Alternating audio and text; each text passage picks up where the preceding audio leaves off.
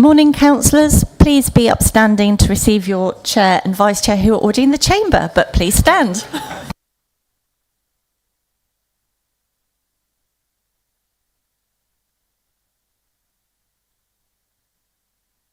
That was a bit easier than normal. Good morning, everybody.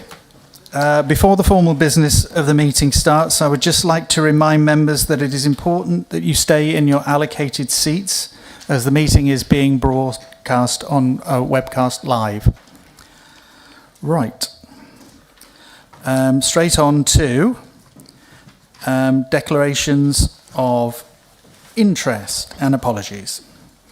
So I'm now going to ask Hazel Best to read out any apologies already received. I've received apologies from Councillor Roger Bennett.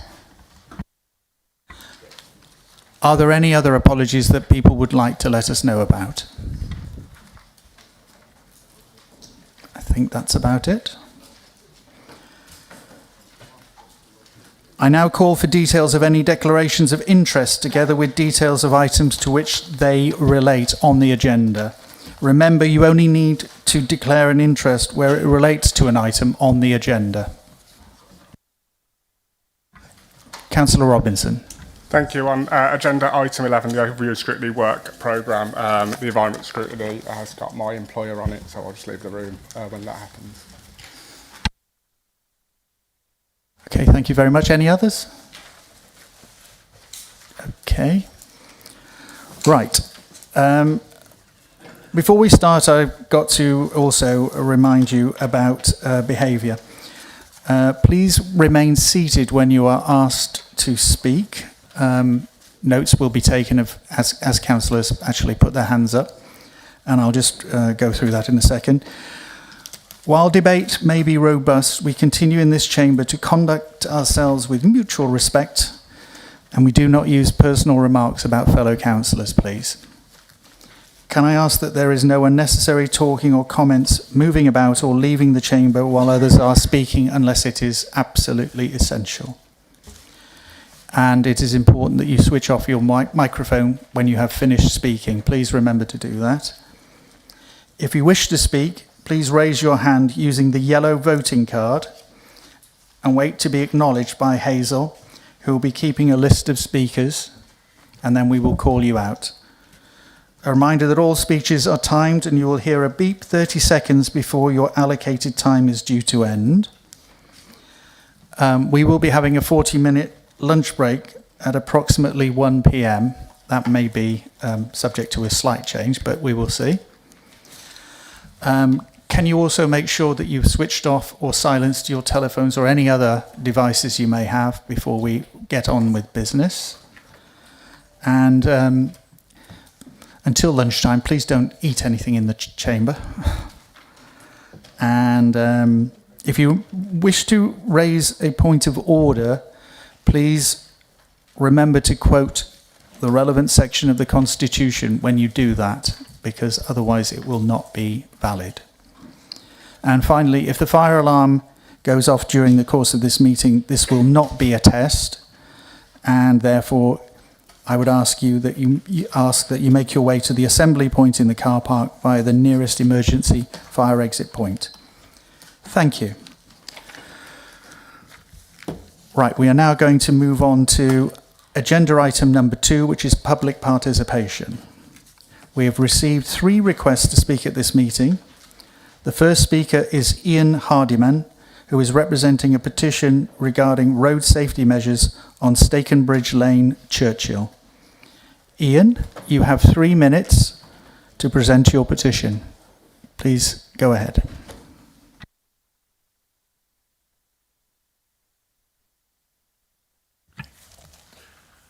Thank you, Chairman, and good morning, Council. I'm one of 3 district councillors covering the parish of Churchill and Blakedown. I present this petition on behalf of local residents in Stakenbridge Lane and the wider community of both Churchill and Blakedown, working with our County Councillor Marcus Hart, who has been campaigning for improved road safety on this stretch of road for a number of years.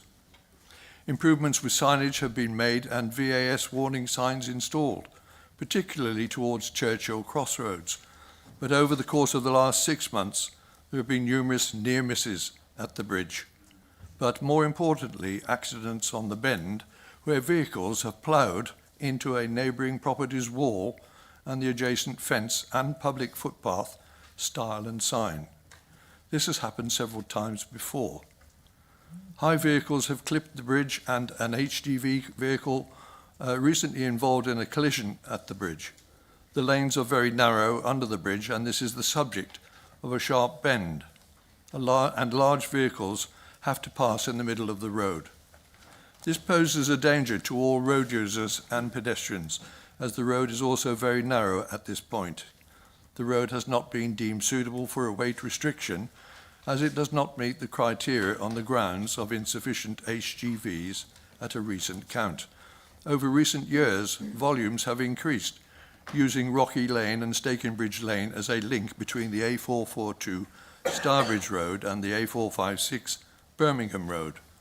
Residents routinely complain about speed, despite this now being a location where the Safer Roads Partnership have a speed enforcement location on the stretch coming through the bridge, heading up towards the Stoney Lane Junction. We, the District Councillors for the area, together with the County Councillor Marcus Hart, on behalf of all local residents, ask that 1. The criteria for determining the approval of HG restriction is urgently reviewed, or alternatively, special consideration be given to this location. 2. There is a full safety assessment undertaken by the road safety team to assess what can be done to make the specific location of the railway bridge be made safer, with the consideration of two-way lights and all such road safety improvements. Chairman, thank you very much. Thank you. Thank you very much. We will ensure that you receive a written response from the relevant Cabinet member in due course. Okay, our second speaker is Nikita Lewis, who is presenting a petition about the change of the speed limit on the A4104 through Tunnel Hill above Upton upon Severn to 30 miles an hour. Nikita, you have 3 minutes to present your petition.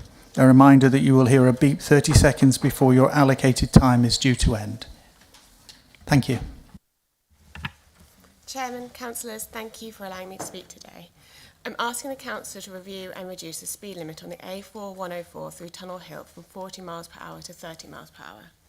This road is no longer the same type of road when speeds were last reviewed across the county in 2012. Since then, over 100 new homes have been built, increasing dwellings by more than 50%. What was once an outer road is now clearly a built-up residential area. The county's own policies allowed for speed limit reviews where development has significantly changed the road, and that is exactly the case here. The Department for Transport is clear. Speed limits should be self-explaining and reflect what feels safe. This road already meets the criteria of 30 miles per hour. It looks like such a road with street lighting, junctions and closely spaced homes. As the council's own policy states, a limit that looks right is more likely to be respected, and the current 40 mile per hour limit, reinforced by repeater signs, sends a conflicting message to drivers.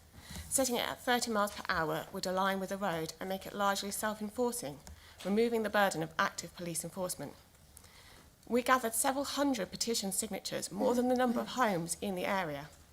Residents consistently told us they do not feel safe walking or cycling. There is only one footpath for most of the route. In places it is narrower than recommended. There are no formal crossings, no cycle paths, and one bus stop sits on a grass verge with no safe access.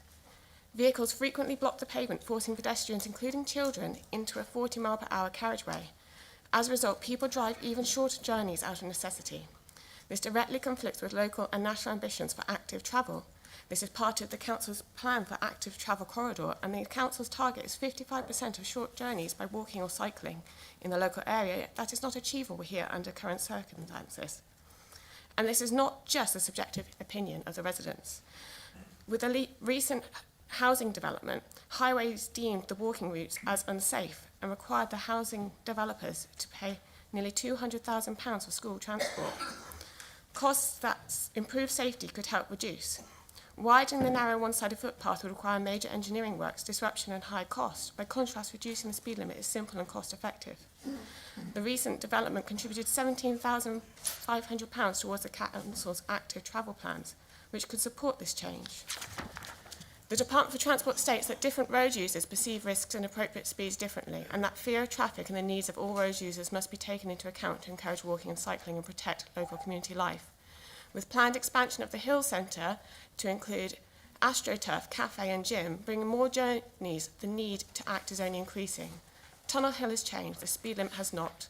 We, the residents, ask the council to recognise that change, listen to residents and apply its own policy accordingly. Thank you. Thank you. We will ensure that you receive a written response from the relevant Cabinet member in due course. Thank you very much.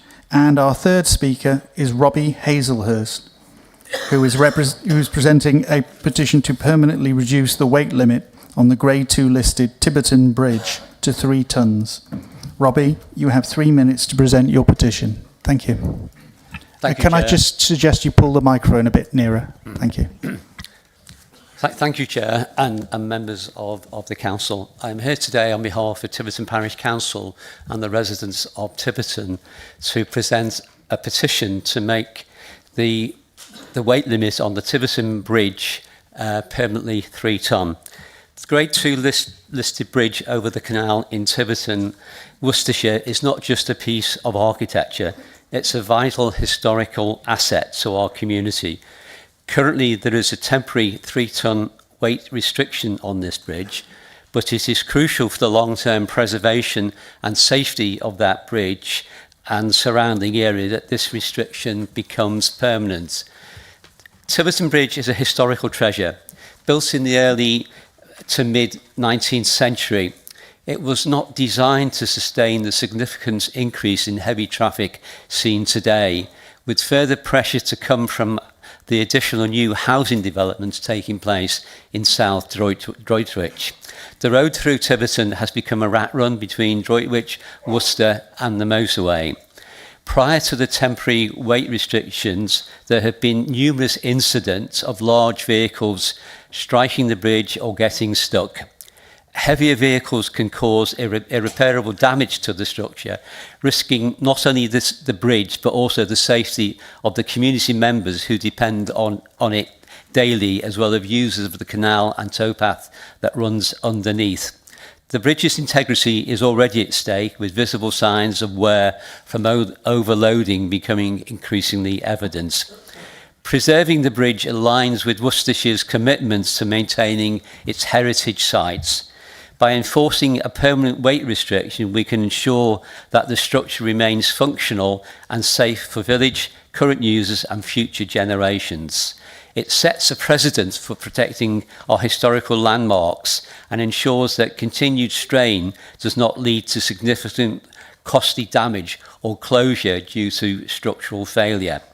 So on behalf of the residents of Tiverton and bridge users, we urge Worcestershire County Council to act swiftly and decisively to agree to the weight reduction becoming permanent, because we understand the importance of this bridge far beyond its practical use. It's a symbol of our heritage and a testament to our commitment of preserving Tiverton's historical and cultural landscape.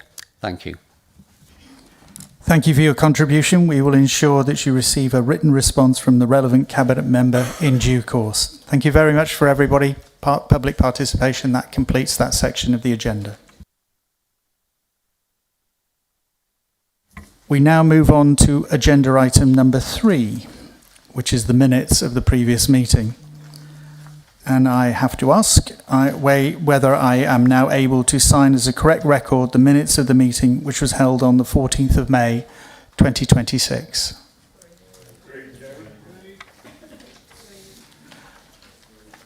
No dissension there, so I will go ahead and sign that.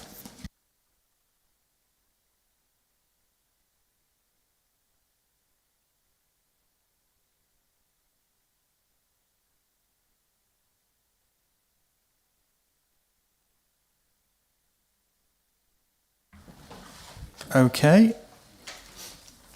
Agenda item number 4, Chair's announcements. I would like to take this opportunity to extend my warmest congratulations to the 10 Worcestershire residents who have been recognised in His Majesty the King's birthday honours list on their well-deserved awards, And on behalf of everybody here, hopefully, I would say thank you for your contributions. You are all people who deserve them. And I've gone through the list, although I'm not going to read it all out to you. And believe me, they were fantastic.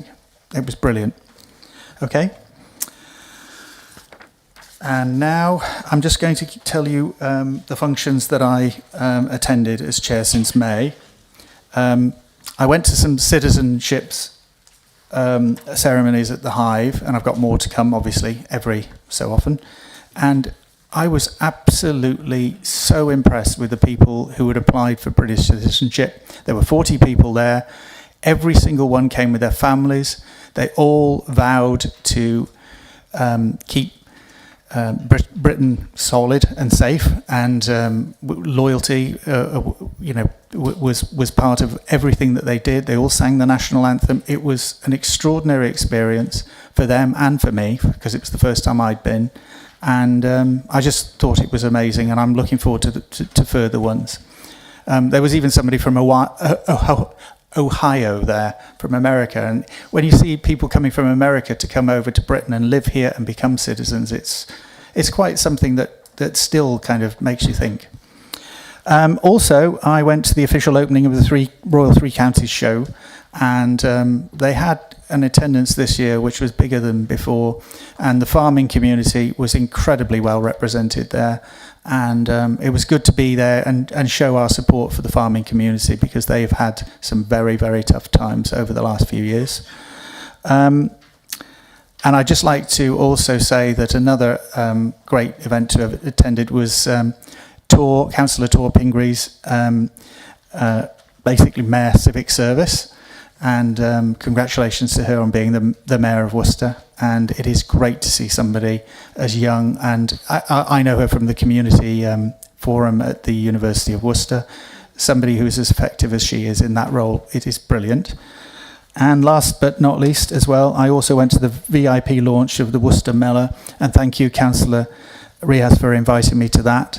And that was an amazing event. We both, and Tor was there as well, and we found that fantastic event as well. So I've got lots of more to come to. I have had an operation, unfortunately. I missed a couple of things, but we are going to the Battle of Evesham next, I believe, coming up within the next couple of weeks. Thank you very much for that. And right, so I will continue to go to everything that you want. And if anybody wants me to come to things, please obviously get in contact. Right, a piece of news here. We are not dealing with a motion of no confidence. That has been Chair, point removed. of order, Chair. Point of order. Oh, sorry. Sorry, just before the Chair goes on. Chair, I think it would be appropriate, as we're a political organisation, to put on record or record in some way our condolences following the vicious murder of Anne Widdecombe, and I would suggest 1 minute's silence to recognise that, Chairman. Yes, I'll. Oh, that wasn't on the agenda, but what do we think? Yes, would people like that? Chair, I'm happy to second that. Right, brilliant. Okay then. Can everybody stand, please, and we'll have a minute's silence in memory of Anne Widdecombe.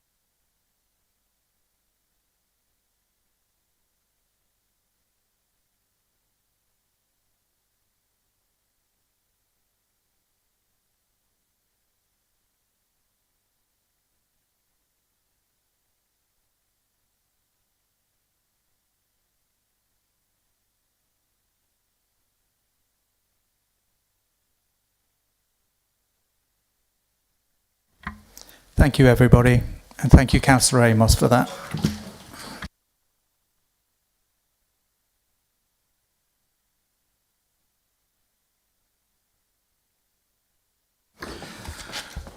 As a result of the motion being withdrawn, which was agreed at group leaders' meeting, that would be the next agenda item. We're now moving on to agenda item number 5, which is the Corporate Transformation Programme. Please turn to page 1 of the agenda, and I will invite Councillor Adam Kent, Deputy Leader of the Council, to introduce the report and move the recommendations in paragraph 1. That will be seconded by Councillor Matt Jenkins. So, Councillor Kent. Thank you, Chair. Good morning, Council. I'd like to echo the comments made, I think, by Councillor Amos in terms of it. As somebody who's gone through quite a traumatic period over the last few months, I think it's about time certain politicians turn down the rhetoric and are aware of the damage that can be caused across the country and locally. And I think it's a really, really sad day, sad week for all of us. And I know many in this chamber, we now don't have our addresses published. We're fearful of what's going through, and I think, is this indicative of what this country is becoming? But anyway, thank you, Councillor Amos, for bringing that. You know, I'm more than happy to echo your thoughts and concern. It's one of those days today, isn't it, where you've got a speech and you're rapidly editing it as things change and move around. And I think I'm moving a transformation programme today, and I've probably got a page here talking about receiving the LGR decision. At the moment, that's currently embargoed to all but those that Labour haven't leaked it to. But, you know, that is the scenario that we face. And I think the transformation that this council faces, and I don't want to put myself in any more trouble than I'm in already, is quite clear. And I think we all know from the decision that is going to be made today, it's going to set a pathway of what we've got to do as a council and make our job, you know, very difficult indeed, I think. But anyway, in terms of where we are, I'm here today to move the recommendations in 1A to D, and there's a couple of small typos in there if you can entertain me. I've just informed the monitoring officer, I think it's more than happy. In item 1, it reads the leader and deputy lead. That should obviously read leader. And then in item 1C, it should read the chief executive in consultation with the leader and deputy leader to finalise the detail of the management structure. I've passed those over to our legal eagle, and I think she's more than happy with those. So I'm moving items 1A to D. And we're moving the transformation programme, really. And I obviously brought this up both at Cabinet and OSPB, so I apologise to those of you that were there for hearing the same item again. But the report in front of you, you know, it increasingly matters as to what we do from a transformation perspective in terms of where we are, where we're going, and what we're going to do. We've got on the paper here phase 1, and it's quite clear for us that the context of the council at the moment is very, very difficult. We're currently relying on nearly £60 million of one-off exceptional financial support just to balance this year's books. It's not sustainable, and we all know it, and our budget carries under £9 million of savings. But the medium-term financial plan tells us we need somewhere between 35 and 40 million in savings this year alone to bring our reliance on that emergency support down. And that's the size of the challenge. So standing still is not a strategy. Our external auditors, SIPFA, and our own Section 151 officer have all said the same thing. The council has to get a firmer grip on its costs, and it has to do it at pace. Transformation is one of the few routes that can deliver savings at the scale and speed we actually need. So what are we proposing? Phase 1 is deliberately focused on the back office, not the front line. 3 things. First, we bring our enabling services, finance, HR, technology, and the rest together into a single corporate services directorate. So that so there is one clear point of corporate leadership and accountability. And second, we get serious about technology and AI. And for those of you that were at the LGA conference last week, we saw some huge advances in AI that we intend to move at pace within this council.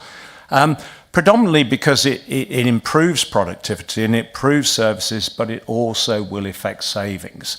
And I think that programme is probably going to get accelerated. Within the transformation programme, currently we aren't booking any savings within the first period of it because we recognise that it's going to take a while to get in it.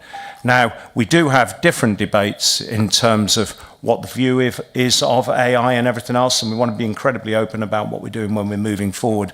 But the council has to innovate, it has to change, and we have to effect those savings. So I'd like to move those recommendations in 1A to D. Thank you. Councillor Matt Jenkins. Thank you, Chair, and good morning, Council, and obviously echo the same thoughts about the death recently of an MP, and we all are, really concerned about these kind of things happening to people like Anne Widdecombe. So thank you for raising that, Councillor Amos. Just happy to second recommendations 1A to D. Basically, I think we've said this before, certainly at Cabinet, we face a real, financial problem at this council. And it's particularly within those services that we're demanding adult and children's services. Those are the two that are really causing us problems. And this is true of all upper tier authorities. So, but basically, the savings identified in the past year are just not enough. And, talk of having to try and save 35 to 40 million this coming year is exceptionally difficult. And we know we're in a very difficult place to do that. So the plan, hopefully, is that through this transformation programme, we will make inroads into making those kind of savings. And I won't go over some of the points that Councillor Kent has already made, but, getting rid of these kind of fragmented approach to some of our stuff will save quite a bit of money, and also some of these tail and shadow spend, which is a phrase I hadn't heard of until this transformation plan, I have to admit, but it's all those kind of procurement choices we make where actually there's a good potentially 2 to 4 million that we can save just by tightening up those kind of processes. And obviously, the use of AI and other tech we know that's coming down the line, and we've got to be using it, but using it in the best way we can to really improve things. So taken together, this could, generate between 6 to 8 million in savings. So it's really important that we push this forward, and we have, working with unions and officers and everyone, we hope that we can get this done in the best possible way for everyone. So I just basically commend this report and hope everyone will support it. Thank you. Thank you very much. The first person to put their hand up was Councillor Adrian Hardman, and I presume he's speaking on behalf of the Conservative Group. I am, Chairman. Yes, and thank you very much indeed. It's most likely that we are going to abstain on this because we need actually further time to consider, in view of the new landscape that is emerging, as to whether this is exactly the correct course to go down. Because it is an interesting paper, and I am delighted that this council is starting to address the fundamental problems that it faces. And this is, in my view, a good step forward. But the reason why we will be abstaining is because I think we need a bit further information, really, as to how this structure that we are creating is going to work in the emerging landscape that we have. But basically what we are highlighting is a re-centralisation of services under tighter control, I take it. We're also rolling out a sort of fairly basic tail spend sort of savings programme, which hopefully is going to deal with some of the pressure that we see. But the bit that I don't yet see in our transformation plan, and I have to say, I haven't been privy to any of the PwC work or indeed, Adam's thinking, is we must have more emphasis on prevention and demand reduction. And this doesn't necessarily mean cutting services, but it means enabling people to live independent lives in our communities longer. Because, we've pursued that strategy in adults with, I think, considerable success for a good number of years, where our intervention in their lives, is down to under 18 months. And that was one of the reasons, I think, why CQC rated as being good. Adam referred to AI and the great hope that it is going to be. I don't wish to be Luddite in this, But it did strike me that artificial intelligence in local government is a bit like bomb disposal, because basically you have to be right every time. And I think it's very difficult to drive duality out of a system that, I mean, frankly, in my view, isn't. I mean, it's just data processing. It isn't actually intelligent at the moment, because you just have to ensure that every assessment, every bit of work that it does is correct. And the other thing that I certainly took away from the London boroughs at the LGA conference was that they hadn't actually saved any money, but the gain they'd had was on the productivity side. I'm also extremely nervous about some of the people who are engaged in AI, and I'm not too sure that American private companies is where it should end up being owned. But I think that's really not a matter for us, to be honest, because the key thing will be the price of tokens. And the decision that this council makes with who they go with, I think will be very, very difficult to unravel at a future date if it proves to be wrong. So I really urge caution on this. Just on D and the appointment of a new director, I think it's a very difficult role to find somebody who will develop, reaffirm the corporate services role, while at the same time develop a transformational program. I think you will struggle to find somebody, and I think you possibly might have been better to have gone down the deputy chief exec route. But, I mean, let's see what the appointments panel, there could be an outstanding candidate who's willing to come here for now what might be a relatively short period of time on an interim basis, but I do worry that you're not going to find the person. So I know it feels a bit gutless to abstain, to be honest, but you're making a good start, and on. Thank you, Luke. Councillor Hardman. Maybe you should apply. Councillor Birch is next, and I presume he's not actually speaking on behalf of the same group. Chairman, thank you very much, and good morning, Council. While I am also a member of the Conservative Group, in my role as Chair of Audit and Governance, a lot of these discussions are ones that we'd had at this committee, and I'm very pleased to see, actually, particularly areas around controlling procurement and credit card spend. Worcester News was subject to Worcester County Council was subject to a Worcester News article not too long ago about our £20,000 a month on Amazon. And as somebody who used to process statements for directors in finance, I'm fully aware that sometimes people can get a little bit happy when it comes to Amazon spend and things like that with the company credit card. And similarly, in the financial position we're in, with hotel bookings and corporate stays and retreats and getaways, you know, if this was a private sector business, you don't go on those sorts of things, and you don't spend money on hotels when it comes to trying to save cash. So, from my point of view, that is something I'm very, very happy to see, and the control around procurement is good. The only area of concern and sort of scepticism I have is around the creation of new posts. With the LGR announcement coming out, my only concern is finding talent when there's no job security. I'm aware that already, you know, across the country and including at Wychavon, we're starting to lose good officers. We're now starting to lose at director level as people do look for job security. And therefore, I just seek some further clarity, really, on how we can ensure that we are able to attract top talent if we are looking to appoint new directors, and how that really fits in with the transition model as we transition to a unitary authority. Thank you. Councillor Birch. Councillor Price. I presume you're speaking on behalf of the Reform Group. Yes, thank you, Mr. Chairman. Good morning, Council. Sitting here today, speaking on behalf of the Reform Group from the opposition benches, is certainly not where I expected to be discussing this report, because this transformation programme begun under the previous Reform administration.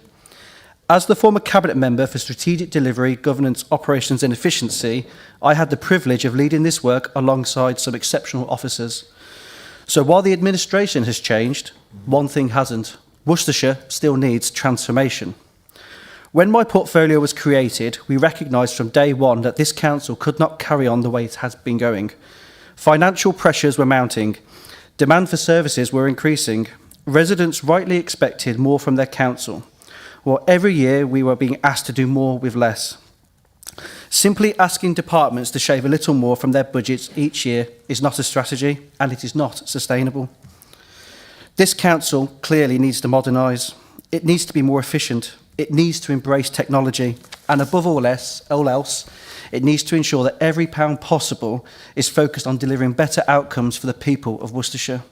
That is why we started this programme. Not because it was politically easy, because it was the responsible thing to do. So I'm generally pleased that this new administration has decided to continue the work, good ideas, because good ideas don't belong to political parties, they actually belong to Worcestershire. And for that reason, the Reform Group will actually be supporting this report today. But Mr. Chairman, supporting the report is the easy part. The difficult part starts tomorrow, because reports don't transform organisations. People do, leadership does, and also delivery. I've sat in Cabinet, I've also held this portfolio, and I know the pressure. I know the difficult decisions, and I know there are no shortcuts, which brings me on to the leader. Leader, transformation now sits within your portfolio. This programme is now yours. So I'd like to ask you some straightforward questions. Are you personally prepared to stand before this council and accept responsibility if these savings are not delivered? Not the officers, not this council, you. Because leadership isn't just about taking the credit when things go well. It is about accepting responsibility when they don't. And how do you expect members to hold you to account? Will you commit today to regular public reporting on this programme? Will there be measurable milestones, named accountable officers, delivery dates? Will members also be able to track progress against every major saving? Or are we simply being asked to approve this report today and come back towards the end of the year and expect it's all worked? One figure also caught my attention. Up to 4.3 million is expected from reduced tail and shadow spend. Leader, how much of that figure is already evidenced? And how much is based on assumptions? And if those savings don't materialise, what's your contingency plan? Because every saving missed has consequences. The report also talks about AI. I really welcome that. Innovation matters, and so does technology. But let's not confuse technology with transformation. Residents won't judge this council by how many AI systems we've introduced. They'll judge us whether they can get through on the phone, whether decisions are made quicker, whether roads are repaired, and whether vulnerable people receive the support they need. Technology is a tool. Residents are the purpose. Mr. Chairman, I also want to place on the record my thanks to the officers. I know firsthand the professionalism, commitment, and hard work that has gone into developing this programme. Political administrations come and go. Their commitment to Worcestershire has remained constant. They deserve our thanks. This programme also comes at a very defining moment. And as we've all probably heard today, the decision has been made on LGR. But transformation is no longer optional. It's really essential for this council.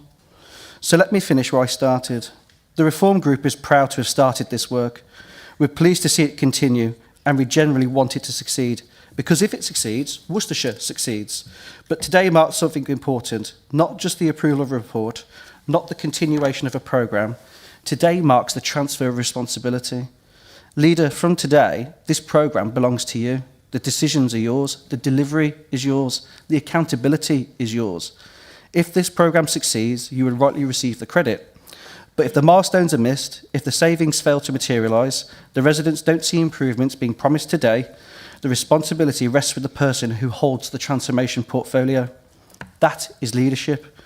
Reform will support this today. Tomorrow, we will begin what every good opposition should do. We will scrutinise, we'll challenge, and we'll hold you to every promise you make to the people of Worcestershire. Thank you. Thank you, Councillor Price. Next is Councillor Udall. Are you speaking on behalf of the Labour Group? The entire Labour Group, yes. Thank you. And we are united. Are you sure?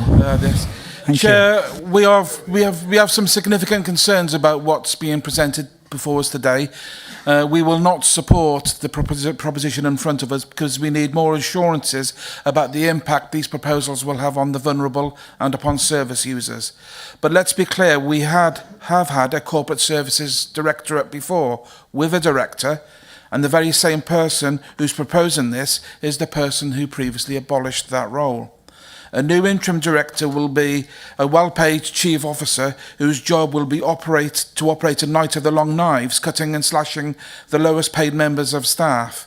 We have concerns that cuts, chaos and devastation and slashing services and customer-facing roles and encouraging self-service and artificial intelligence will always leave the poor, the sick and the vulnerable at most risk.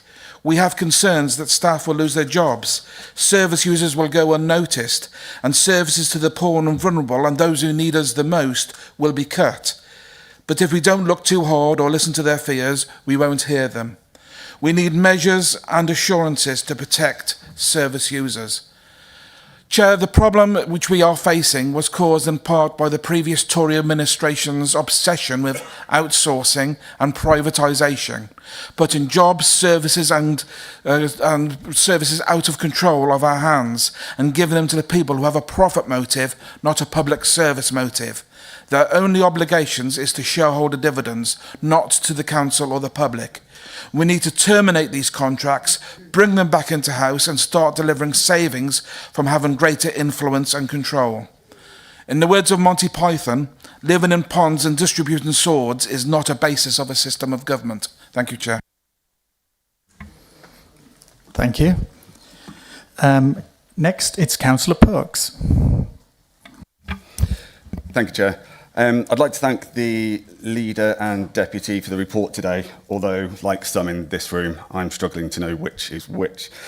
I'd also like to acknowledge the work of Councillor Price and this former administration for putting this report together and identifying the savings that have been discussed today.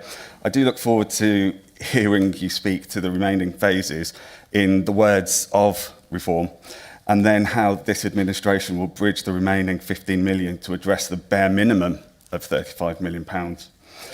I'd also like to echo the words of Councillor Hardman in that we need to focus on the cause and prevention and not just what is in this report. We need the context. Thank you. Thank you very much. Councillor Wharton. Thank you, Chair, and good morning, Council.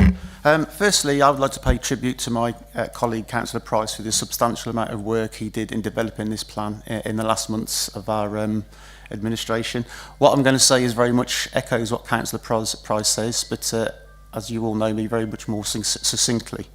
Councillor Kent, you've underlined exactly how critical this work is to the future, the very future of the Council, and the scale of the challenge before us. Due to the critical nature of this work, I would have expected by now there to be a detailed timetable behind this plan. So can I ask Councillor Kent, does such a timetable exist? If so, can it be brought regularly before this council so we can monitor progress and, more importantly, monitor any slippage? Thank you. Councillor Turner is next. Yes, thank you, Chair. I'd also like to also echo what my colleagues have said about Councillor Price for the work that he did originally setting out the programme for where all these economies can be made. I'm glad the current administration has recognised the financial situation that we're in. That seems to be a bit of a reversal on their attitude prior to the crisis that we find ourselves in. What I want to know is that if 35 to 40 million pounds worth of savings are going to be made, where they're going to be made. Are they going to be cut from SEND and adult social care? Because we know these are the major sections that are consuming the vast majority of money, and these are mandatory services that no service cuts can be made. So I'd like to know where these savings are going to be made, because we feel that we're tinkering around the edges and we're not going to hit the targets that we really need to be making. Thank you. Thank you. Councillor James next. Yeah, thank you, and good morning. Yeah, I had to look at my agenda to make sure we hadn't stumbled into question time. It seems like everyone's asking questions of the leader, but I'll do mine at next full council, which you will be leading. So well done. Like with my colleagues, I think we are going to abstain just because, well, personally, because we don't know, well, we do know what the future is, but we pretend we don't at the moment. I know the best person on that cabinet table to lead on AI is the deputy leader. He and I spent many an evening talking about AI, always, the most professional. And I do think we need to, but I think we can go bolder and faster, and we should be doing more. We don't have infinite time. If we had a 4-year period, I'd say this is appropriate, but I think we need to be moving at a greater pace to really look at what we're going to do. But we do need a plan, but I do just think at the moment, this plan is a bit premature given that it's not written bespokely to our LGR outcome. So that's why I'm abstaining today. Thank you very much. Councillor Joe Monk. Thank you, Chair, and good morning. Are you speaking for the group or? No, I'm not. I didn't think so. Councillor Taylor will be speaking he's next, for the group. yeah. Thank you.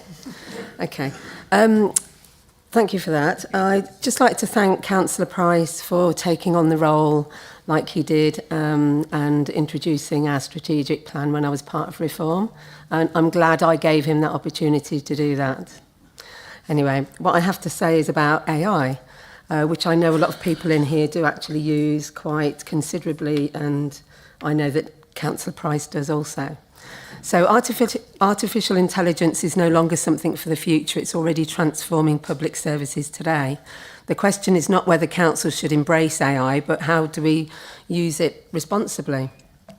A great example is the NHS Heidi system, which was actually in the news this week, which listens to clinical patient conversations and automatically produces clinical notes, saving on time and means that they can see more patients. So less time typing out and the more time with the patients, reducing administration burden, etc. So local government can learn from this approach. Imagine AI helping officers draft reports, summarise lengthy consultations and analyse resident feedback, or assist with customer service teams in responding to routine inquiries. That frees up skilled staff to focus on the complex cases where human judgment and compassion are essential. Of course, AI must never replace accountability. Decisions affecting residents should always remain with people and not the algorithms. Strong governance, transparency, data, security, ethical oversight must be the heart of any implementation. If used wisely, AI is not about replacing jobs, it's about removing repetitive administration, improving the productivity, delivering better value for taxpayers, and allowing our workforce to spend more time solving problems and serving our communities. This is an opportunity for local government to innovate responsibly and ensure every pound we spend delivers the greatest possible benefit for our residents. Thank you. Thank you, Councillor Monk. Councillor Taylor. Thank you, Chair. Morning, Council. I'm just going to start my, I would say rant, but a talk. Councillor Price mentioned scrutinising the administration. I would suggest Councillor Price speaks to his leader and asks them to fill the vice chair positions, which have been open now for several months. At that point, you can actually scrutinise the administration and the officers. I'll take myself back to Doge, maybe 15, 16 months ago now. Sorry? Yeah. Oh, yeah, okay. The pastries, yeah, the lunch. Yes. Transformation has always been on the agenda for this council since, many years now. Savings have always been tried to be made. And I remember early meetings with the chief executive telling us that, we had a bit of a poison chalice as Reform when we took over the council because of the difficulty over the years. There's been, lots of job losses. There were, of course, reduced hours. I think the concern we all would have is this is not a decision anybody really wants to make, and the administration, as far as I can see, and I've spent some time talking to Councillor Kent about AI, and I have my own concerns with it. There are people at the end of this, people's jobs may be losses. We have to always consider those, and we have to also consider how this looks to them when we're talking about their jobs where they may be watching from home. But that said, we do have to do something. and doing nothing is not an option, especially with the news we've heard today about LGR. The sooner the better. I think I do agree with some of what Councillor Price has said. I think we do need to see more detail, and Councillor Hardman, more detail, I think, as well, and where this would lead and updates to the council. But you've certainly got my support, because we have to do something. I wouldn't want to be sat in your shoes during this period. I think whatever you do, you know, you're going to be the enemy, I'm afraid, across the council. But you have to do something. So, as far as I'm concerned, you've got my support.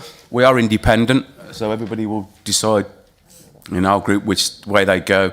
But good luck. I think it's going to be a tough journey for you. I would hope the council will stick behind you whenever they can. Thank you. Thank you, Councillor Taylor. Councillor Bastow next. Thank you, Chair.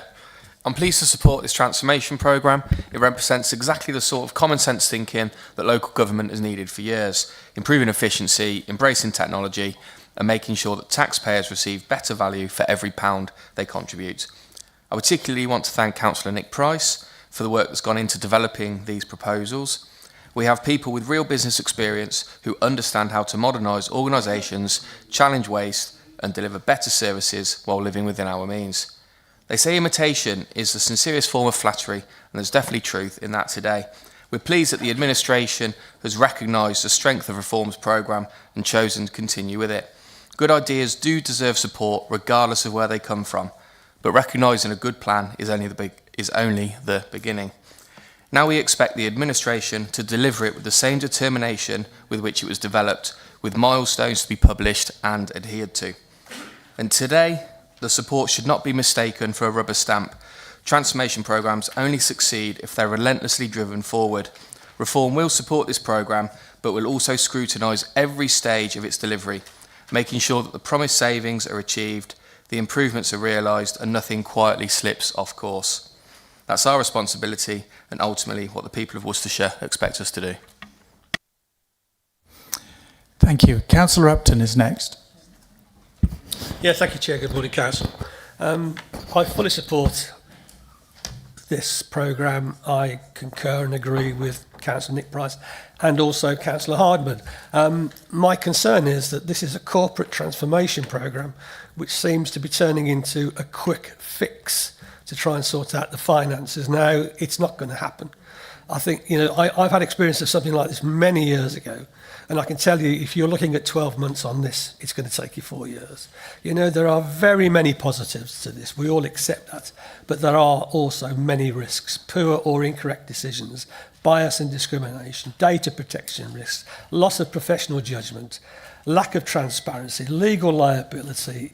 You know, I just don't see this being what we need at the moment. If you're going to get savings, it's not going to be through this. Thank you very much. Next, Councillor McSweeney. Thank you, Chair.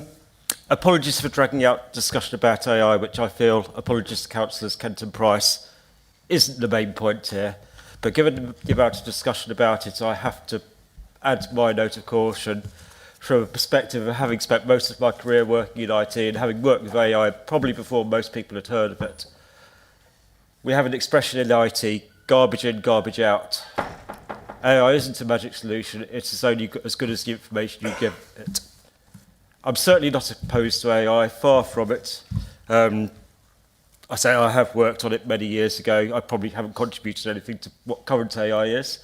But I just wanted to add the note of caution before anybody imagines that it is something which is going to solve everything. We have to work with the right information to make it work for us. On the programme, I just want to say I support the programme. Thank you.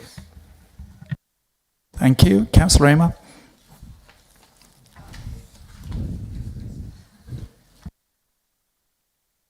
Thank you, Chair.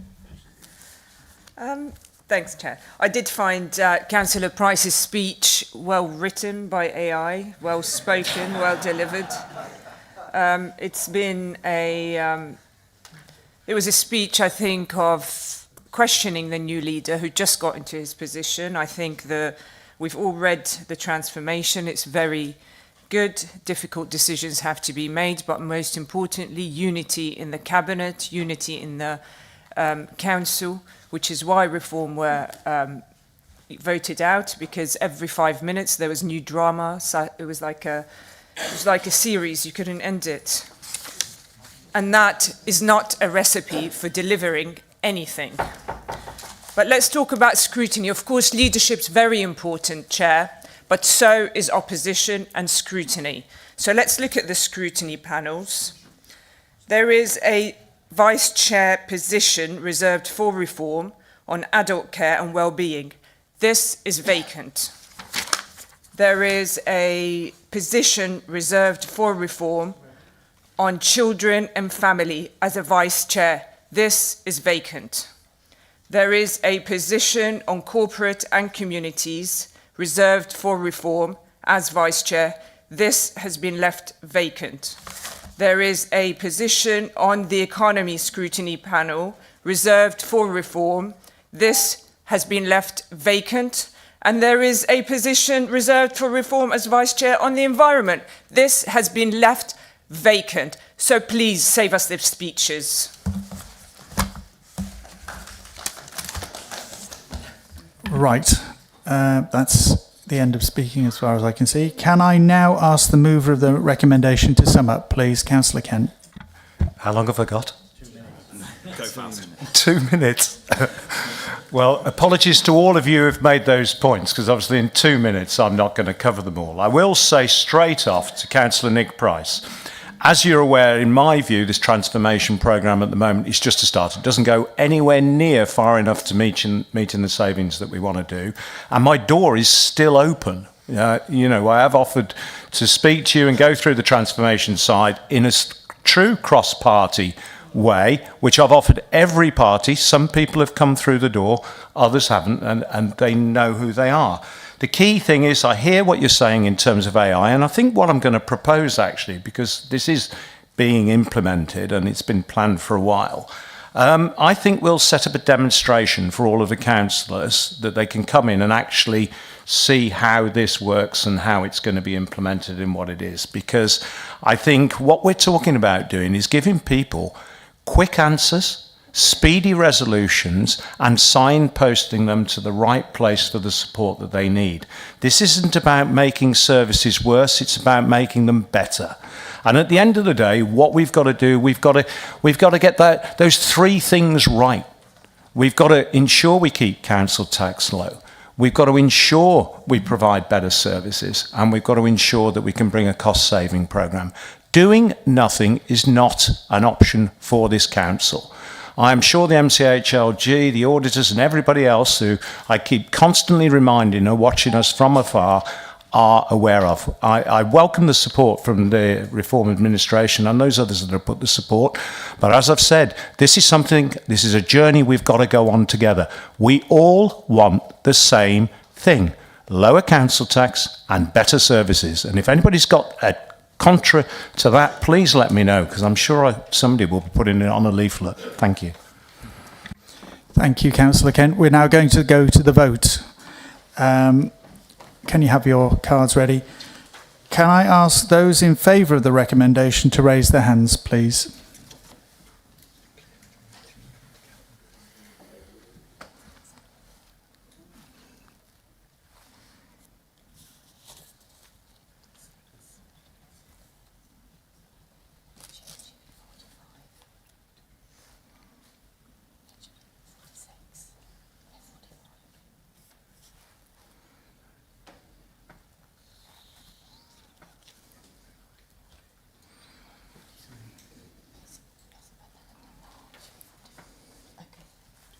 Thank you.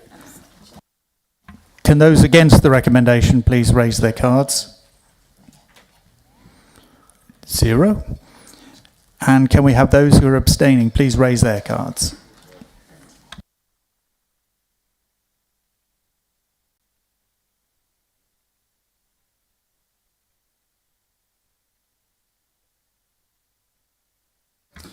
That is a clear majority, and the recommendation is therefore agreed. Thank you very much.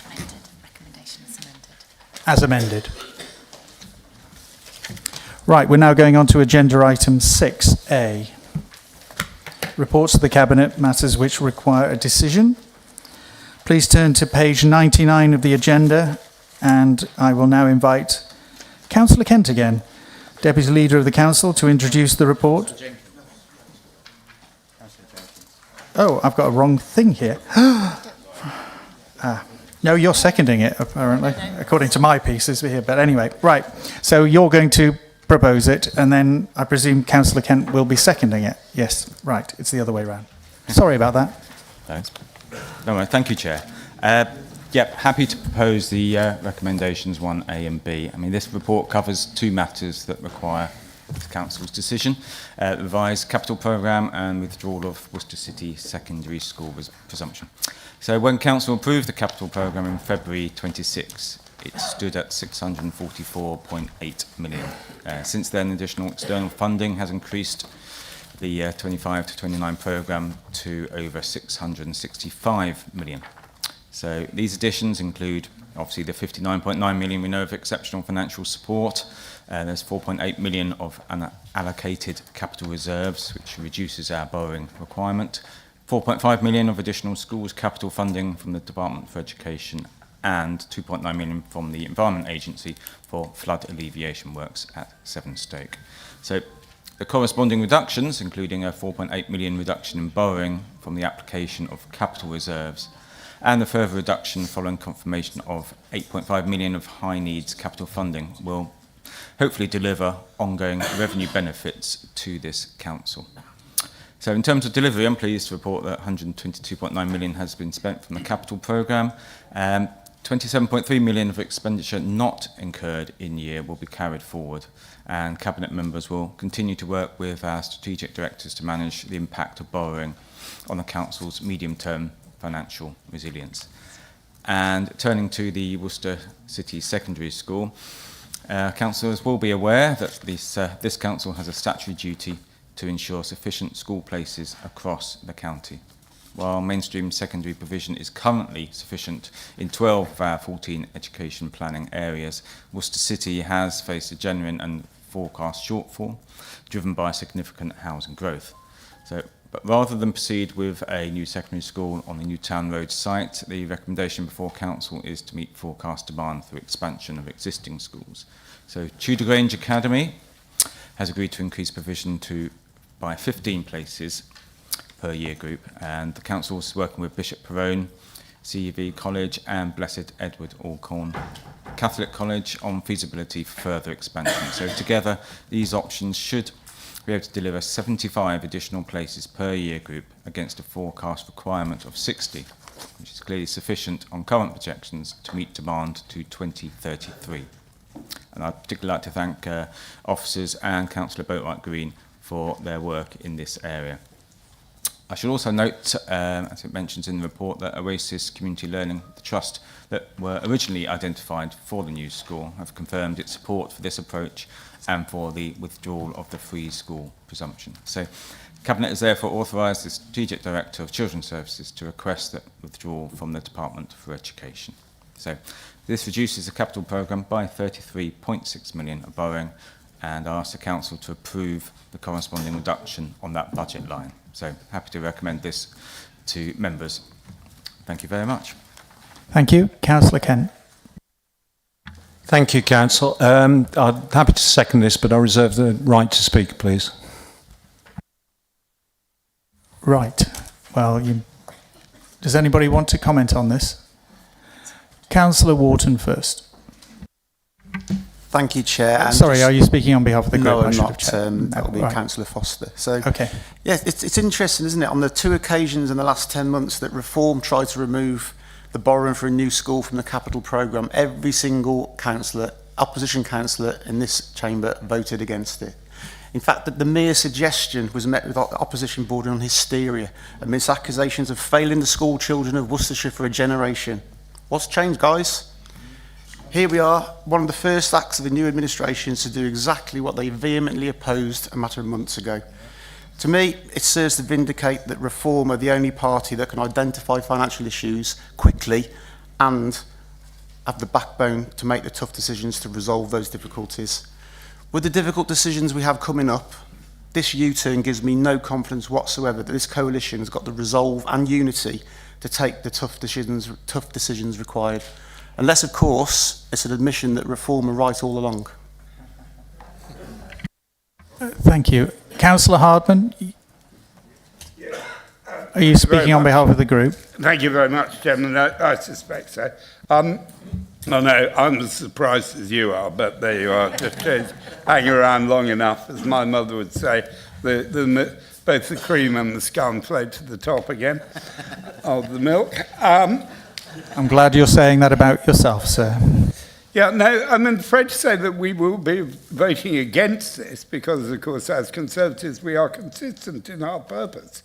We do not agree that it is the correct thing to remove this sufficiency programme to build a new secondary school for Worcester, because it seems to ignore the South Worcestershire Development Plan.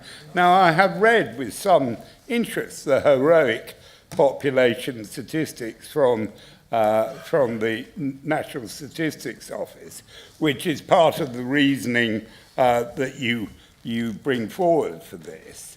But I don't think the administration has done, and I don't blame it. You know, it's really difficult, this, has got to the grips with what is going to happen in school places. Because when we are going to build 2,500 homes along the Southern Link, it is nothing to do with what is called Wychavon Town.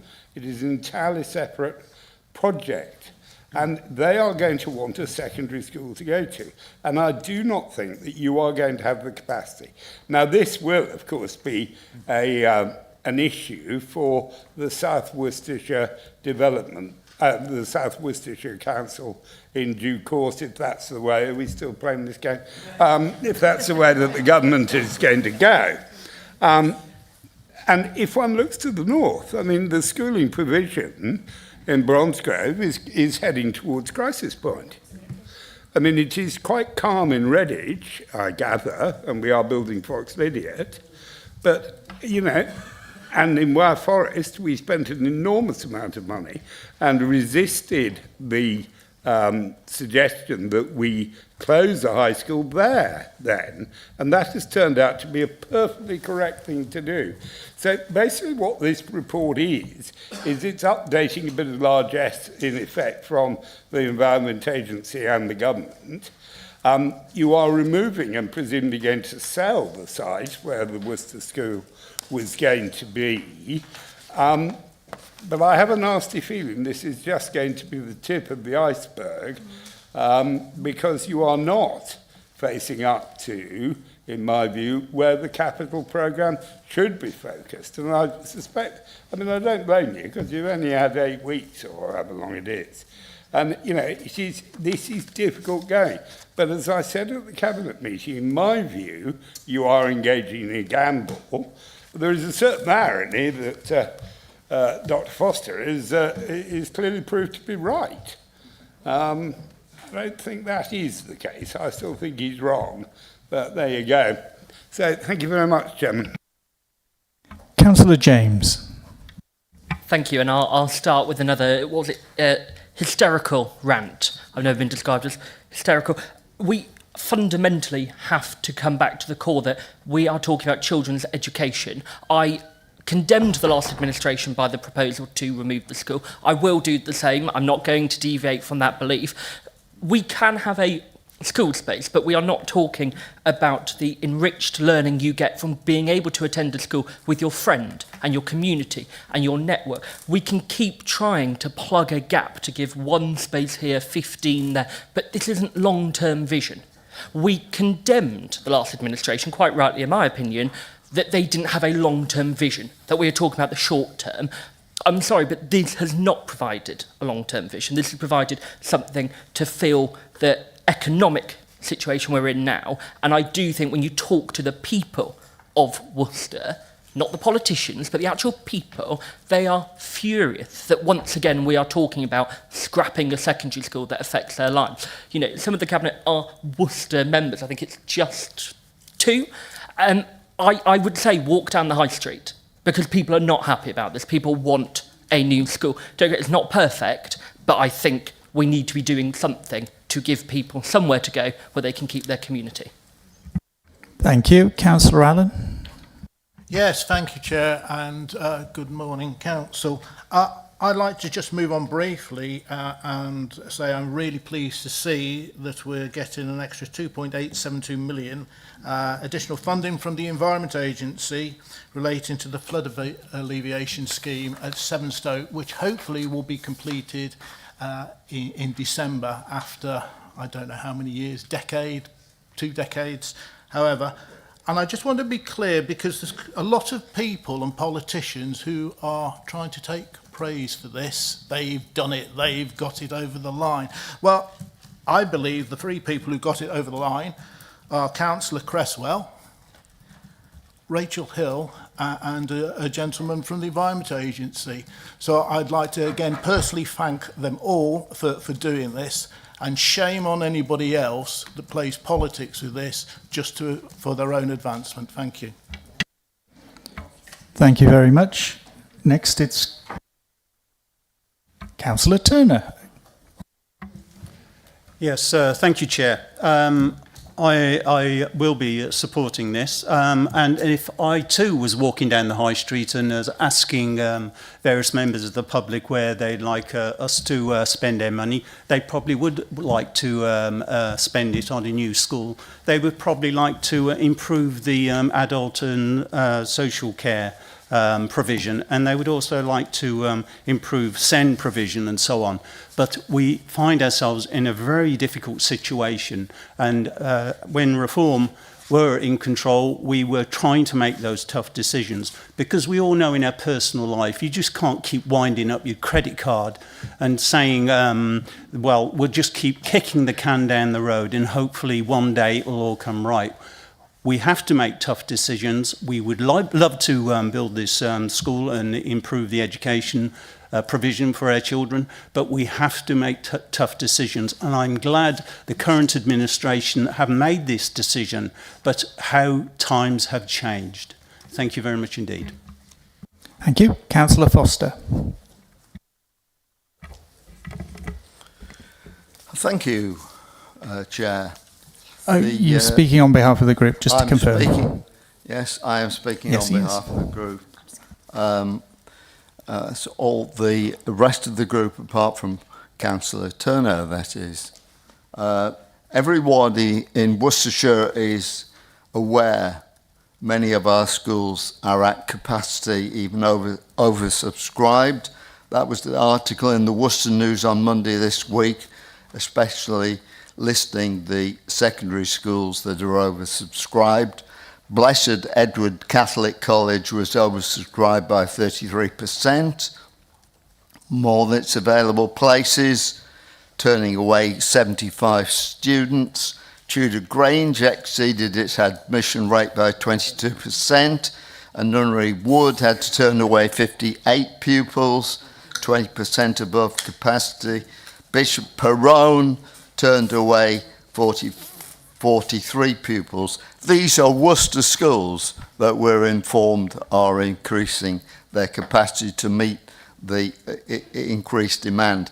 This is before the extensive house building programme taking place all over Worcestershire, which obviously, as we are such an attractive county, and the building programme which we are constantly told about by the members of the new administration. At the Children's Scrutiny Panel 2 weeks ago, on Thursday the 2nd of July, I pointed to the fact that even with Regency High School's acquisition of St Dunstan's in Worcester, which of course was a Reform decision to acquire that college, Worcester will still be short, in my opinion, of early years and primary school SEND capacity. The Cabinet Minister for Education sarcastically retorted at that meeting, unless I had a spare £60 million to provide, where were they going to get the money to build such a school? Well, that's a fairly easy answer. It's actually in the programme.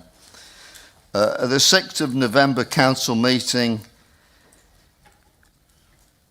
Councillor McVeigh asked if the proposal to remove the capital precluded building a new school.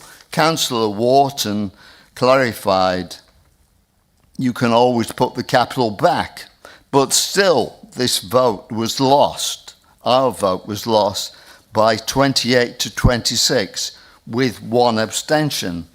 As Phil Wilkinson-Jones put it in the Worcester News, the coalition of Green, Lib Dem, Conservative and independent councillors now in charge of the council appear to have changed their minds and on Thursday are set to pull the plug on the scheme, that is to build a new secondary school in Worcester once and for all.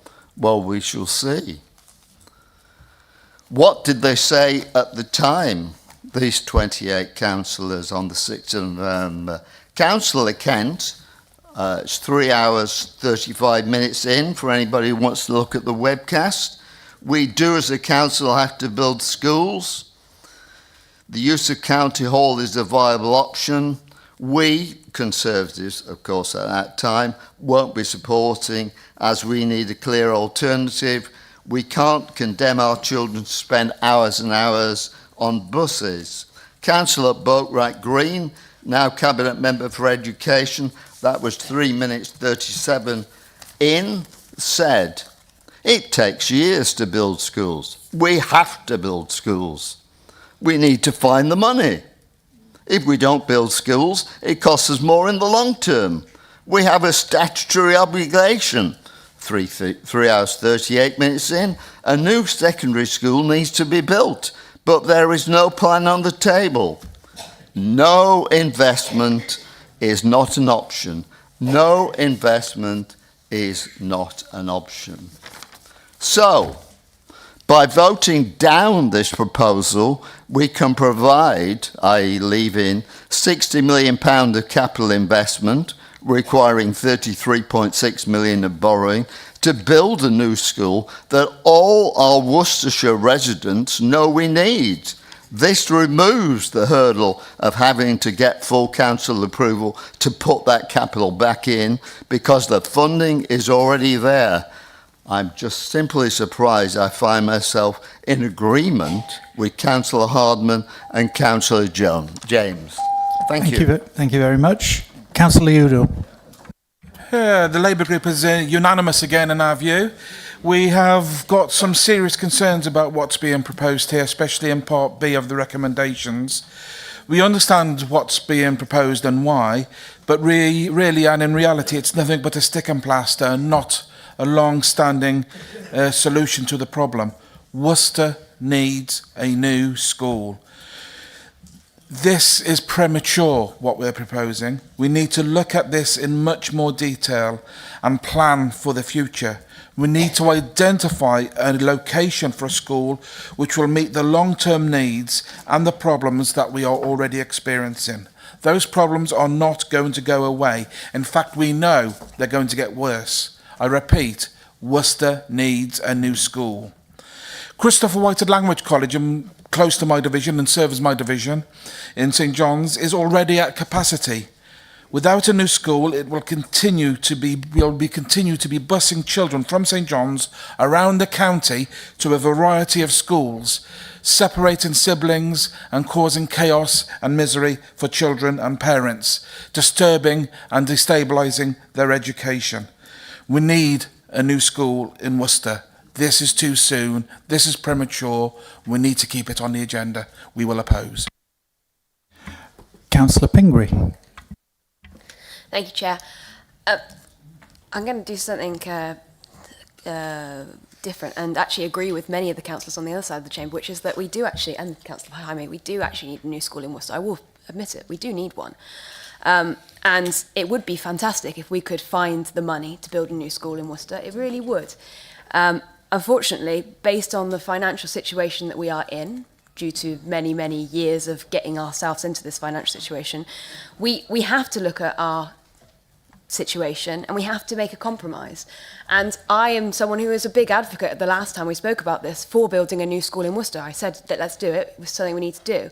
And looking at our finances, we simply can't do it. And I think that this is a good compromise. And I say that because it is different in a way.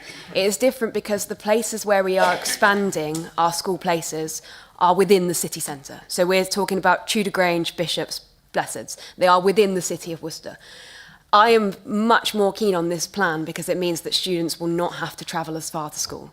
It is that simple. If you are, as the councillor behind me, busing students out to Malvern every day, it's over an hour on the bus. It's going to take them a really, really long time. But this, to me, is a good compromise, and I'm happy to support it. Thanks. Thank you. Councillor Perks. Thank you, Chair. I've got my giggles under control now. I think, first and foremost, I'm just going to thank Councillor Foster and the officers that worked with the previous administration for, again, what it is that's been delivered today about the extra school placements and the effort and reduction in travel time that's come about as that. I actually wasn't going to say anything, but I just want to pick up on your only 8 weeks in power and the nodding approval that came from the bench. Whilst that is, in fact, reality in terms of this administration, it isn't really true, is it? Because under the critique that we all had as members of Reform, being new members to this authority, time and time again, we were ridiculed for the finances, not understanding what it was that we were meant to be delivering. Why don't you look online? It's all freely available. Well, unfortunately, I went back and emulated some colleagues and listened and watched previous recordings. Now, this goes back to 2025, the 15th of January. I'm happy to share who spoke. This is not a... Three key budgetary overspend areas in this council are adult social care, children's services and home to school transport. This has been the case now for a number of years. So back then, funnily enough, the issues that were faced then and now were known. And it was speakers upon that bench. It wasn't discovered by us, and it hasn't been discovered now. Thank you. Councillor Boatwright Green. Thank you, Chair, and I'm speaking on behalf of the Lib Dem group. So if you walk down the high street here in Pershore, residents will make it very clear that they don't want young people being bussed from Worcester into Pershore. Our roads are already busy enough, and that was the existing plan. That is what we voted on in November 2025. And just for some clarity, on this oversubscribed schools, not all applications to those schools were young people in the catchment. So some of them were outside of Worcester applying for Worcester schools, which means unfortunately they were not able to join that school. There was also some double counting because some apply for multiple schools, which means when it says there's 56 here and 47 there, it could actually be the same pupils who were refused from those schools. So just to be clear that that's not actually a true reflection of how many young people were refused from specific schools. There is also a very different report here from what Reform UK proposed. You put them on buses and moved them round the county. We are investing in our schools. You showed no backbone, as was described before. You had no actual plan. In November 2025, it was too soon to make a decision about the school. The February 2026 sufficiency report showed exactly what we needed to do. And I need to say a massive thank you to Rachel and the team for actually going through all this and working with the existing schools to find the places we need in the coming years so that we can put a programme together. Now, what I will make very clear about this school is you're proposing a school where we don't own the land. So unless you've got some ability to build a building in thin air, I'd really like to know exactly how you plan to get this thing, I say on the ground, but I'm assuming it's just going to have to float. We can't build this school.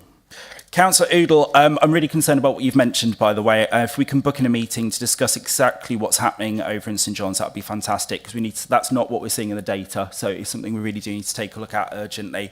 But the existing schools have stepped up, and I'm very thankful for all of their efforts on helping the council achieve the places we need. Now, this will require an investment of 8.5 million into our existing schools. This will come from existing funding, and therefore no extra loans will be taken out, because this is what we need to do to actually get money off our revenue budget. Schools will get the investment they need so that young people can stay locally. It means we're not bussing them around, they're staying locally. And this means we'll be saving 3.6 million a year on our revenue line for a considerable period of time. I agree with myself. We do need to build schools. But we have found a solution where in the short term we can invest in our current schools and we can move to a medium-term solution, moving to ensure that the development plan is used exactly how it needs to be, where we have multiple schools actually on those maps, and we need to make sure that they are built in those new towns so that those young people can go to those local schools. So we need to look at the long term so we can get the pressure under control, so we can actually make use of what we have in those development plans that many of you voted for. Now, regarding the SWDP, because people seem very concerned about all of these houses that are going to be built, the sufficiency programme is specifically designed to include the new towns. And we have also got funding, I believe via Wychavon, £150,000 to actually look at prioritising making sure those schools are in place when we need them. So the very fact that we voted on that at Wychavon shows that people think that this should actually be happening. Or are you just saying that we're basically attending a whole bunch of meetings with officers and attending a whole bunch of meetings about a town where it's actually a complete waste of our time? Because I'd actually like to know the answer to that so we can look at other alternatives. Thank you. Councillor Kent reserved his right to respond, and it's his turn now. Thank you, Chair. And I'm pleased to go after Councillor Boatwright, who obviously his background in education is well known. And I think one of the councillors in this room called it a skills-based cabinet. And in terms of what's changed, I think Councillor Boatwright's clearly set out what's changed. But I want to go back to what the start was. Because bear in mind, we're carrying 60 million of EFS. Yeah. The residents were hit with a 9% council tax rise. We all want to build schools. But the financial situation that we're finding ourselves in has meant we've had to find alternative solutions. I think Councillor Pingree, I'm encouraged by what you've said and accepting that the proposal is different to what the proposal that was on the table. I think what is quite clear, though, across all of this council and all of the services that we produced, we are under attack as a council. We cannot afford the adult and social and children's care that we have to provide under statutory means because we don't have the funding or the means to raise the money. And equally, within my division, in Withall and across Bromsgrove, we're faced with a tsunami of house building that is going to require even more school building than you can imagine. Now, the decision that hasn't yet been made, that's been made that nobody can talk about, is going to create a horrendous problem in the north of this county. It's going to create a horrendous problem. Somebody's probably going to have to find £120 million to build 2 secondary schools. That's going to be a first act. The first act. So we can sit here and we can procrastinate and say who did a great job here and who did a great job there and who's right to... Listen, I'd love to spend money like water as well. But we can't. We're in a dire financial situation. We have to cut our cloth accordingly. That means taking difficult decisions. I think Councillor Boatwright has done an exceptional job in terms of making sure that those members are satisfied that the children will not have to be bused to the extent they are. I don't want to see any children bused to any schools. I want to see them be able to get local provision with the schools that are there. But our role has completely changed over the last 5 or 10 years. We've become a very different council to what we used to be now. So the question is, and the question for the planners, and the question for the ministers, and then whoever the new housing minister might be or whatever it is, how are you going to make sure, if you're going to throw these houses all across Worcestershire, that we've got the education provision that we need? Now, we're all here working together with a very difficult act. And I can see from today it's going to become even more difficult. There's going to be different partnerships with different people on different subjects. But the point remains the same. We're in this together. There is massive change coming. Let's get there and let's set a council up in a format and at a level that somebody can at least pick it up without it having to be a huge weight around their neck. So please, I get the politics. I've done it myself time and time again. I do want a new Worcester school. I want new schools in Withall. I want new schools in Bromsgrove. I want the highways. I want it all. But at the end of the day, we have to face the stark reality. This is a real difficult job. Everybody needs to be at the table. You know, we used to have a member here. What did we call him? Abstain. Well, abstain is not going to get you anywhere. Thank you. Councillor Robinson. Thank you, Chair.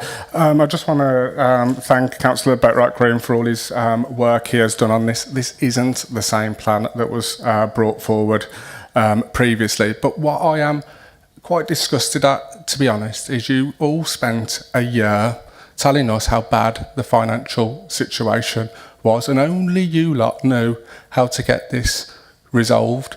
Now it sounds from Councillor Foster, and I'm happy for him to correct me, but your group seems to want to vote against this. You're playing politics with children's futures. You're laughing and giggling for children's futures. I think it's absolutely disgusting. I just want to really thank Councillor Boatwright Green for all his work on this, and I'll be supporting it. Councillor Alcott. Chair, thank you, and Council, good afternoon. It's 12 o'clock already. I'm not going to go and reiterate further points, but I seem to recall when reform hadn't been in administration very long, that they called to pull the school, to pull the funding, and so to sit here now and say the opposite is particularly contradictory. But I think, being a Worcester resident myself, I think we all know the real elephant in the room, regardless of costs and everything else, is that the site was never appropriate for the school anyway. We all know the traffic problems. It is minimum of an hour to exit the hospital, and the effect the school would have had in that location would have just made that even worse. It's intolerable now. So I think the big elephant in the room is the site was never correct anyway. Thank you. Point of order, please, Chair. I know the England game went on a bit late last night, but can the people on the right stop yawning quite loudly, please? It's quite rude. Thanks. I'm sorry, Dave, I cannot do that, he said in his AA voice. Councillor Bell. Thank you, Chair. Good afternoon. I've listened to the lengthy speech from the leader and CMR, which the whole understanding about the education in the school scenario seems out of depth.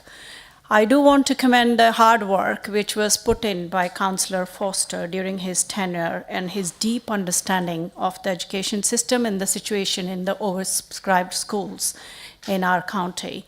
But for a very basic reason, I have already lost faith in the administration and your decision-making power by making those U-turns. And I'm actually scratching my head now, because did we make the right decisions? Or now you're making U-turns, and these are the same things which, we were expecting that you will do the right thing. So for me, it's very difficult. I think it's a personal level to support this because I've lost faith in your decision making. Thank you. Councillor Bowen. Chair, others have made my points. I won't prolong the discussion. Councillor Monk. Great, thank you for that. I'm quite shocked and amazed. In fact, actually, I'm not surprised by the opposition's responses.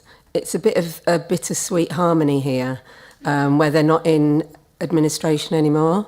This happens, it's politics. There's too many big egos over there trying to play political games. What we're talking about are schools and children and the people that voted us in. The people that voted us in are not going to want to hear them opposing this. So I'm all for this. I don't care what side of the bench I'm sitting on.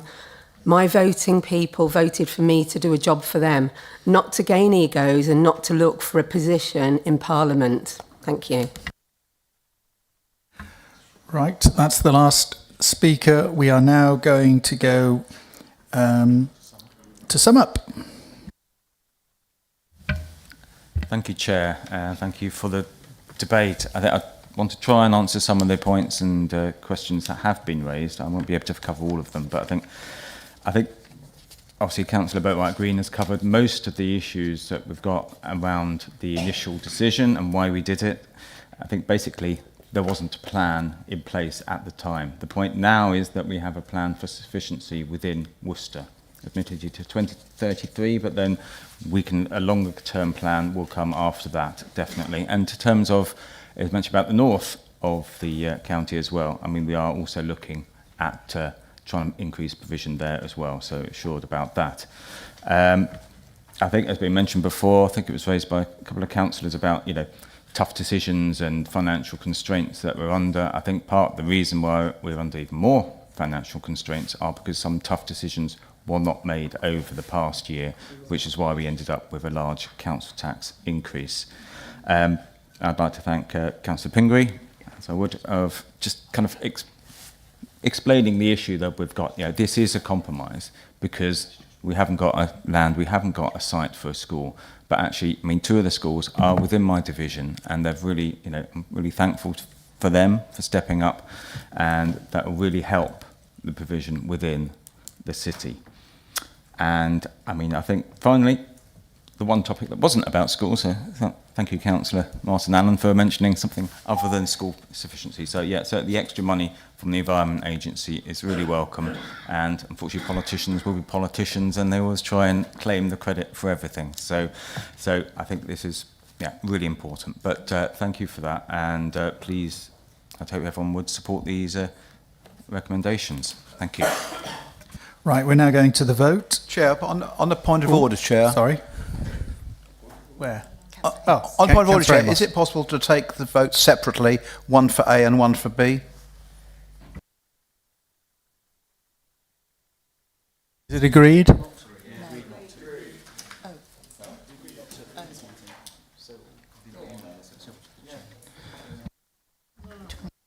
I think there's some,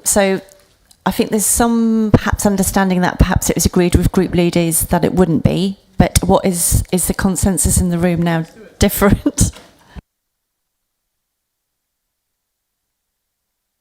Vote on 1A. Right, we're going to take them separately then, and we're going to vote first of all on 1A.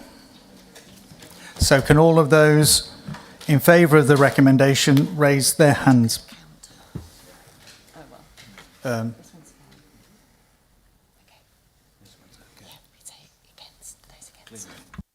We have those against now, please. Is anybody abstaining? That's a clear majority then. We are now going to the vote on 1B. Can we have all those in favour please raise their cards?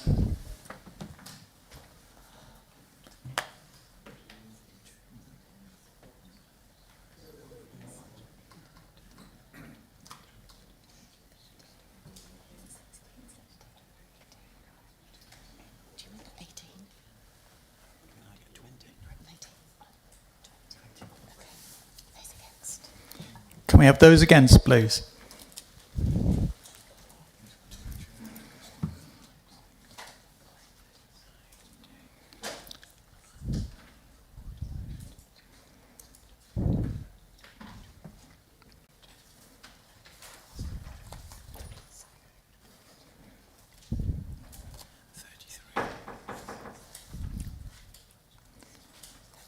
Anybody abstaining, please? Nobody abstaining. So Part A was carried, Part B was not carried. Thank you. We are now going to have a 10-minute break, and then we will be back in the chamber after 10 minutes from now. Thank you.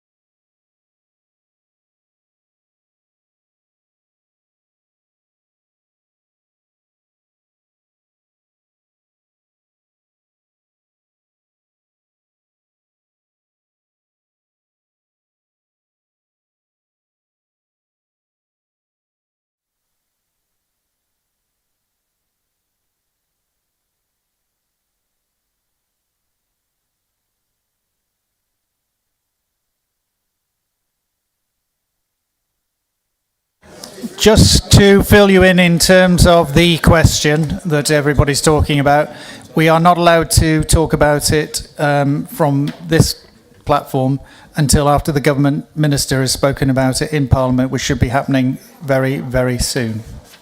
That is why nothing has been said so far.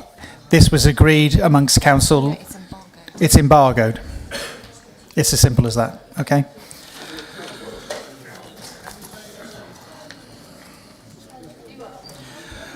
Right, we're now going on to agenda item 6B, report of the Cabinet, decisions taken. Again. Can we have some quiet, please? Thank you. This report deals with decisions already taken by the Cabinet and is on page 109. I would remind you that specific questions may be asked about items in this report. This is an opportunity to ask relevant questions and make speeches on matters which have already been decided. Questions will be restricted to a maximum 2 minutes per item per councillor, so please ask your question clearly and concisely. The reports will be taken page by page. Questions will be taken in batches of 3. If necessary, written replies to the will be provided by the leader of the relevant cabinet leader or the relevant cabinet member. Sorry, that one was difficult to read. Thank you.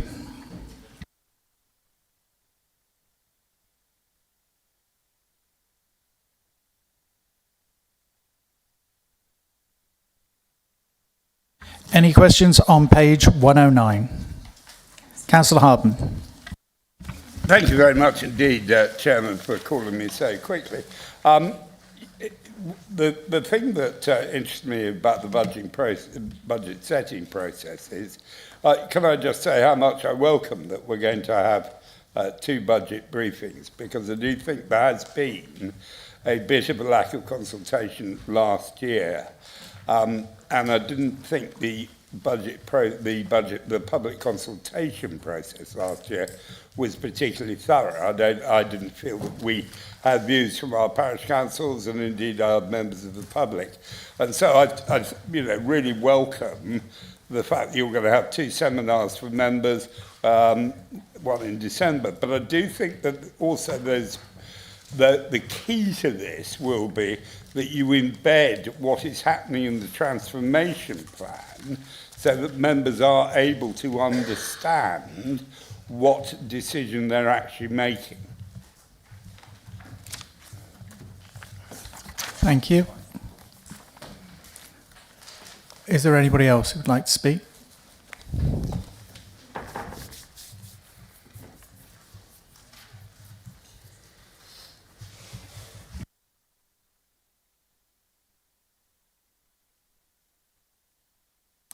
No question. We'll now move on.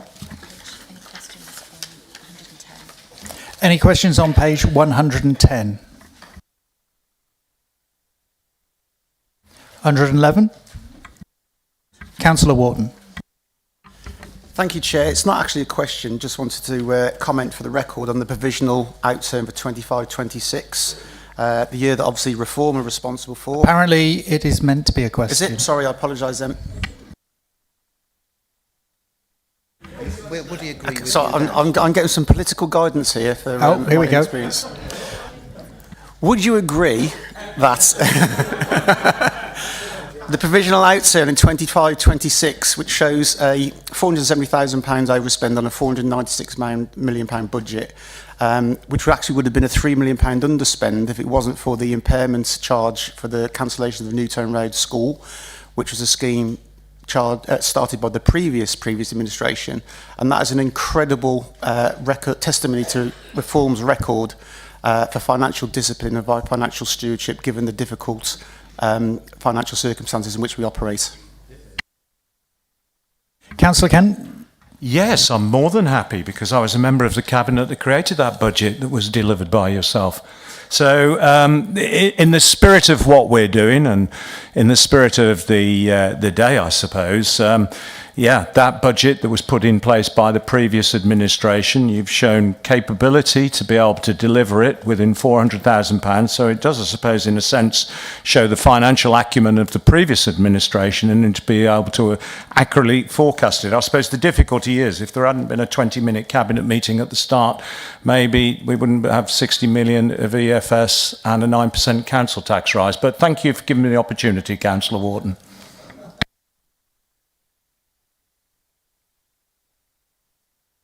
Page 112, any questions on that? 113? Councillor Bowen and Councillor Cresswell and Councillor James. Councillor Bowen first. Thank you, Chair. 2 weeks ago at Cabinet, the Cabinet member agreed to meet me to discuss my proposal for expanding Tenbury Wells as a pilot community hub in terms of the library. He promised to send me some dates so that we could meet, but like Diana Ross, I'm still waiting. So could he commit to meet me to discuss Tenbury Wells Library, please? As I said at the time, I'm happy to come and meet you, but last week someone decided to put a vote of no confidence in us, and you all seem to have backed away from that now. So instead of wasting time doing a meeting that might not have happened, I'm happy to look at those dates now. Thanks. Okay, Councillor Cresswell. Thank you very much, Chair, and I never did it to you. Can we have some order, please? Councillor Cresswell, please. Yes, thank you, Chair. First of all, I'd like to thank Councillor Allen for his kind words earlier. They was much appreciated. I was just looking at the library strategy. Now, anybody that knows me, I've been a big advocate of libraries. I think they're very important to the community, and I will always support them as best I possibly can. Now, we was talking in the previous section of corporate transformation. We was talking about AI and the increased use of AI. Given the increased use of search engines and AI, right? How does the strategy to increase physical presence in libraries take shape? How do you propose to do that? I love an AI question.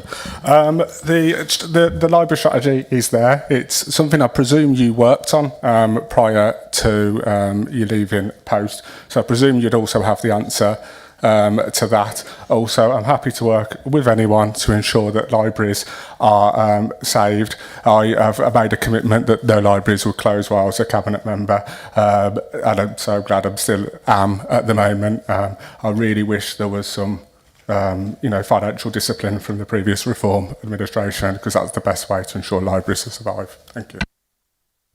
Councillor James. Thank you. Yeah, just a really quick one, and I do have to commend the previous Cabinet member for his commitment to libraries, and I know the current Cabinet member couldn't make my scrutiny panel where we spoke about libraries the other day, and that happens. I won't condemn you for that, but just because I am getting a bit sick and tired of members, perhaps to my left, spreading rumours that you are going to close libraries, could you please put on record, because I know you're not going to, but I am a bit fed up, and can we just draw an end to this nonsense? As Councillor Boatright-Green said at your scrutiny committee, I would resign before any libraries are closed. No libraries will close while I'm Cabinet member for libraries, and if people want to continue to spread rumours, bring them to me, because they're not true. Thanks. Councillor Udall. Yeah, thank you, Chair. On the library strategy, last week at the Police and Crime panel, the Police and Crime Commissioner indicated his willingness to share local facilities and buildings with other organisations such as local authorities and libraries to install police posts. Is this something which you can actively consider and participate in and potentially encourage so that our libraries can actually be shared with other users as well? Thank you for the question. I can confirm I'm happy to work with organisations to ensure that more people come into our libraries. The libraries should be a community hub going forward, and working with the police sounds something I'll be willing to look at. Councillor Allen. Yes, thank you, Chair.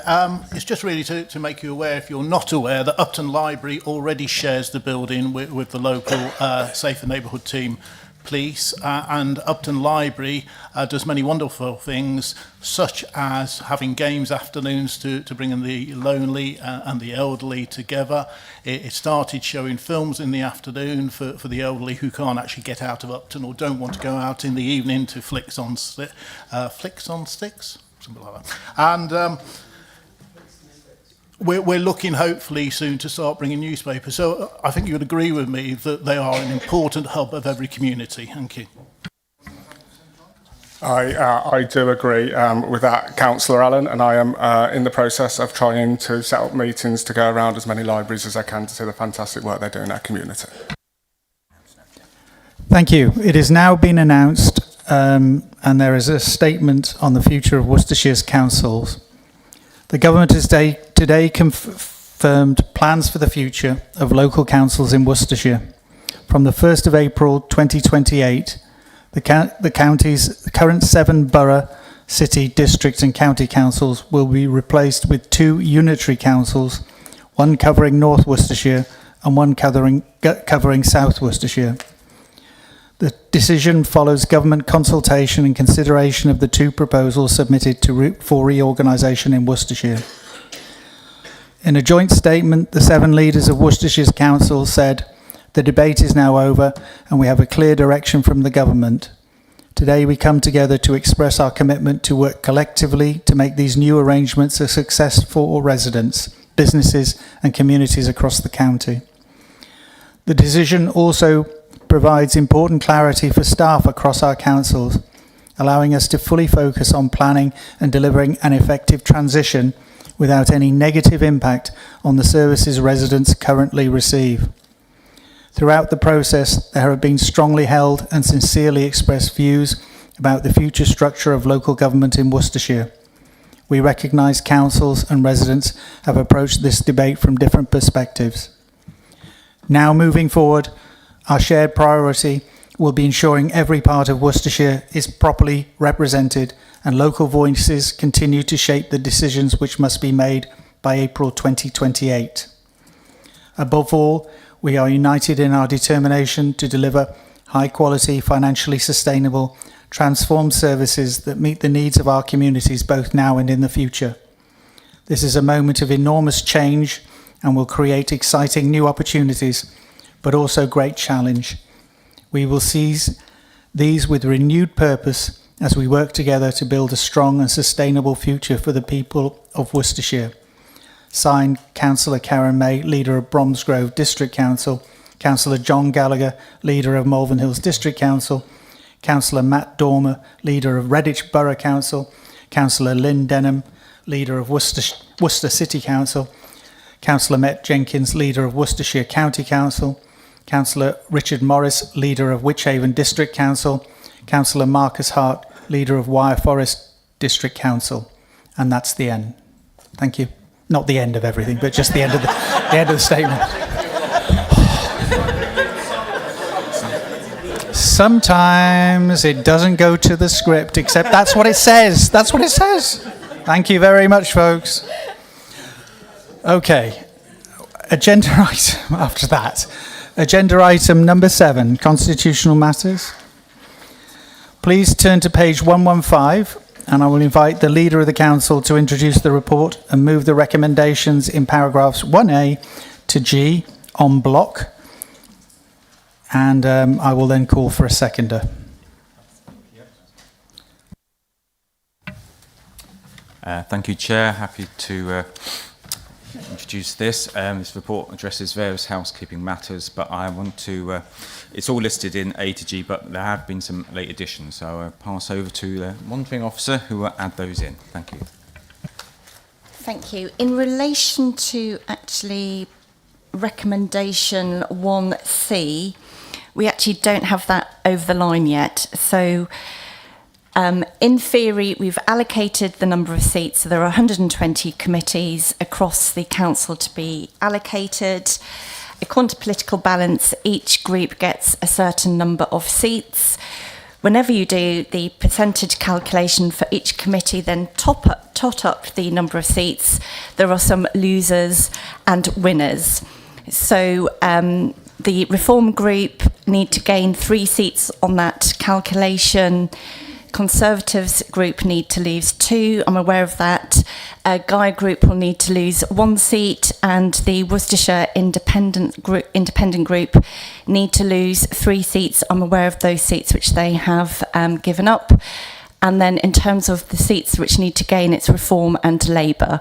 So we could change the recommendation to say that we've agreed the political balance as published, but leave it to the group leaders to agree the political balance of committees with the Assistant Director of Legal and Governance, if the Chamber are happy with that. Then there's one other amendment which is not in the papers, for which I apologise. At the May Council meeting, we agreed that Councillor David Taylor would be the chair of Overview and Scrutiny Panel. Having had a review of the Constitution in the articles, Article 8.1e, which relates to the chair of the Overview and Scrutiny Board, it actually says that the chairman will not be a member of a political group forming part of the ruling administration. We're okay so far. But the second sentence says the chairman will not, however, hold the position of a group leader within the council, Councillor Taylor obviously being a group leader. I have mentioned this to the group leaders this morning, and they have agreed that that part of the Constitution can just be deleted. There not being a legal justification why we need that, and having checked other councils, they don't all have that as a provision in their constitution. So appreciate I'm asking members on the hoof, but if members are happy with that, then I would suggest a paragraph H, which would be to allow the Assistant Director of Legal and Governance to amend Article 8.1e to delete the second sentence. It's as simple as that, everybody. Councillor Amos. Yes, thank you. I'm afraid some of what Ms Best said just now is inaccurate in that the group leaders haven't agreed that. Have I missed you out, Councillor Amos? Because everybody else has agreed that with me. Well, it's unlike you to miss me out, Ms Best, but yes, you have in fact missed me out because I haven't responded. I was going to respond to you personally, but I thought we were supposed to respond during the debate, which I'm happy to do now if that assists you. Yeah, there can now be a debate on the proposals that the recommendations rather, I've just suggested. Right. Well, we can be brief, Chair, but we're not really prepared to change the Constitution for the personal convenience of one member. It's not for the whole council to facilitate one member holding more than one position of responsibility. Members can and should choose which is more important for them to hold.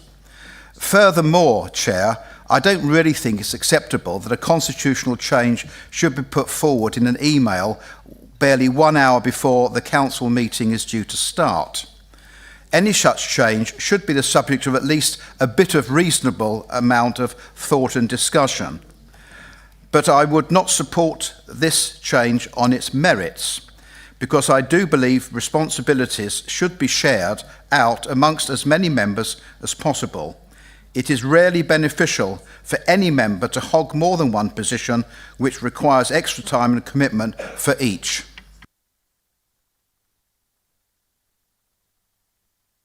Councillor James.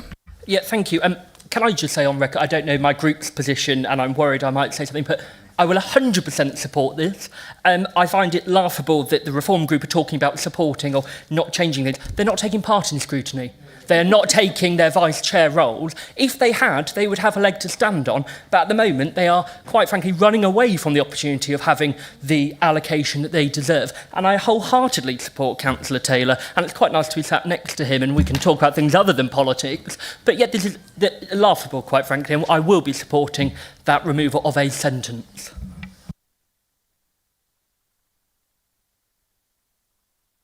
Right, we'll go to Councillor Kent next first. Sorry, everybody else. I'm really quite confused about what I'm voting for, not voting for, or seconding, I suppose. Could I suggest we just have a brief adjournment and the leaders just get in together? No? You're happy? All right. So we move as planned with the amendment? Okay, I formally second and reserve my right to speak. Well. Councillor Hardman. I'm pretty sure that Tom Wells and I are about the only people who can remember why we put this phrase in. And of course, it was going back to the days of the cross-party cabinet, actually, strangely enough, if you remember, because you sat on it, admittedly not for the where you are now, if you see what I mean. But anyway, and we had a fair number of Labour people on it, and yeah, there were Labour members in those days. I remember them well. And a majority Conservative, because that was the way that we got around being a division of 3, and we thought it was a fairly logical thing that we would not have to ensure the independence of overview and scrutiny. We would not have somebody who was a group leader.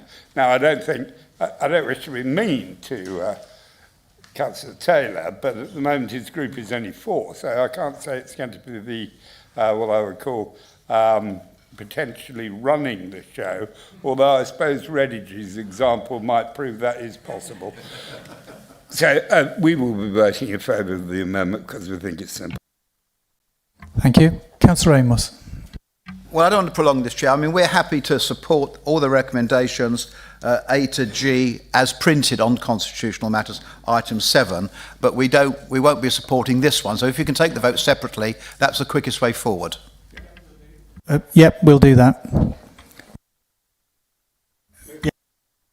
So Hazel will outline what we are actually voting for now. Okay, so it's going to be recommendations 1A to G, but with that amendment to 1C, where the political balance will be left to group leaders to agree with the Assistant Director of Legal and Governance, because we haven't got that printed ready for today. So that first vote is just on paragraph 1A to G with that amendment to 1C. Okay, can we have all those in favour, please raise their yellow cards.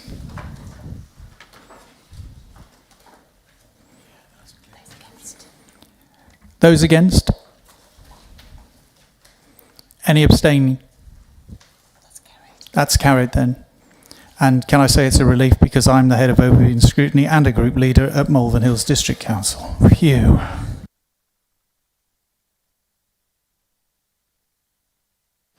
So now we're going to vote on what I've verbally suggested to the Chamber, which would be 1H, which would be to amend Article 8.1E to remove the second sentence. Okay, can we have everybody in favour of that? Please raise their cards.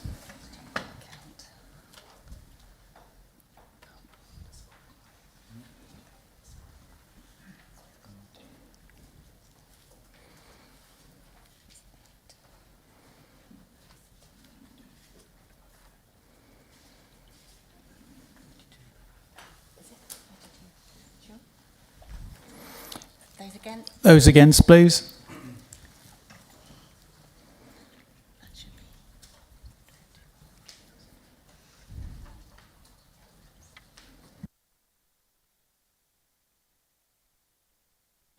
Anybody abstaining? Oh, it's carried.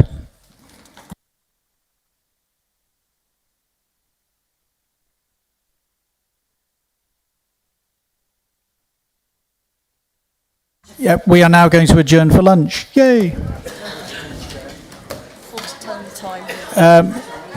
This is 40 minutes, not a second more. Okay, thank you.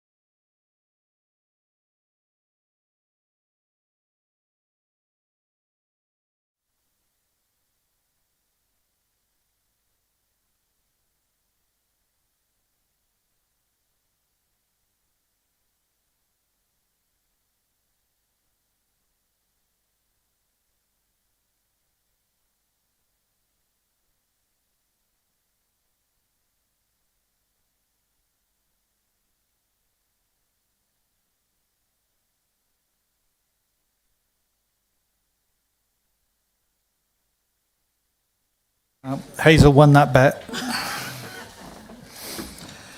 Right. We are on to notice of motions.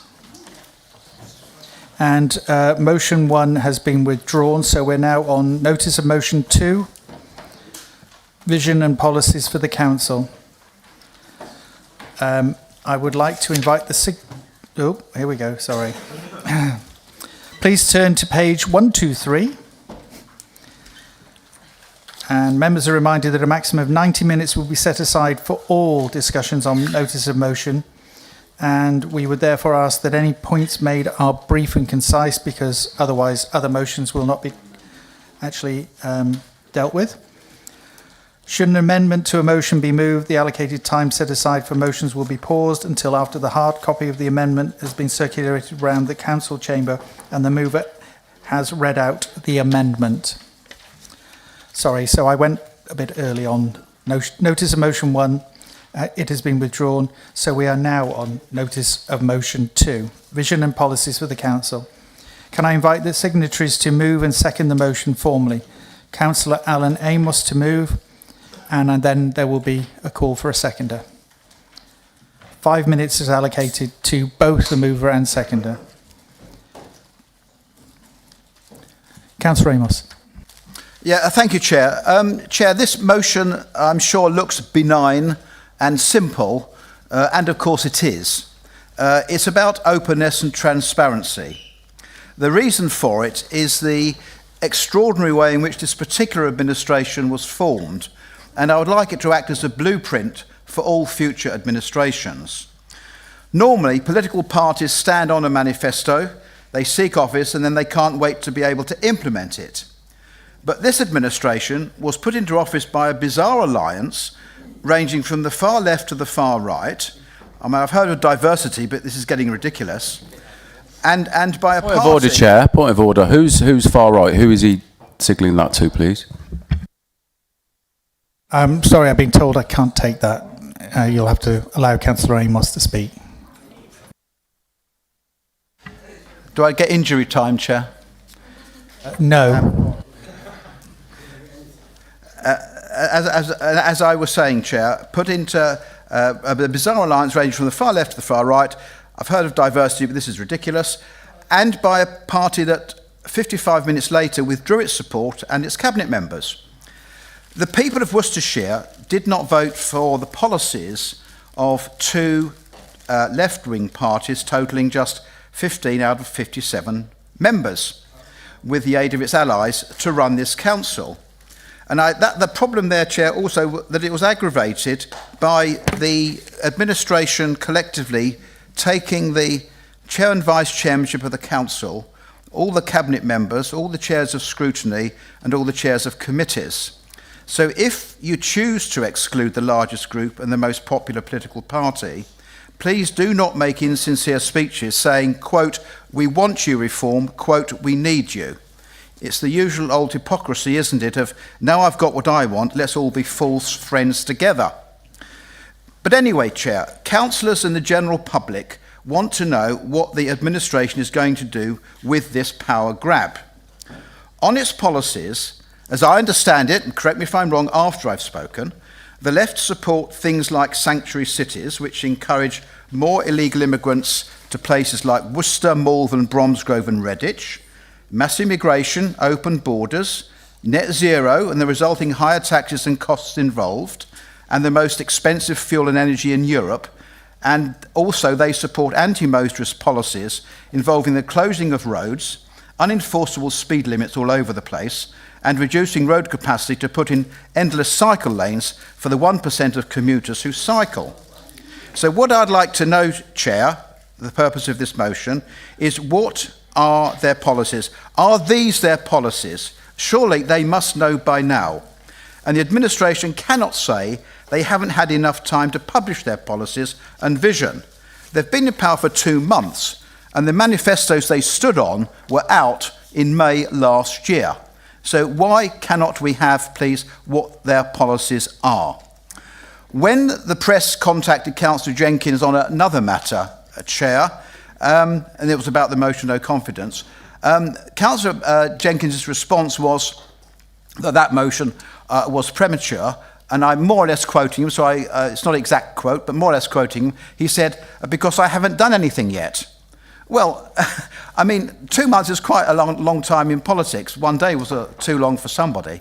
So 2 days ago, the Green Party put out a press release. Actually, it was more of a rant, but they said it was a press release, claiming they were, quote, in the process of drawing up policies. Really? Well, where are they? Take today, Chair. Take the Corporate Transformation Programme, which Reform left them with on the 14th of May. Apparently, Councillor Kent, and he can correct me afterwards if I'm wrong, he said that he would have gone further and gone harder. So why was that not reflected in the recommendations in this Council's report this morning? In truth, Councillor Kent and his deputy, Councillor Jenkins, just accepted Reform's report and added nothing or very little. So what have they been doing for the past 2 months? You should have been well into phase 2 by now. And also, Chair, look at the Cabinet report on today's agenda about the budget setting process for 27-28. Has the Cabinet made any changes to Reform's package? If so, where are the changes? If not, why not? And so in conclusion, Chair, the only vision this administration seems to have is to survive to the next payday. It has no mandate to run the County Council. It is an unstable concoction of opportunism and desperation. It doesn't have the skill or the political strength to take the decisions needed to keep this council out of the bankruptcy which the previous Conservatives left us with, nor for much longer out of the clutches, I fear, of the commissioners under Section 114. Thank you. That's And so the end of that. I hope the leader will accept this motion and Excuse just tell me, us you've what run his out of policies time. are. You've run out of time now. That's it. Have you got a seconder? Yes, Chair, I'll second the motion and I reserve my right to speak. Okay. Who's first? Councillor May. Yes, thank you. Good afternoon, Council, and thank you for letting me speak. Chairman, I find myself in a rather unusual position today because I actually agree with the principle behind this motion. Every administration should have a vision, every administration should have priorities, and every administration should be able to tell the people of Worcestershire where it is going. In fact, Chairman, for almost 12 months, I sat in this chamber and repeatedly asked the previous administration one very simple question: where is the plan? I asked it again and again, had a video that 300,000 people apparently watched, and my colleague here got 20 quid for the advertising rights. And after 12 months, I was still left waiting. So nobody will be more determined than me to see a clear vision and a credible plan for Worcestershire. But I have to say, there is a world of difference between 12 months and 7 days, or even 8 weeks. 7 days to set out a vision and detailed policies for every department and every portfolio across an organisation as large and complex as Worcestershire County Council. Chairman, that isn't a serious timescale for serious policy making. We face huge pressures in adult social care, children's services, home to school transport, and our general finances. These are not issues where policy should be scribbled down in haste to make an arbitrary 7-day deadline. A plan must be properly considered, it must be financially credible, and it must be deliverable. But also, with no overall control, it needs the buying from members across the whole of this council. I waited almost 12 months for a plan from the previous administration. It would neither be reasonable nor consistent for me to demand that this administration produces in 7 days what the previous administration failed to produce in almost a year. 7 days versus 12 months. I think Worcestershire residents will understand the difference. I expect a plan. I will ask for that plan. And I will hold this administration, as many in this room will do, to account for delivering on it. But I will not support a deadline designed to rush serious policy making simply for political effect. For those reasons, Chairman, my party can't support this motion. Thank you. Thank you. Councillor Jenkins is going to go next. Thank you, Chair. Speaking on behalf of my group, but I won't take too much time. I do agree, as everyone said, that we need a vision as an administration. as Councillor May's just said what I was going to say, it would have been very helpful if the previous administration had set out their vision during the time when they were in charge. Also, I think if the proposers of this motion had actually attended our cabinet meetings and asked some questions, they would have actually seen our plans and vision, certainly at a high level, of what we want to do to solve the problems we face. And I will kind of just go back to what I said on that very first cabinet meeting. You know, we have 5 key areas that we want to focus on. Obviously, the finances is the biggest area that, problem that we face. Obviously, delivering the savings through the transformation plan, which we've just been through today, and obviously that is just the start. We want to our aim is to keep council tax increase below 5%, which the previous administration failed to do. Obviously, reducing the amount of EFS, emergency financial support, that is key as well.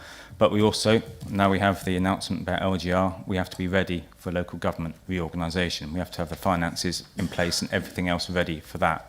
That is our overarching goal and vision for this council. There'll be, in particular, areas within the cabinet which they may touch on, but I think that's the key thing. I mean, going back to whatever our manifestos were in the past, I mean, we're in such financial problems. Our prime focus is on sorting out this council. I mean, I believe Reform's manifesto was to stop the boats and keep council tax low. So, I mean, I'm not quite sure how that really helped. And they failed in either. I'm not sure there's many boats in Worcester and Worcestershire that we want to stop. So I will leave it at that. And thank you to Councillor May's support. And obviously, we will be talking to everyone, all groups, to try and find. We know we've got to get this through this year. We've got to keep this council going. So that is the most important thing that I'm going to say. Thank you. Thank you. Councillor Birch. Chairman, thank you. I've never heard Councillor Kemp be referred to as part of the left before. So we're very much on the wrong side of the scale there. Look, this administration is less than idyllic, but this council as a whole is less than idyllic, with there being no overall control, meaning that compromise is absolutely necessary. We did all have our own manifesto pledges when it came to the last election, but because nobody ended up in a position of overall control, there has to be some give and take in all of those. The administration, as it finds itself in, has 2 clear parties, being the Liberal Democrats and the Greens, both of which have slightly different views. And therefore, I think it's fair to say that there needs to be a degree of time as that compromise is found as to where the middle ground may be, along with the support of the likes of Reform and us as the Conservatives, because once again, we do have clear goals in common, mostly when it comes to council tax and the need to keep it below 5% next time round.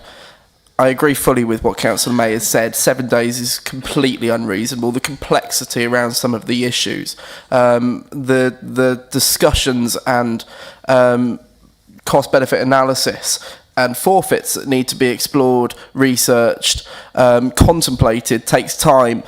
I think it's been clear that there's more of a vision when it comes to this administration. I think there's been more of a clear attempt to start to resolve some of these issues. To give credit where it's due, Councillor Boatwright-Green has clearly been visiting schools, Councillor Kent at LGA conference, Councillor McVeigh when it comes to social care prescribers. I think it's very, very clear that there is an attempt being made here to find where the issues and problems are and what those possible solutions are. But I do agree with the principle that a plan is necessary, and I hope when it comes to the next council meeting after the summer that we come back and we start to see the starting elements of that plan. I don't expect it in 7 days, but I think over the next couple of months it's fair to start seeing some policies coming forward. Thank you, Councillor Birch. Councillor James. Thank you, Chair. I just have to address this. I'm going to read some quotes here. We should twin Worcester City with Gaza, and we are stronger in the European Union. Those are quotes not made by this alleged far left and far right coalition on front, but by the proposer, Councillor Amos. This is a journey of a gentleman who talks about standing on manifestos, but has been in more parties than we've had changing cabinets. This is absolutely ridiculous. They could not put together a plan for this county in 12 months, and they expect you guys to do it in 7 days. Don't get it wrong, you do have to have a plan. This is not us letting you off. But Councillor May has repeatedly made the point that we've all been calling for, which is we need a vision and we need to know where we're going. We now have concrete evidence and trajectory from central government that we are going to the unitary model of 2. I don't know if embargo lifted, it's done. But we know where we have to end up now, so let's get on with the job. But let's not try and do party political broadcast trying to imply that there's some loony coalition here, because actually the people that are double standards are not sat in the table in front of me or sat next to me, but some of them are sat to my left. Sorry, is that far left or to the left? I don't know. But let's just get on with the job now, okay? Because we've got the announcement. Grow up.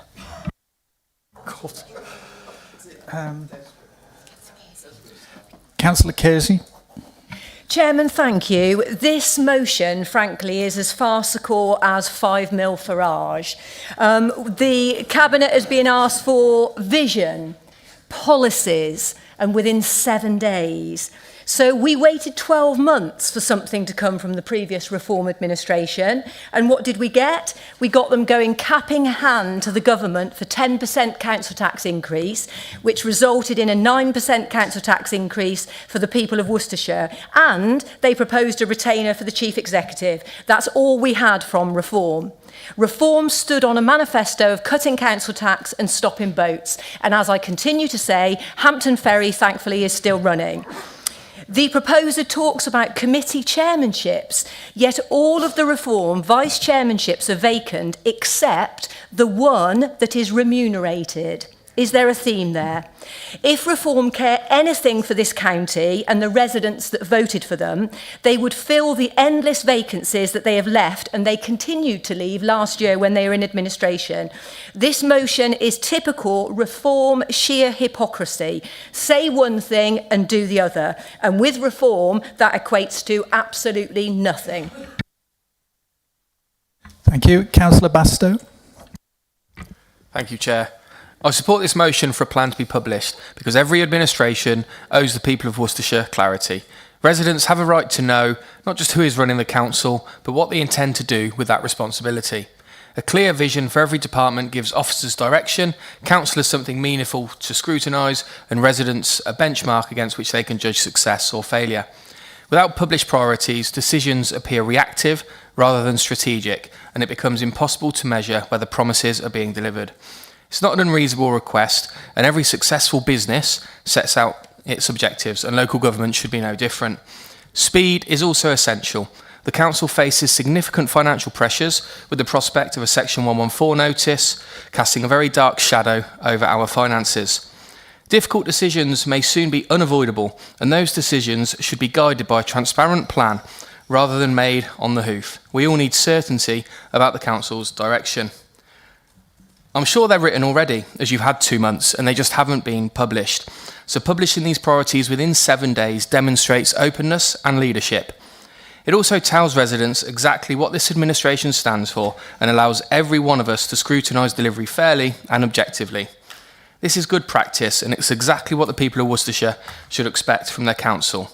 So if you can't publish within 7 days, when can you? Thank you. Councillor Owens. Thank you, Chairman. A lot of my points have already been made, so I will keep this as brief as possible to save us going around saying the same things. I think there is a consensus in this room, I think from nearly everybody, if not everybody, that we do think it's appropriate for an administration to publish a plan. I think the disagreements are on what the previous track record has been from the previous administration and also the challenges we are currently facing. It has been alluded to somewhat earlier, but I would just like to remind members that we have now had an announcement about local government reorganisation, which is going to be a massive workload for this council and the other 6 councils in Worcestershire. So we obviously have to bear that in mind as well when we are making a plan. But I think there's a unanimous consensus here that there does need to be a plan. It's just how we get there and what the time frame is that's actually realistic rather than this motion, which seems to just be brought for a political attack, to be honest. Councillor Bales. There we go, got nervous then. Thank you, Chair, and good evening, Council.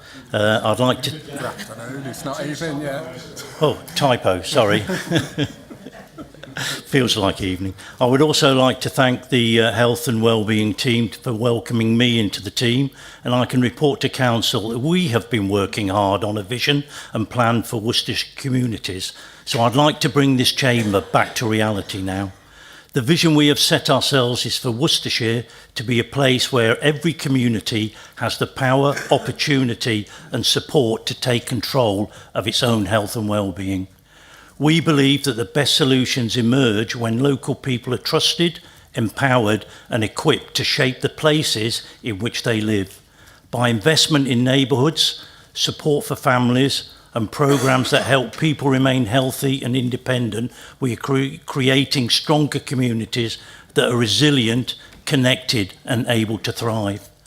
Our ambition is not simply to deliver services to residents, but to work alongside them so that we can build communities that take greater ownership for their future and have a stronger voice in local decision making.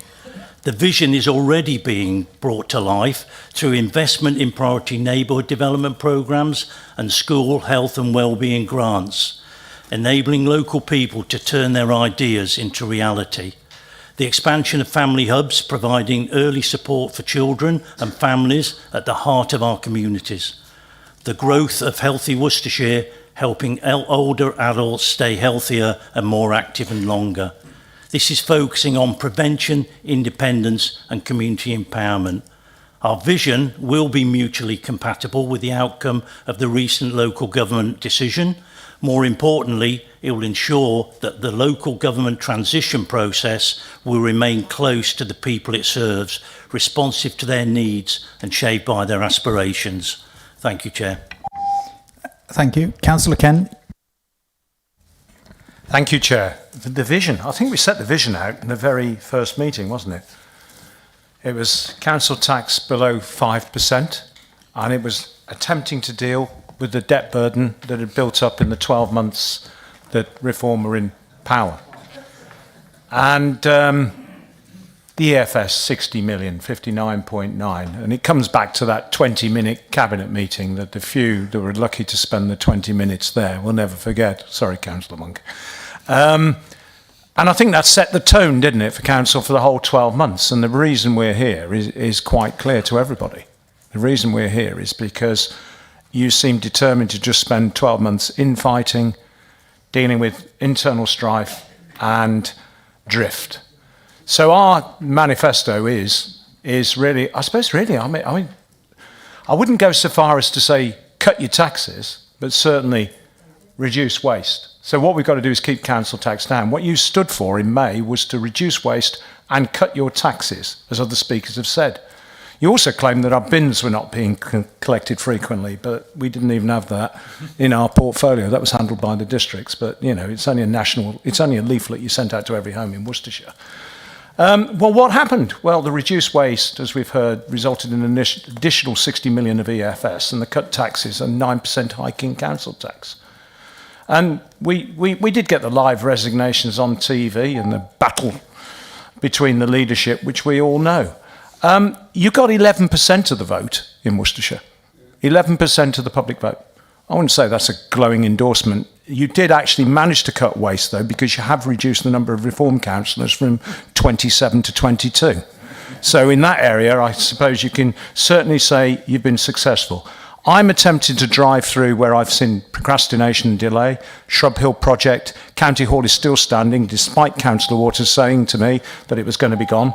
Well, I'm doing my very best to resolve those, and we will continue to work together. And we do, as far as I'm concerned, have a very skills-based cabinet. Councillor McSweeney. Thank you, Chair. My apologies, I think Councillor Kemp possibly covered some of these points I'm about to raise, but I will go anyway. With the greatest respect, by the same criteria Councillor Amos uses, the people of Worcestershire did not vote for the previous administration of this council. This is the political reality of a council with no overall control. I also found the description of the current administration as one of political convenience interesting coming from his direction. I wonder what his values are this week. The detail I always want when given information is appropriate context. That is something conspicuously lacking in this motion. I'm tempted to propose the following amendment. The previous leader of the council and all previous cabinet members set out what their values and policies, what their visions and policies were, and provided an evaluation of how they performed against them. Given that the Reform group just voted against the proposal, which was part of what they told us as part of their vision, this question seems extremely relevant. Only with this information would I be able to assess the information for the current Cabinet.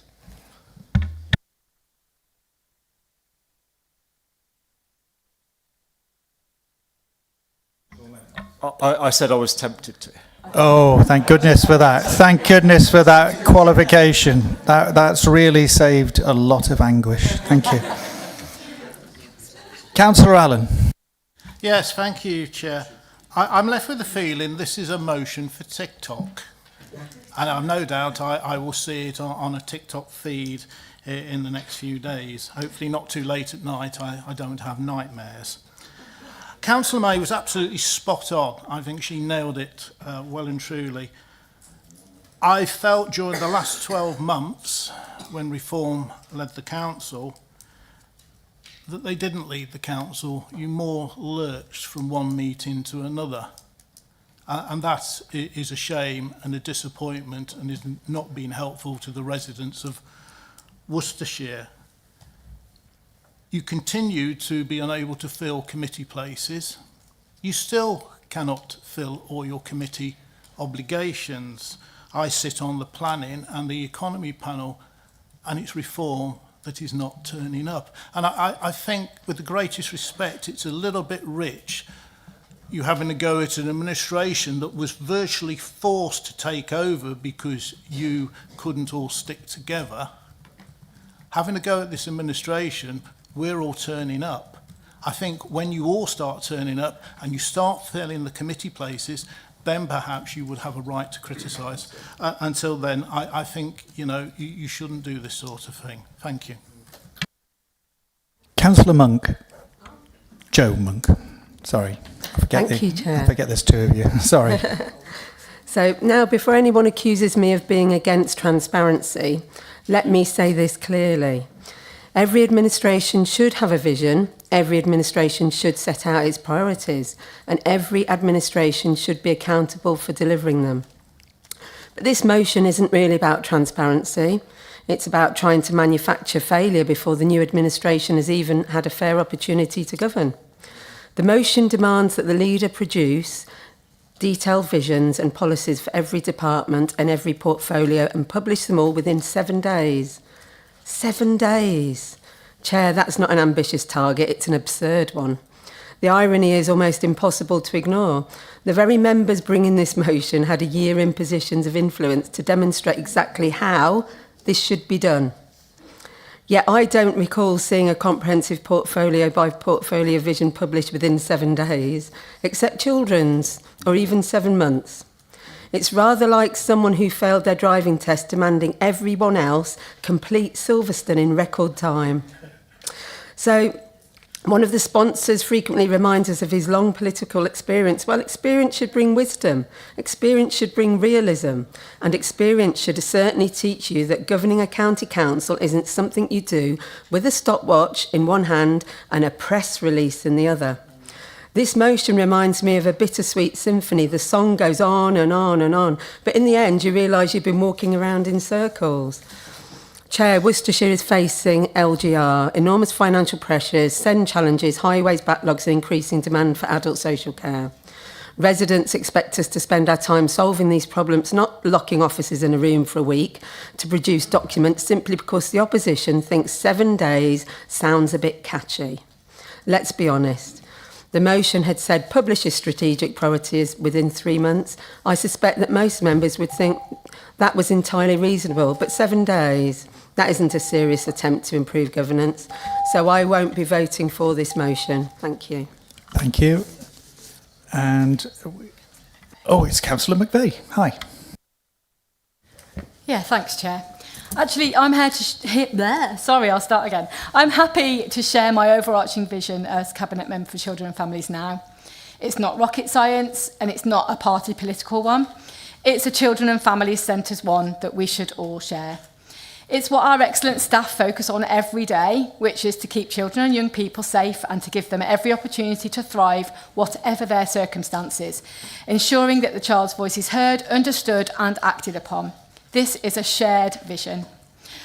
We know where the financial pinch points and pressures are, and we will continue to prioritise the programme to transform children's social care.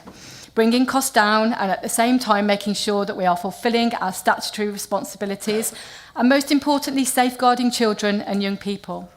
We'll focus on doing this as quickly as possible. One of the ways that we will achieve this is by continuing our valued and mutually beneficial relationship with the public health team, to roll out Best Start in Life family hubs, work proactively to pull down central government funding for youth provision, and maintain focus on prevention and early intervention in a number of cross-cutting areas, including domestic violence and child exploitation. An illustrative example of how we are achieving our priorities is one I'm really proud of, and you should all be proud of this too. Worcestershire County Council is one of only 2 authorities in the West Midlands to have launched the Families First Partnership, also known as FFP, and this launch has been ahead of time. So something really positive to end on, and thank you for the opportunity to let me share that with you. Thank you. Councillor Amar.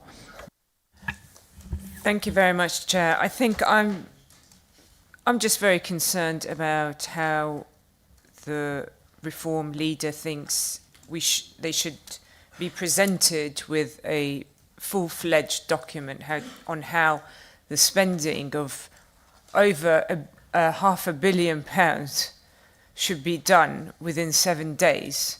I think it's very concerning that this group led this council, had the power over that much money, and they think that it's possible to have a full-fledged document about it in 7 days. It tells me a lot about what was done and what wasn't done when Reform was in charge of the council, and really it asserts that maybe Count Binface is the better candidate.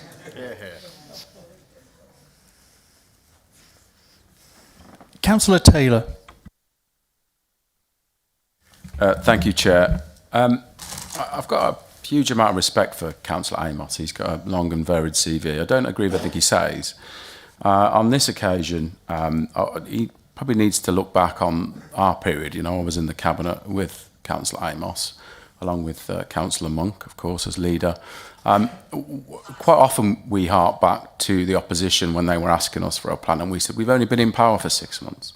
Give us a bit longer, give us a bit longer. And it's difficult, you know, I appreciate it's difficult. All councils are strapped for cash. But what I would say, far left, far right, I don't want national politics at this level, to be honest with you. At local level, we do the jobs that our residents asked us to do. They're not asking us to remove the boats because we can't. We can't do that at this level. At this level, we have to work with each other. And in a minority, what is at the moment, where we have to work together, we have to understand that, yes, we might have different national ideology and different politics. Get over that. Get over it and work together. I see some really good people on that bench. And yes, we won't agree nationally, but I can see the hard work that's going into this. I think let's have some respect, give them the opportunity to do the job, give them chance, and then in 6 months or 9 months' time or Christmas, you may have the opportunity again to pick this up and ask them the question. But at this stage, way too early. Give them the opportunity. Thank you for your time. Thank you. Councillor Boatwright Green. Thank you, Chair, and I'm responding on behalf of the Liberal Democrats. I think it's funny that we're being attacked for bringing a broad church together for the good of Worcestershire. I have a weird sense of humour like that. You had councillors literally resigning in the chamber during the last meeting. You couldn't physically stay in office. It wasn't possible. You didn't have a mandate. You had no support left. But the reason I think I find this funny is because this is not political convenience. I'm currently sat on a cabinet with a former Liberal Democrat who left the party, and also someone who I think it's safe to say we've probably agreed maybe 3 times in the last 5 years. This is not convenient in any way, shape or form, but this is about the people of Worcestershire. So yes, we might have some common ground with the Greens as Liberal Democrats, but again, there's definitely quite a wide area there. Sorry, I know I was kind of intimating to that, Dan, as you were speaking, but we have come together as a cross-political cabinet because we know there's a challenge here that we've got to face. And I believe we have risen to it. Good decisions come from diversity of thought. We can challenge each other, ensure there is more robust thought processes, and we can build policies that work. It's what good businesses actually do. You refer to this administration being desperate, but you left this council in a desperate state. And we have put politics aside to give our county a chance to get through the next 12 months. Will it work? I have absolutely no idea, but I know it's worth trying.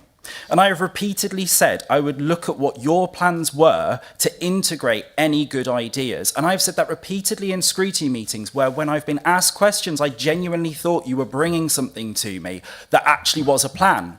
Every time it's not been a plan, it's been a question. You were just basically asking me whether I was going to do something. There's no actual plan there. And it's been incredibly disappointing. So I'm really baffled by the situation we have with this motion. I'm listening to a lot of bizarre insults that we get from the leader of Reform UK, calling us lunatics on the TV, and then playing the victim that you've been excluded. You don't get to throw insults around and then expect us to work with you. That's not how it works. So here is where I am right now in my position. I'm currently working with officers to look at where we can find the quick wins to increase our sufficiency in schools, and I'm happy to see that our increase in places will continue in Worcester despite the vote today. So we'll be investing 8.5 million in Worcester schools using funding we already have. I've already booked in meetings with councillors and officers to look at where we have the greatest issues with school places, and I know that Bromsgrove's on the list, I know Kemsey's on the list, and obviously I've already had a conversation with Richard today about what he's highlighted in St John's. And I'm already working with colleagues, and we'll be making sure we can book in even more meetings. So if you know there's a problem, come and speak to me, get into the inbox, we can book you in. Importantly for me, I'll be focusing on building trust with parents in the SEND community and ensuring that we work with everyone to ensure everyone has a school. I am genuinely worried about the number of young people without a school right now, and I'm focused on working with officers to fix this. I'll be working with schools to look at where we can continue to build sufficiency, where we've got to build new schools, focusing on where those development plans show that we've got to put the energy in to make sure those schools are built on time. And on time is the key aspect here, because there's been too many attempts to build schools that have gone on for too long. But just the big elephant is that we've had 3 hours, effectively, of knowing that we've got a north and south unitary. Are we sharing services? Are we going our separate ways? Do we have the right school places in the right unitary area? I have absolutely no idea right now, and we do need to start getting a grip of this one. So I'll be continuing to reach out to councillors, obviously get in contact if there is an issue, but we can't disaggregate a school system in 7 days or come up with a plan to have a successful shared service in 7 days. So I'm afraid you're going to have to be a little patient on what we come up with over the next few months. Thank you. Councillor Olcott. Chair, thank you. I do have a vision for adult social care in Worcestershire. With the backdrop of 3-year funding settlement, which increases this council's core spending power by a tiny 1.3% next year and 1.1% the year after, despite the current economic climate, including CPI at 2.8%, a national employers' pay-off of 3.3%, and a national minimum wage increase of 4.1%, we have significant financial challenge, the imminent challenge of local government reorganisation, and our CQC rating of good. These issues will shape my vision, which is about people, is about right first time, and is about dignity. Have a real emphasis on prevention, independence, and empowerment, and localism, which will be focused around both the county now and the future, the North and the South County Councils. And I will continue to lobby for the long-term reform of social care funding.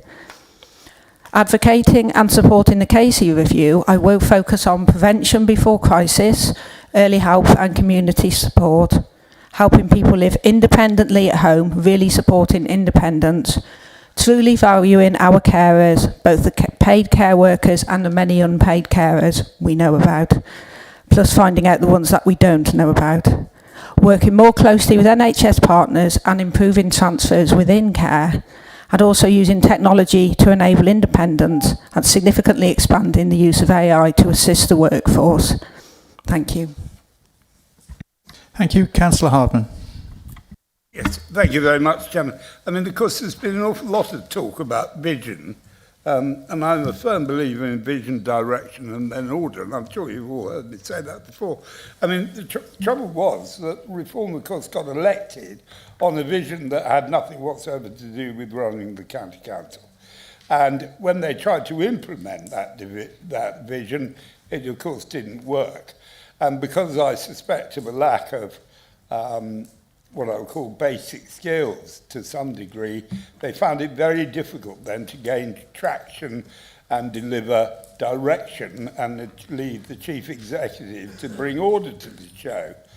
And I have to say, I do think from the coalition that I see in front of me, frankly, I have heard more vision and direction in these past 8 weeks than I heard in the previous 12 months. But of course, at the back of reform, and I know Alan being a bit of a classicist, you know, that he is a firm believer in the Cicero school of politics. You know, when he was on the Senate floor, he was losing the political argument. What he would do is start a fight. And that is exactly what this is aimed to do. And it is exactly the same, I'm afraid to say, and Alan's advice in his late night chats with his leader is exactly that. You know, when you're in trouble over £5 million, the thing to do is to start a fight. So resign your seat and have a completely unnecessary by-election. Thank you. Councillor Pingree. Thank you, Chair. When I first read this motion, I thought, OK, this motion might have some merit. But after hearing Councillor Amos's speech at the start, I've realised that it's actually just quite embarrassing, really. I mean, it's just an embarrassing attempt by the Reform group to spit venom on all of the other groups that make up this council. And I really don't see why they've bothered to do it, because if they'd actually spoken to any of the members of the Cabinet, and we've actually heard from the leader and the deputy and lots of the members, they do have a clear vision for this council. And I'm really pleased to hear it. And in fact, I think it's really admirable of us and of them and all of the groups that have made up this coalition, in a way, to be able to put our differences aside and be able to work to do what's best for the people of Worcestershire. Isn't that really what the people of Worcestershire want? Not a party that will spend 12 months fighting with each other and changing our positions, but we'll actually think, OK, what can we do to make things better? And that's what I really am excited to see over the next year that we have this until the next elections. Thank you. Thank you. Councillor Cross. Thank you, Chair. Thank you, colleagues.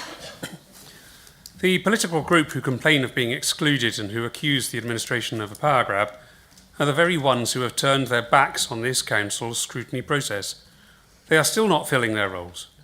It is almost as though they've got in a huff and carried their football home and then are complaining that nobody wants to play football with them. On the doorstep, residents are asking us to put party politics to one side and to manage the work of this council and its budget deficits to deliver savings whilst limiting harm to local people. That, and not self-interest or hunger for power, is what drives the current administration.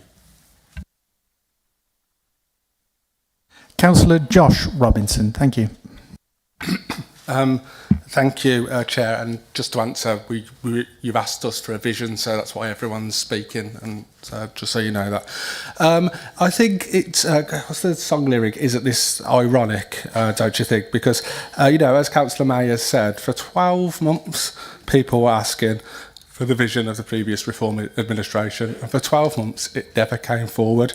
So the first chance they get in opposition, but I presume they didn't want to be in opposition at this stage because they pulled the vote of no confidence, they then try and enforce that people do it within 7 days. And I think the jokes about the leader and deputy leader, I think Councillor Amos, you might want to look behind you to Councillor Price. I think he's a bit of a shadow leader of the opposition. So if we want to play those jokes, we can play it both ways. But in my portfolio, I have been extremely clear, for example, on libraries, they will not close. I want to work with people regarding flooding. I've done that with Councillor Pingree and people who are not within this chamber. I work with others like Councillor Cresswell on opposing things together. I think there's clear vision across this whole administration about what we want to do. This is just a political stunt and we should vote it down. Councillor Wharton, you reserved your right to reply. Would you like to now? No, nothing further to say, thank you. Okay.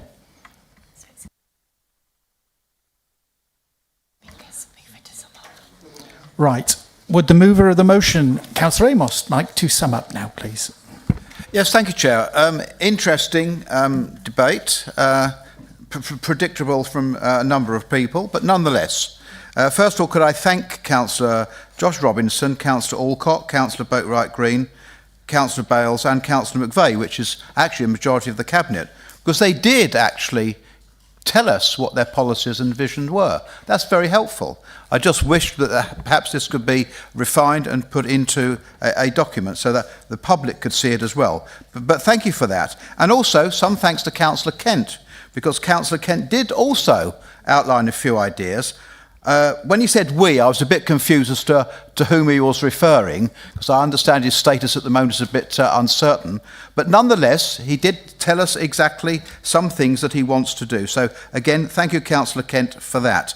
So you see, Chair, the visions and the policies may well be there. What we're saying is, well, can we have them collectively? Because we are in a novel situation here. We have a cabinet of a number of parties or supported by a number of parties.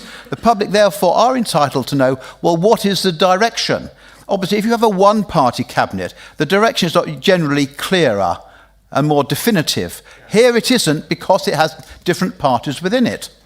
So the 7 days, remember the 7 days is in which to publish your vision and policies. And frankly, Chair, these visions and policies should already have been in parties' manifestos before they form the Cabinet. The vision and policy should already have been there before they form the Cabinet. But obviously not. Now, the question is, if Reform didn't do something that they wanted last year, that's no reason for why they won't do it now. And as for the relevance of issues, when I mentioned sanctuary cities, roads, motorists, cycle lanes, net zero, cost of energy, these are very significant policy areas over which this council does have power. And so the truth of the matter seems to be, Mr. Chairman, can you sum up, please? Cabinet members do not actually know what their policies are, but I think they may do.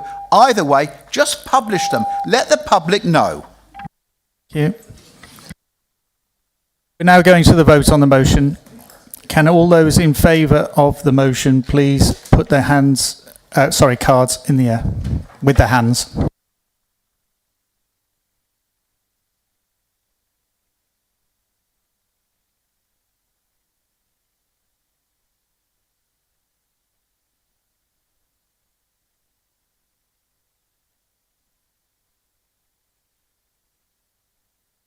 Right, we got that. Against, please.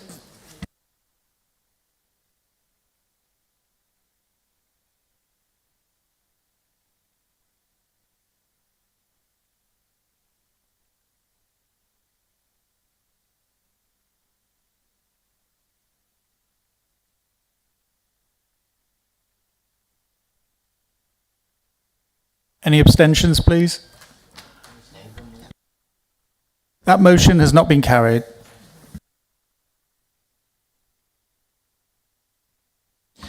Right, we're now on to notice of motion 3, which is on page, that's page 27 of mine. Strategic Road Safety Partnership to reduce harm on Worcestershire's roads. Can I ask, oh dear, yes, he's not here. So who? I'll be speaking on Carl's behalf. Sorry, yes, right. Councillor Price, would you like to formally propose the motion? Thank you, Mr. Chairman. Colleagues, today's speech, I'm reading Carl's speech on his behalf, so just bear with me if there's a few errors here and there. I'm proud to bring this motion before Council today.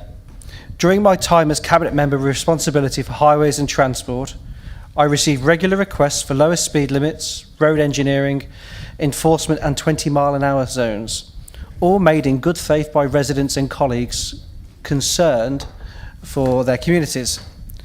Those concerns must always be heard and properly assessed.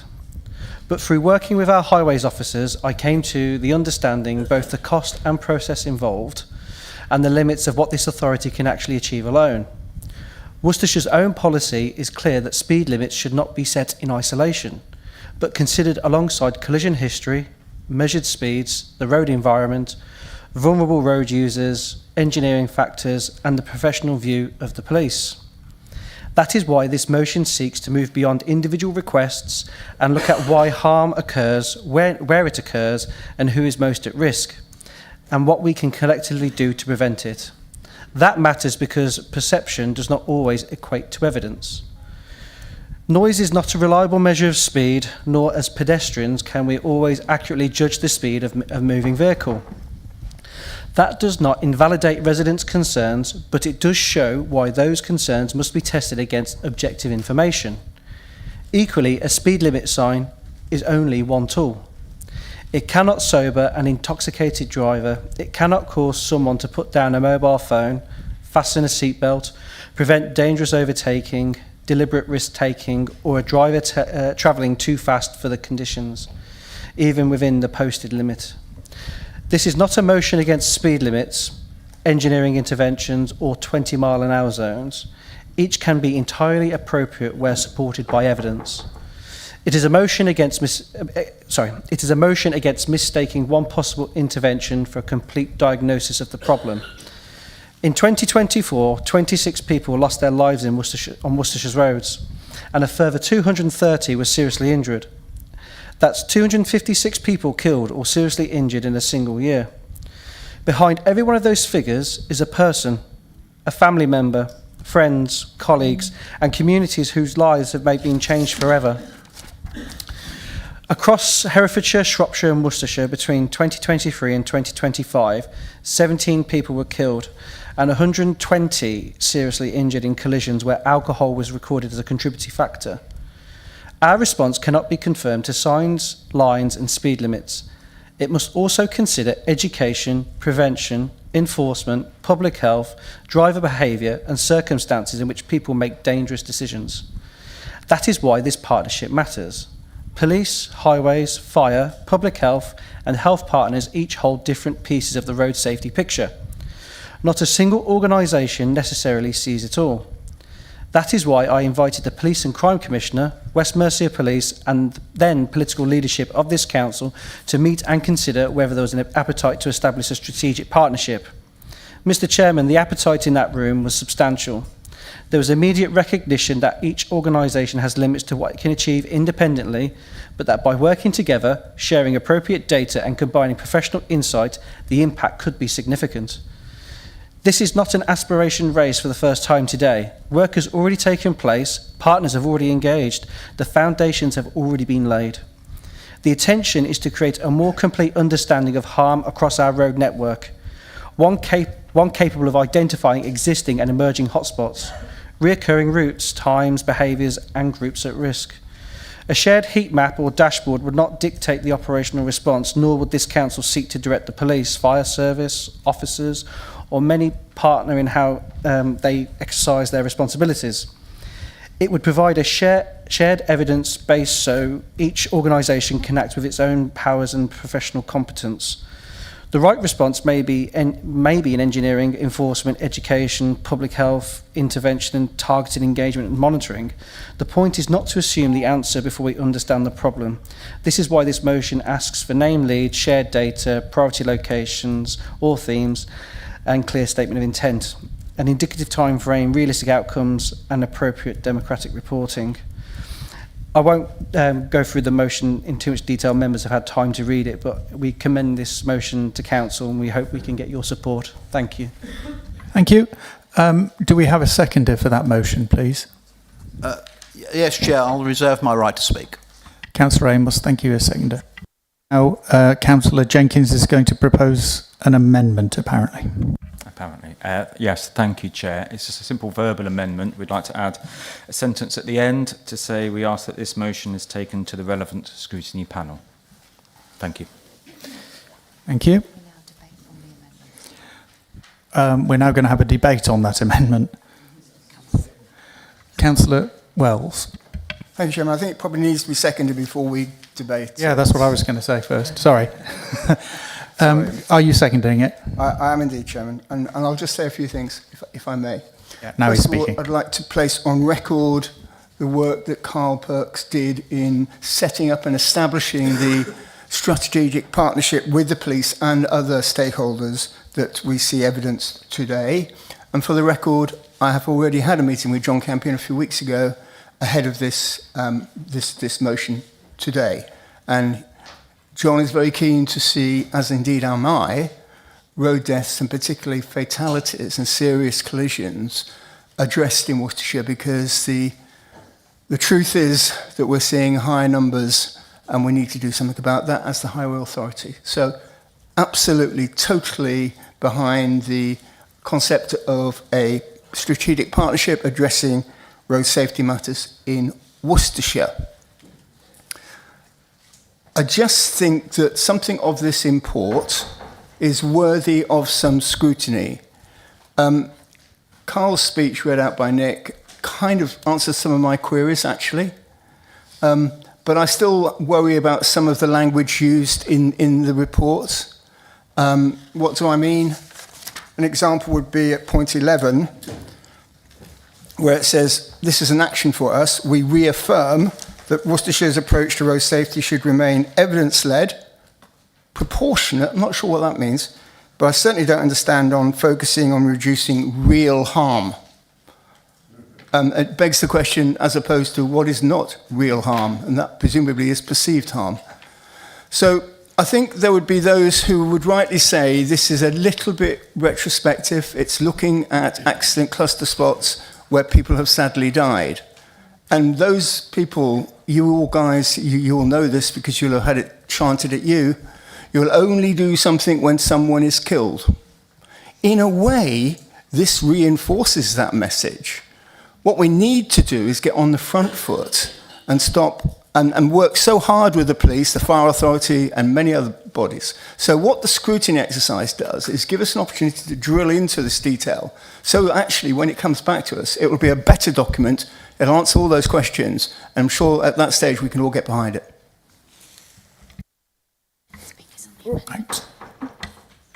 Councillor Birch, are you speaking on the amendment? I am. Right, thank you. I believe I'm speaking on behalf of the group for this one. Not a chance. Great minds think alike, Chairman.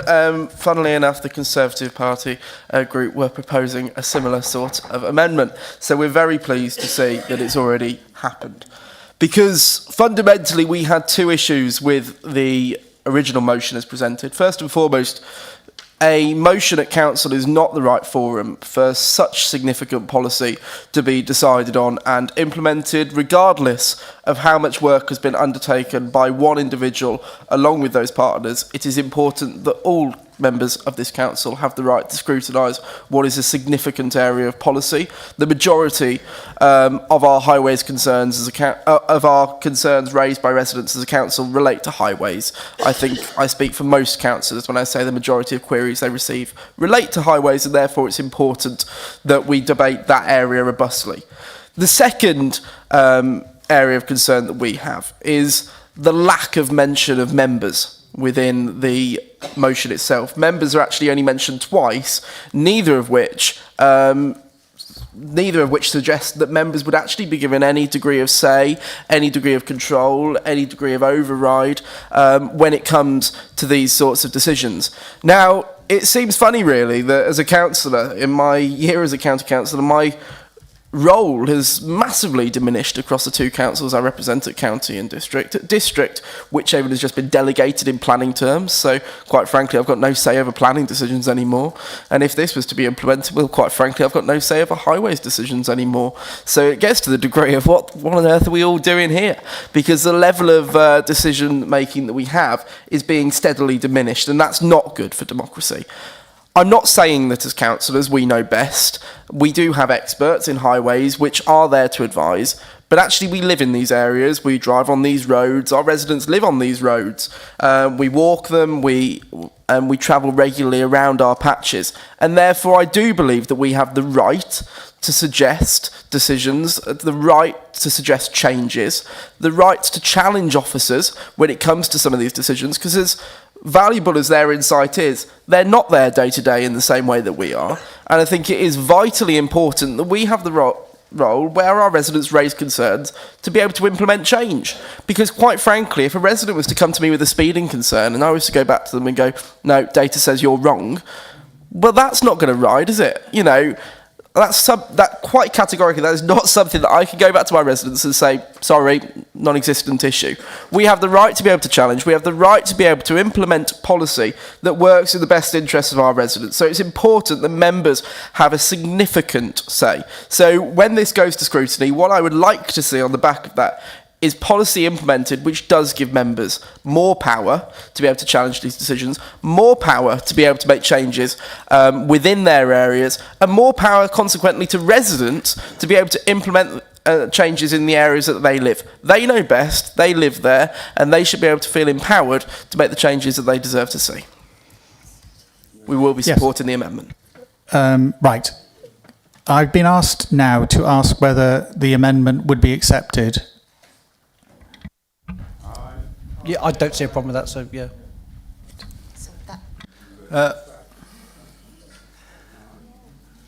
That's now part of the substantive motion. Councillor Amos, Yeah, well, you asked. would you like? Yes, I know asked you've a got you question, reserved Chair. your right to speak. So are you going to do that now?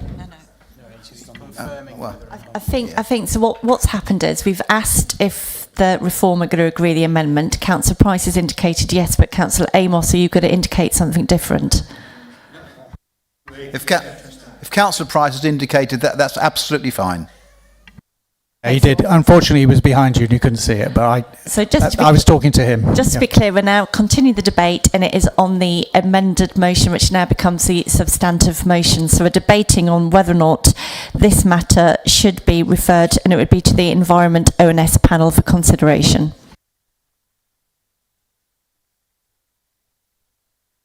Would people prefer to go to the vote on this now? Yep. Sorry, Councillor Amos. Well, I think, Chair, with respect, what mad rush to go to a vote. Can we just have some discussion on this? Because it's an amendment which we may well be prepared to accept. But it does merit some debate. Yeah, well, you have accepted the amendment, so there's no debate over that bit. But do you want to accept this or not? I mean, in terms of going to the vote. To be clear, I think what Councillor Amos is saying is he wants to do the debate on the amendment, the motion, which is now the amended motion. So we go to the speakers. Right. Okay. So now we've got Councillor Evans. Thank you. I didn't realise I was just next on the list, but I did protest against going to the vote because I did want to speak, but didn't realise conveniently it is literally me next. So just want to, first of all, thank those who have brought this motion forwards. Obviously, I'm grateful that they have agreed to this amendment so we can get some more scrutiny on that and make sure we get the right outcomes from this. If I can also just put on record my thanks. I know Councillor Perks isn't here, but Councillor Price is here as well for the roles that they did when they were in the Highways brief. I know we didn't agree on everything, but they did actually work with me on various issues in my division. Likewise, in relation to speed limit reductions, where there have been safety concerns. Councillor Price met with me where some residents have brought forward a petition for speed limit reduction on Wellington Road, and also when Councillor Perks was in the role, he met with me in Bentley Portsmouth Parish alongside the Deputy Police and Crime Commissioner. So I think there is already an example as to where we can work together, where there is common ground, and I hope that can continue. But as other speakers have said, there are a few things with this motion that I think we need to tidy up, and if we can take this forward to a committee to scrutinise, it allows us to continue this work going forwards, and therefore I hope that I can continue to make the push for those two areas I want a speed limit reduction in. So thank you very much. Thank you. Councillor James next. Fab, thank you. I think a few observations. I think the first one is it's disappointing that the implication of the proposal was that this has been going on for some time, yet we are months away from when they lost administration, that we are now debating it. Why hasn't this come further towards us quicker, and why wasn't it just done under executive function of the last administration and then just made policy? It seems strange that this has been delayed again. I sort of echo what Councillor Birch said. The concern I have would be, in my division that is largely rural, I've gone to meet residents where we've seen 2 cars in an hour. When I've raised the speeding concerns, they've said there's not enough data to suggest that. This, to me, would remove the ability for me to even challenge that even more. We can't just abandon rural roads because they don't have high traffic volume. We would be cold on a heat map, but it still matters to my people. I think as well what's really, really important is that we also have this discussed at the crime scrutiny panel. I don't think it is just environmental. I think there is a crime and speeding prevention aspect to this. So if we are going to send it to scrutiny, can we not just assume it's just environment? Because actually there is a crime component to that, and I believe West Mercia attend that. So it seems logical that we have all the stakeholders in an open forum. But that's it. Thank you. Thank you. Councillor Kersey.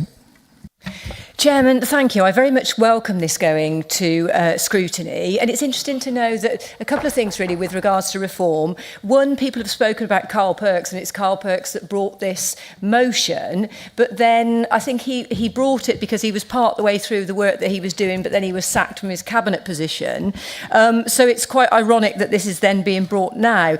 But also, most importantly, it's going to go to the Environment Overview and Scrutiny, of which there's vacancies which reform should sit, which I find surprising when the highways issue is the thing that fills most of our inboxes. But I very much welcome it going to scrutiny because Environment Overview and Scrutiny, there really is a lot of scrutiny that is required at the moment. I welcome the Cabinet member and all the involvement that he's got done so far in the short period of time that he has been the Cabinet member. I have concerns over things that are in this. Yes, it's members that do know best. I've got two particular situations in my division that, as far as I'm concerned, I want to extend the speed restriction. And it meets the criteria very clearly, but I've been pushed from pillar to post for over a year, and in over a year there has been real harm, as in there's been accidents where people have been injured. So I very much welcome the Cabinet members' involvement, but we need to be very specific with this. This isn't perception, this when we've got real data, but I wouldn't want to move those decisions then away from members. But what I would say is that Environment Overview and Scrutiny, there are a lot of things that remain outstanding, and they've remained outstanding for over a year, and I very much welcome the Cabinet member bringing those to the fore. Thank you, Chairman. Thank you. Councillor Boatwright Green. Thank you, Chair. And just kind of reflecting on my own time on environment scrutiny, I have to say that one of the biggest issues, one of the biggest frustrations we often had was this idea of perceived safety rather than actual safety. And basically turning around and saying to your residents, well, actually, there's been no accidents, so you're absolutely safe, doesn't actually wash. And people get incredibly frustrated, and rightly so with that, especially when they see near misses constantly. And actually, it comes down to just luck that nothing's happened. And that's one of the reasons why I find it so frustrating when people will actually start talking about, well, we've got no data, so it's absolutely fine. When actually, if people don't want to walk and cycle because they don't feel a sense of safety in their communities, then of course we're going to see children not walking to school, children not cycling to school, and parents then having to park outside the schools and causing some light traffic chaos. And that's one of the reasons why we need the input from residents. And so this is why I very much welcome this is going to scrutiny. But I think we've got this weird kind of culture war going on with speed limits that I find really oddly frustrating. Because when I talk to most residents in Pershore, the 20-mile-an-hour speed limits we have in the town are not ever mentioned as something they want to remove. In fact, people actually not only actively endorse them, they actually see it as a way of making those places safer, especially with narrow pavements. And we do have residents who really would like to see their communities being a safer, slower road space. That's not necessarily suggesting that we go to the A44 and we turn a 60-mile-an-hour zone down to 20. That's not what we're talking about. But where we actually have houses and we are off the main roads, of course residents are going to want to see a slower road. So maybe we do need to give them more opportunities to speak about this and also to voice their concerns. And I completely agree with Councillor James about possibly getting the crime panel in on this as well, because I do think this is something we really do need to address. Thank you. Councillor Joe Monk. Thank you for that, Chair. Okay, now I am in agreement with this amendment, and I was going to suggest in my original speech that it does go to scrutiny, so I welcome that. My full speech I'm not going to read out really because I think that it's already echoing what everybody else has said. I also echo what Councillor Kersley says about the previous cabinet members of both. There's been two cabinet members for highways. They both work very hard, but the role is very difficult and very time-consuming, which I think Councillor Wells will agree with me on that. What this boils down to is road safety, I think, as well as just highways being repaired. And as a child, I was involved in a very serious road traffic collision. We don't call them accidents because accidents are things that shouldn't happen. So it's a collision and it's actually by the fault of the driver usually. So I welcome any input from the police, which we are already doing so. And both myself and Councillor Taylor met with the Police Crime Commissioner early on in our administration. And we agreed a lot of the work that was going to carry on, and I'm glad that it's going to continue, but we definitely need this to go to scrutiny and not have it as a motion that's passed. Thank you. Thank you. Councillor Stevens. Thank you, Chair. I'm now happy to support the amended motion. My biggest concern with the original motion was when it talks about real harm, and really this is, as it was worded, a tilt towards mainly using crash statistics and road deaths and injuries. And, you know, is real harm measuring just things like deaths and injury? And is that the only way to make a decision? And I'd say no. And that is for many reasons. And one of those is because most accidents or most crashes are not actually recorded. There's a lot of drivers who just carry on and we don't record those. And are we really saying to many people, sorry, we can't put that crossing in place, or we can't put that 20 miles an hour zone in place because no one's died yet? And that is often what has been said to us. And in the real world, when you speak to residents, you will often hear people say, and I've had this myself, an elderly 90-year-old lady saying, I can't cross the road to the shop.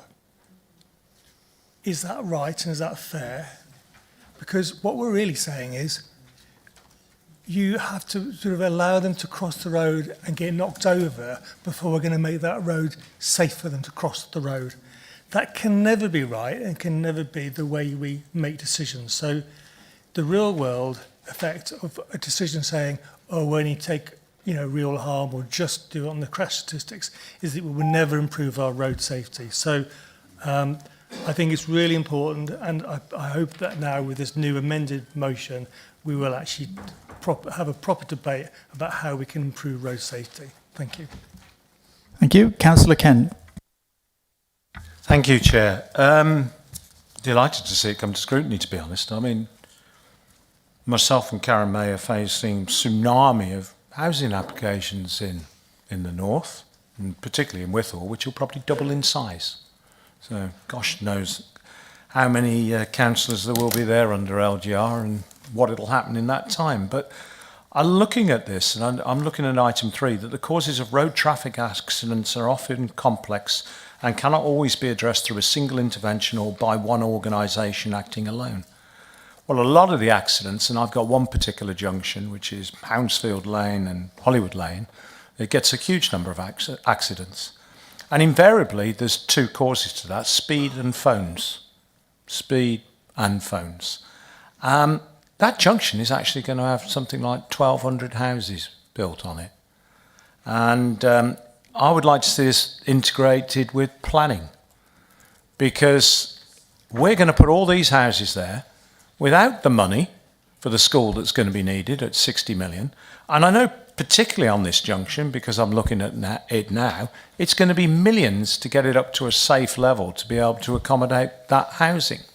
So where's that money coming from? And a lot of the accidents are driver behaviour. I mean, we haven't talked about it in this room today, but it is a fact. An accident happens because of an error, invariably. All right, if something drops off a lorry, that's still an error. But this happens a lot with driver behaviour. So I think we've got to be very cautious in terms of the way that we approach this. You've got to look at the root causes of accidents, but also you've got to look at the infrastructure that's there. Because there's no way this council can afford to go and correct every junction that might cause an accident because of poor driver behaviour. So tread cautiously, but this must include planning and highways planning and the councils that are going to pass these planning applications. If any of them have got permission to do so, I presume the inspector's going to come along and do the highways plans for us all in the future in Wychavon and Malvern Hills. Thank you. Councillor Josh Robertson. I think that was me. Thank you. I'm grateful for the amendment being put in. As someone has always said, the best decisions are the ones that are scrutinised. So it's good that we all put this all through scrutiny. I'd just like to echo some of the things that Councillor Birch and Councillor Boatwright Green have said. There's places across this area. If we just go on the data of when actual accidents happen, then we'll never get safer roads. We all know that there are so many accidents or so many collisions that happen that are not reported by people. And even when we do get some reported, it's really difficult to get anything done. So taking that member-led approach out of it, I'd really not support. So I'm hoping it goes through scrutiny. People work together, let's get our safer roads, but remember, Worcestershire County Council has a responsibility, and Worcestershire County Council needs to do its part to make sure roads are safer. Thank you. Councillor Miller. Thank you, Chairman. I think I must put something else in the pot here. And we are all involved with pieces of road which we as a county council are not in control of. And that is the roundabouts and the junctions which are in the control of Highways England. And they should be one of the parties, I believe, that should be invited to any discussions which may affect that piece. That's all I have to say.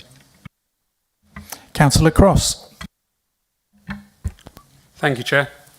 I believe this topic was discussed in the March 26 Environment ONS panel, where Cabinet member was asked to include environmental factors such as noise levels and air pollution rates, health benefits from encouraging walking and cycling, and community severance issues, for example, where it's difficult to cross a road.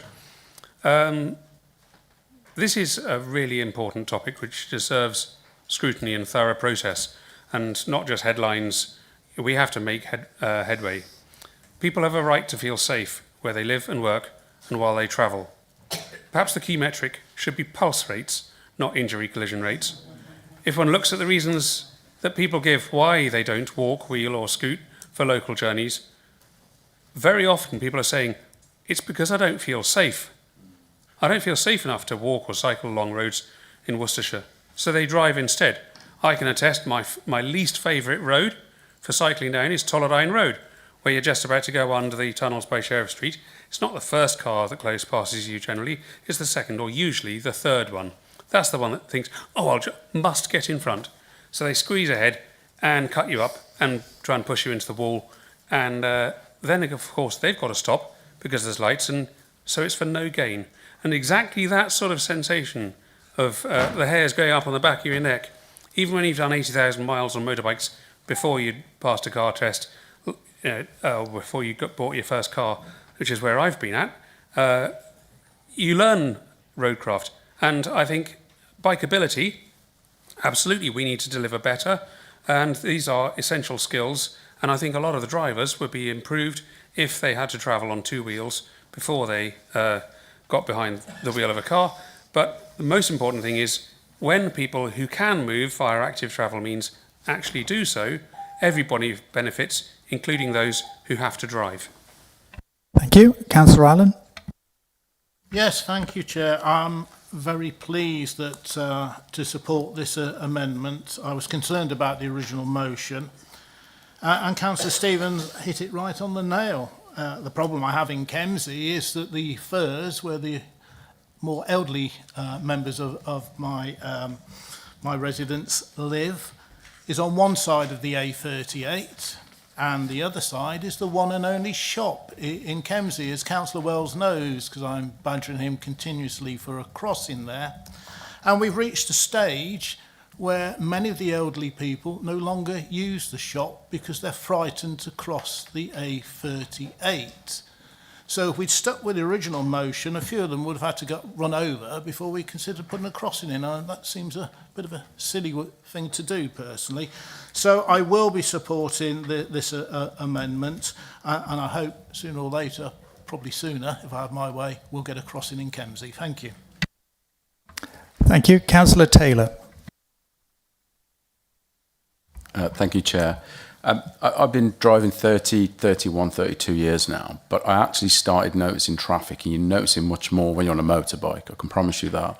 And I've been on a motorbike now for 3 years, and not only are you up higher, but you can see how people, what their actions are like when they're driving. And I promise you, it's alarming, very alarming. Phones in particular, eating. I mean, I've seen people have almost 3-course meals while they're driving the car. It's scary, very scary. So, so anything we can do to improve the roads and road safety is important. I did mention this. I have spoken to Carl off the record on this, and I think it's a really good idea. And we did talk about it very early on in our administration. But Councillor James makes another good point, and also echoed by others, that it's how roads and speed of cars in particular, it's how it makes people feel.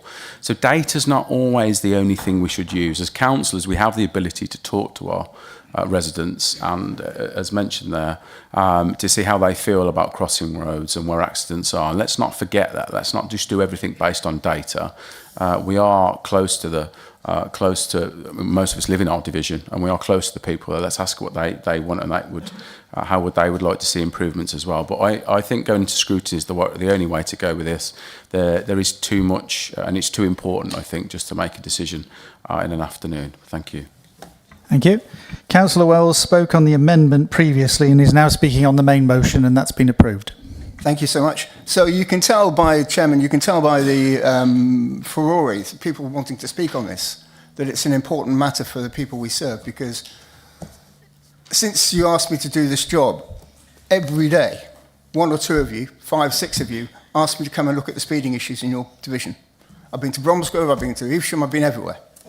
Places I'd never heard of. Staple Flat. Yes. So, and every time what they want to talk about is road safety.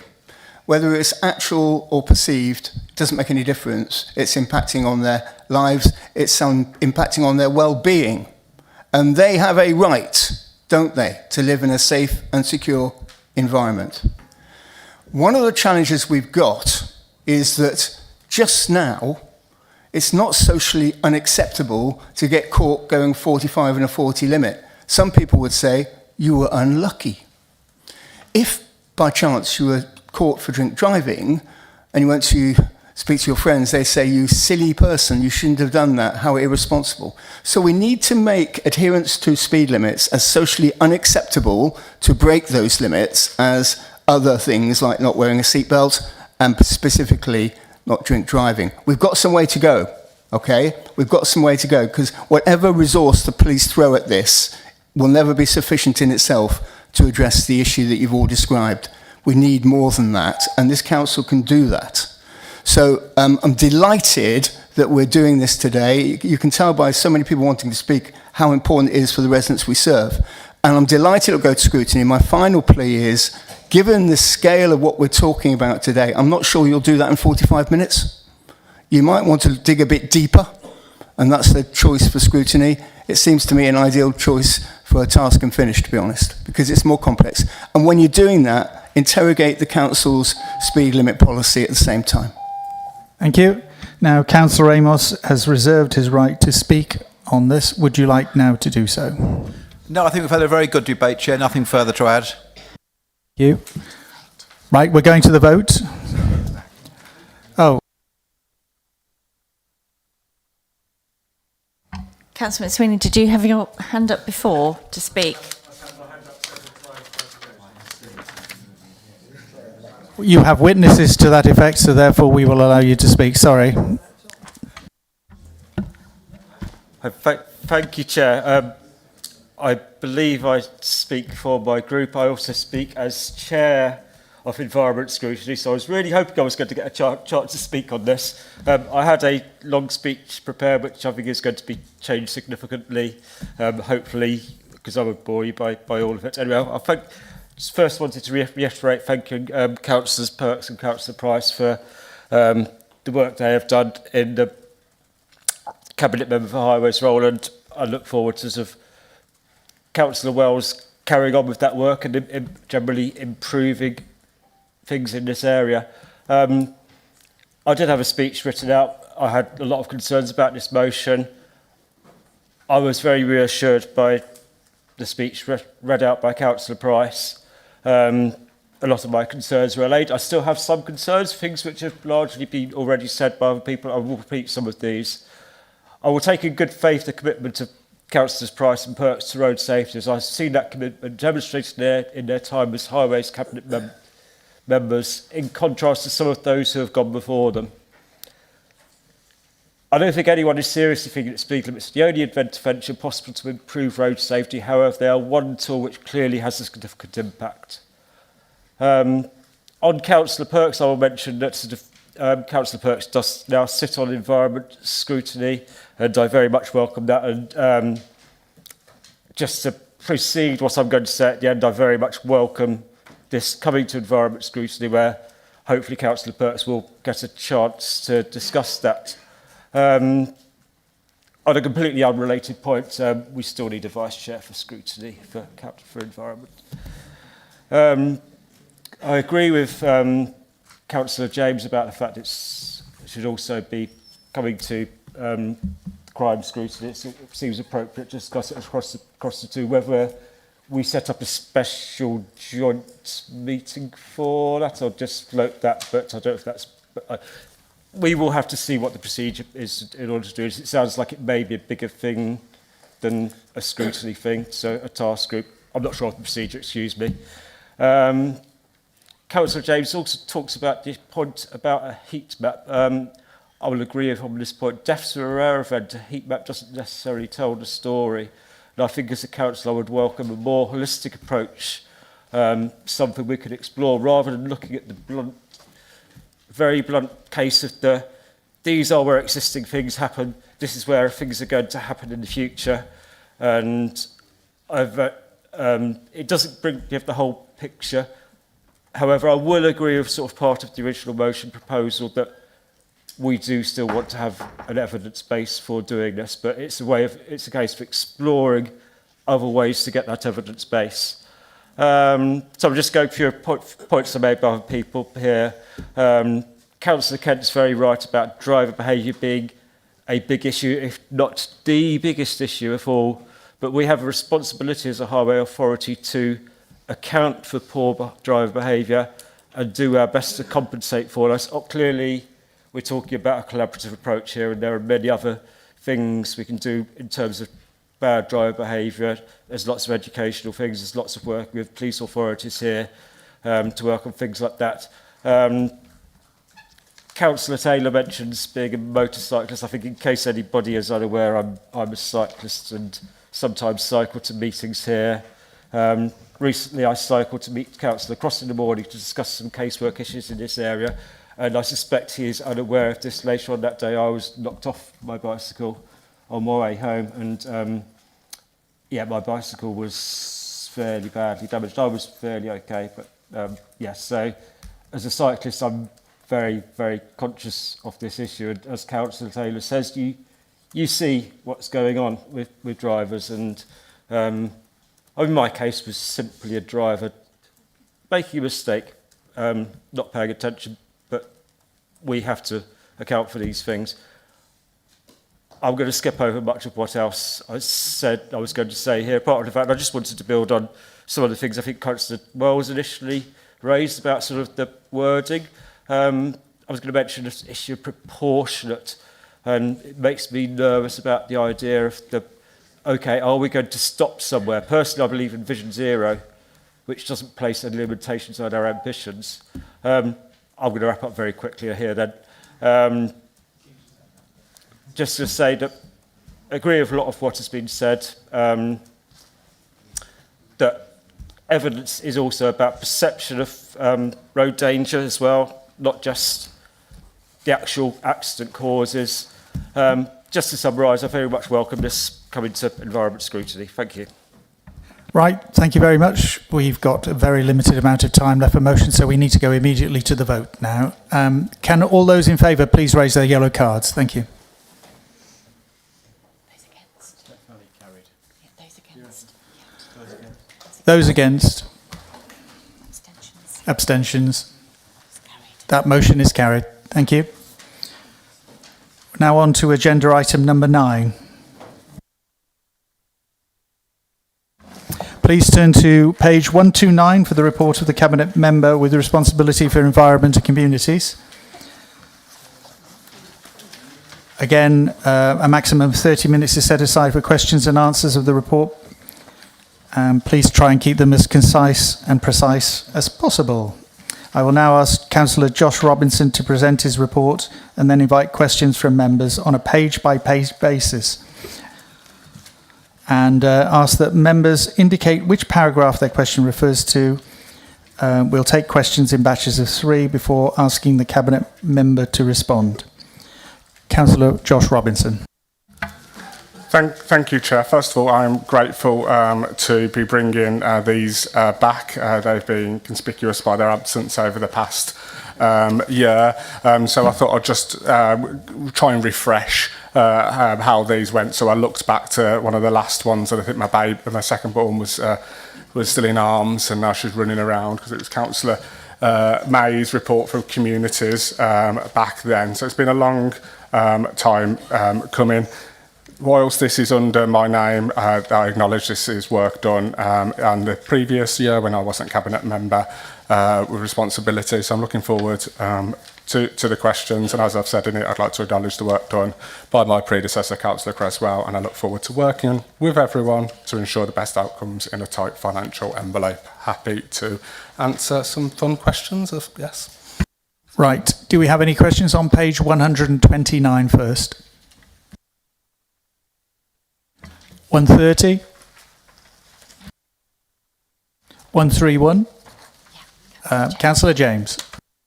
Yeah, thank you. It's just about flooding. One of my villages, Himbleton, floods regularly, but every time we try and get it acknowledged that it does flood, our own flood officers say, no, it doesn't flood significantly enough, but it isolates the whole village. What can we do to actually review these areas, to actually make them a priority? I know we've got other priority areas. It'd be really good. I'm happy to have a conversation away from this, but we need to focus on small areas that aren't, as identified. Thank you for that, Councillor James. As I've said in, I think, my first Cabinet, I won't have the answers for everything, and I look forward to working with everyone. So I'm really grateful if I could set up a meeting with you and officers, and we can talk it over further. Thank you. Councillor McSweeney. Thank you, Chair. I'll make this very, very brief. I just wanted to ask the Cabinet Member for reassurance that consideration is being taken. We're taking into account the likelihood of increased frequency and severity of flooding events in the future. Yes. That was a good one. Page 132. Councillor Bowen. Thank you, Chair. In paragraph 19, under flooding, Tenbury Wells gets a brief mention, and I'd just like to ask the Cabinet Member for a little more clarity on a couple of issues specifically relating to Tenbury Wells. Firstly, the town's property flood resilience scheme. Shortly before the Coalition took over, I managed to secure additional resources from the Environment Agency to speed up the delivery of that scheme. So I'd be grateful if the Cabinet Member could give some reassurance that he will continue to push the Environment Agency to try and get that scheme implemented before the winter. So that's the first bit. The second bit is in terms of the Tenbury Wells Flood Warden Scheme. Again, I've been personally involved in implementing that, and I'm pleased that it's now operational. So again, I'd be very pleased if the Cabinet Member could confirm that Worcestershire County Council will work closely with the flood wardens to make sure that they are fully integrated into the town's flood response and recovery planning, because we need them fully part of that. And then just the last bit, in terms of natural flood management, there's been some outstanding natural flood management around the Tenbury catchment by the Seven Rivers Trust. However, I'm informed that the Trust desperately needs funding. So I'd be, again, very appreciative if the Cabinet Member could commit to meet with the Trust and explore what financial support the County Council could provide so that it can continue its really important work. Thank you. Thank you for that, Councillor Bowen. And I didn't say it earlier, but I'm going to say it publicly. Congratulations on your wedding. I hope it was a good day. I also, whilst I thanked Councillor Cresswell for his work, I'd like to thank you because I've seen on the minutes and from the RFCC meetings that you did a lot of work to try and push some of the stuff specifically in Tenbury Wells, which was not the meeting. I just went to the meeting before. The Trust are on a list of people I want to meet. Having spoken with officers, and I'm happy to have you there as well because local knowledge, I think, is vitally important. And we have been pushing with officers to get extra resource to be able to try and bid into more of the stuff from the Environment Agency. As you'll know, the stuff that's changed at the Environment Agency in terms of bids, but we're really trying to ensure that we get the maximum amount of money out of them, and I will always try and get more money from outside agencies into Worcestershire. So thank you. Councillor Evans, I just wanted to add that Malvern Hills District Council, ONS, have been looking at flooding in great detail, and we need to come and see you, so I will arrange that. Councillor Evans. Yes, thank you. If I may just start off by congratulating the Cabinet member on his appointment and thanking him for the work that he's done in the role over the past few weeks, and likewise also to thank the former Cabinet member, as I appreciate much of this report is his work as well. Turning to that point, so paragraph 20, sustainability and net zero. I'm not too sure how much of this was the previous administration, so I might be a bit confused here as to whether they supported net zero or not. But that aside, can I just ask the Cabinet member if he will reaffirm the commitment of this administration to net zero? Thank you. So you might have heard me numerous times in committees that this council believes, this administration believes in its need for the to impact against those.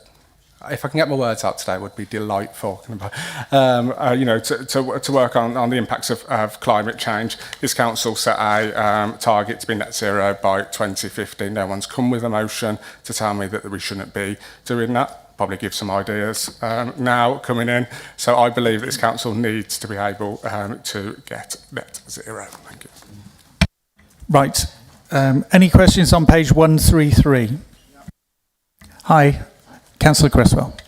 Thank you very much, Mr. Chairman, and thank you, Councillor Robinson, for your kind words. The only reason that I never got a chance to actually deliver this at the last council meeting because of circumstances, and I'm not going to go over that again. Previous, we was talking about plans for the Reform administration. I hope you're going to give me a bit of a latitude here, but you know, we talk about flexible soft plastics and simpler recycling. That sounds like a plan to me. Local nature recovery strategy looks like a plan to me. Food waste and the Food Savvy campaign, that looks like a plan to me. Biodiversity net gain, that looks like a plan to me. And I'll move on to the sustainability and efficiency plan. That also looks like a plan to me. So it's not 100%, it is not correct that the previous administration didn't have any plans, because I've just highlighted some plans there. So on to this sustainability and efficiency plan, which I endorsed, and the question to the Cabinet member is, in light of the Council's challenging financial position, can the Cabinet member confirm that all future environmental, sustainability and community initiatives will be supported by a robust business case?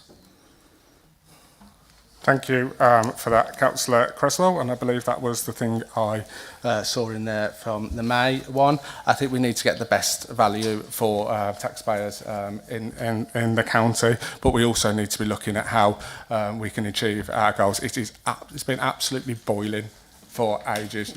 No one can deny the impacts of climate change, and we need to be able to look to invest to get that money from outside sources to be able to achieve our climate change goals.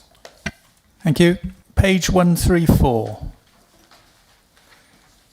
No. Page 135. Sorry? No. Sorry, I thought there was somebody there. 136. Hi, Councillor Cresswell. Thank you very much, Mr. Chairman. It is on paragraph 49, the Gypsy and Traveller Services. I have had I have had many meetings with local residents in Starport on Severn regarding the local gypsy and traveller site, which is in that area.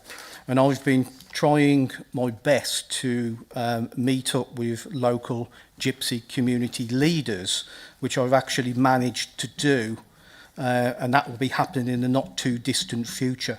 Can I invite the Cabinet member with responsibility for communities to that meeting if I give you the dates and times, please? Thank you for that question. Subject to my calendar, yes. Page 137. Councillor Boatwright Green. Thank you, Chair. So for those who didn't come to scrutiny on Tuesday, you may realise that you may know that museums have a bit of I've got a bit of a soft spot for them. But in particular, if you look at the Hartlebury Castle events that are happening on over the summer, can I just point out there is a beer and bat walk? I mean, that alone should be advertised.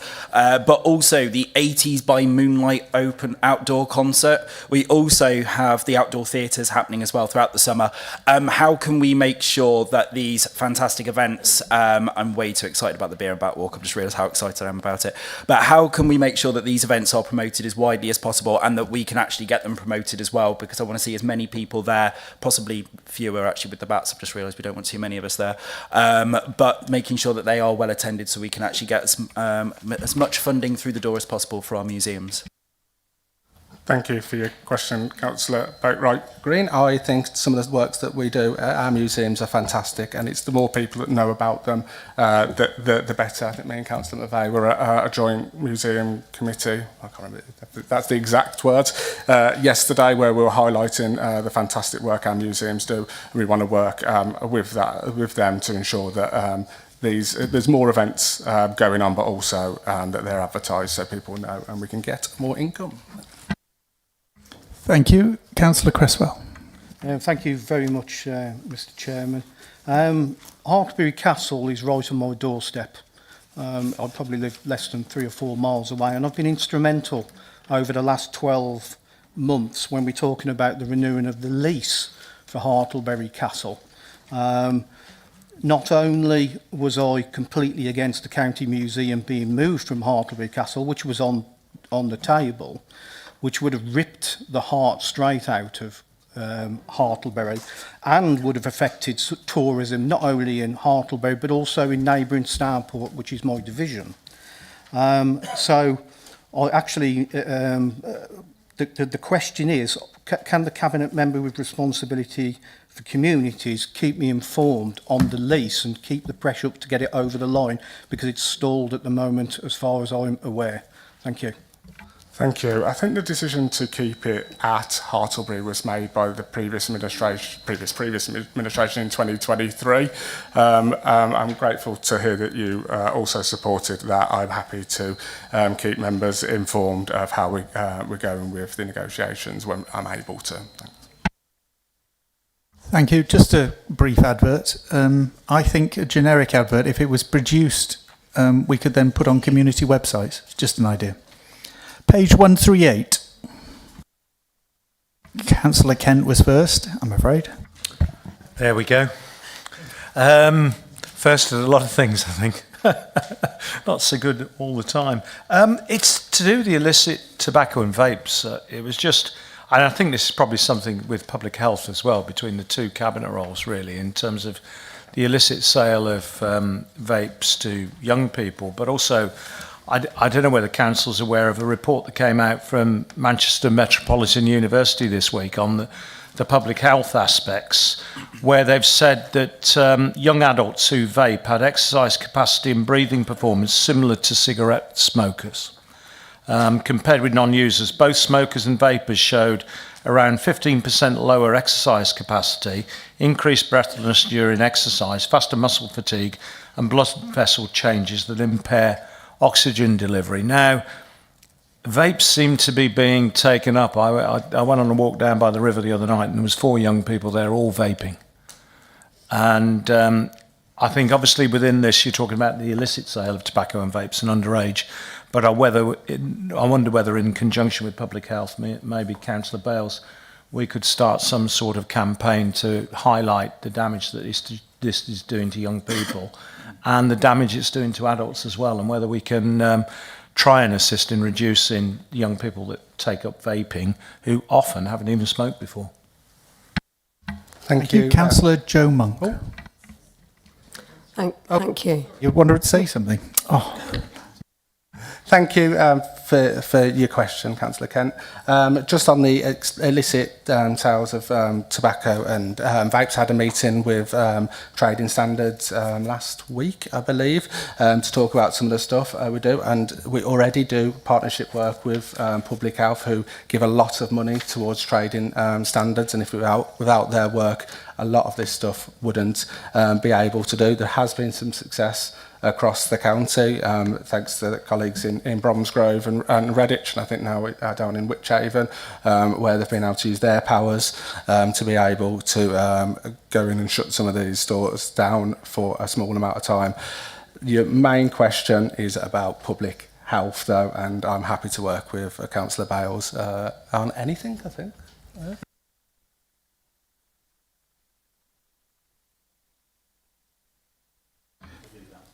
Sorry about that before. Councillor Joe Monk. Yeah, thank you, Chair. I want to reiterate exactly what Councillor Kent has said. In Redditch, we do have a problem with a lot of vape shops. I don't know how they make a profit, but we have an awful lot. I do believe a lot of them are illicit vape shops, and we do have a problem with the youngsters over there. I'd like to ask the opportunity if we could create some sort of campaign like Councillor Kent has said. I worked with the LGA last year, and I think Councillor May sat on the same group of health and wellbeing, and we had a lot of issues and we had a lot of discussions in London regarding this, and I wondered if we could create some sort of working task group about this and have a discussion about it, if that's possible. I am being whispered into my ear that a lot of work is happening on that, but I'm happy to do more work. I think a lot of things have been said. I think, again, I'm using your name a lot, Councillor May, but I think it's because I watched one meeting back of what this happened. But you always, I think you said that you don't want those people who have never smoked to vape. Those people, never smoked to vape. It should be a stepping stone off that, and far too often that seems not to be the case at the moment. So I'm happy to take that away, Councillor Monk, and I think it'll be more in Councillor Bows's, and we'll talk about it and get back to you. Thank you. Thank you. Councillor Cresswell. Thank you very much, Mr Chairman. I'm interested in paragraph 60, doorstep crime and scams. Now, going back about 3 council meetings, and please forgive me, I can't remember the gentleman's name, who gave a powerful speech about crime for elderly people and so on and so forth. Now, it resonated with me.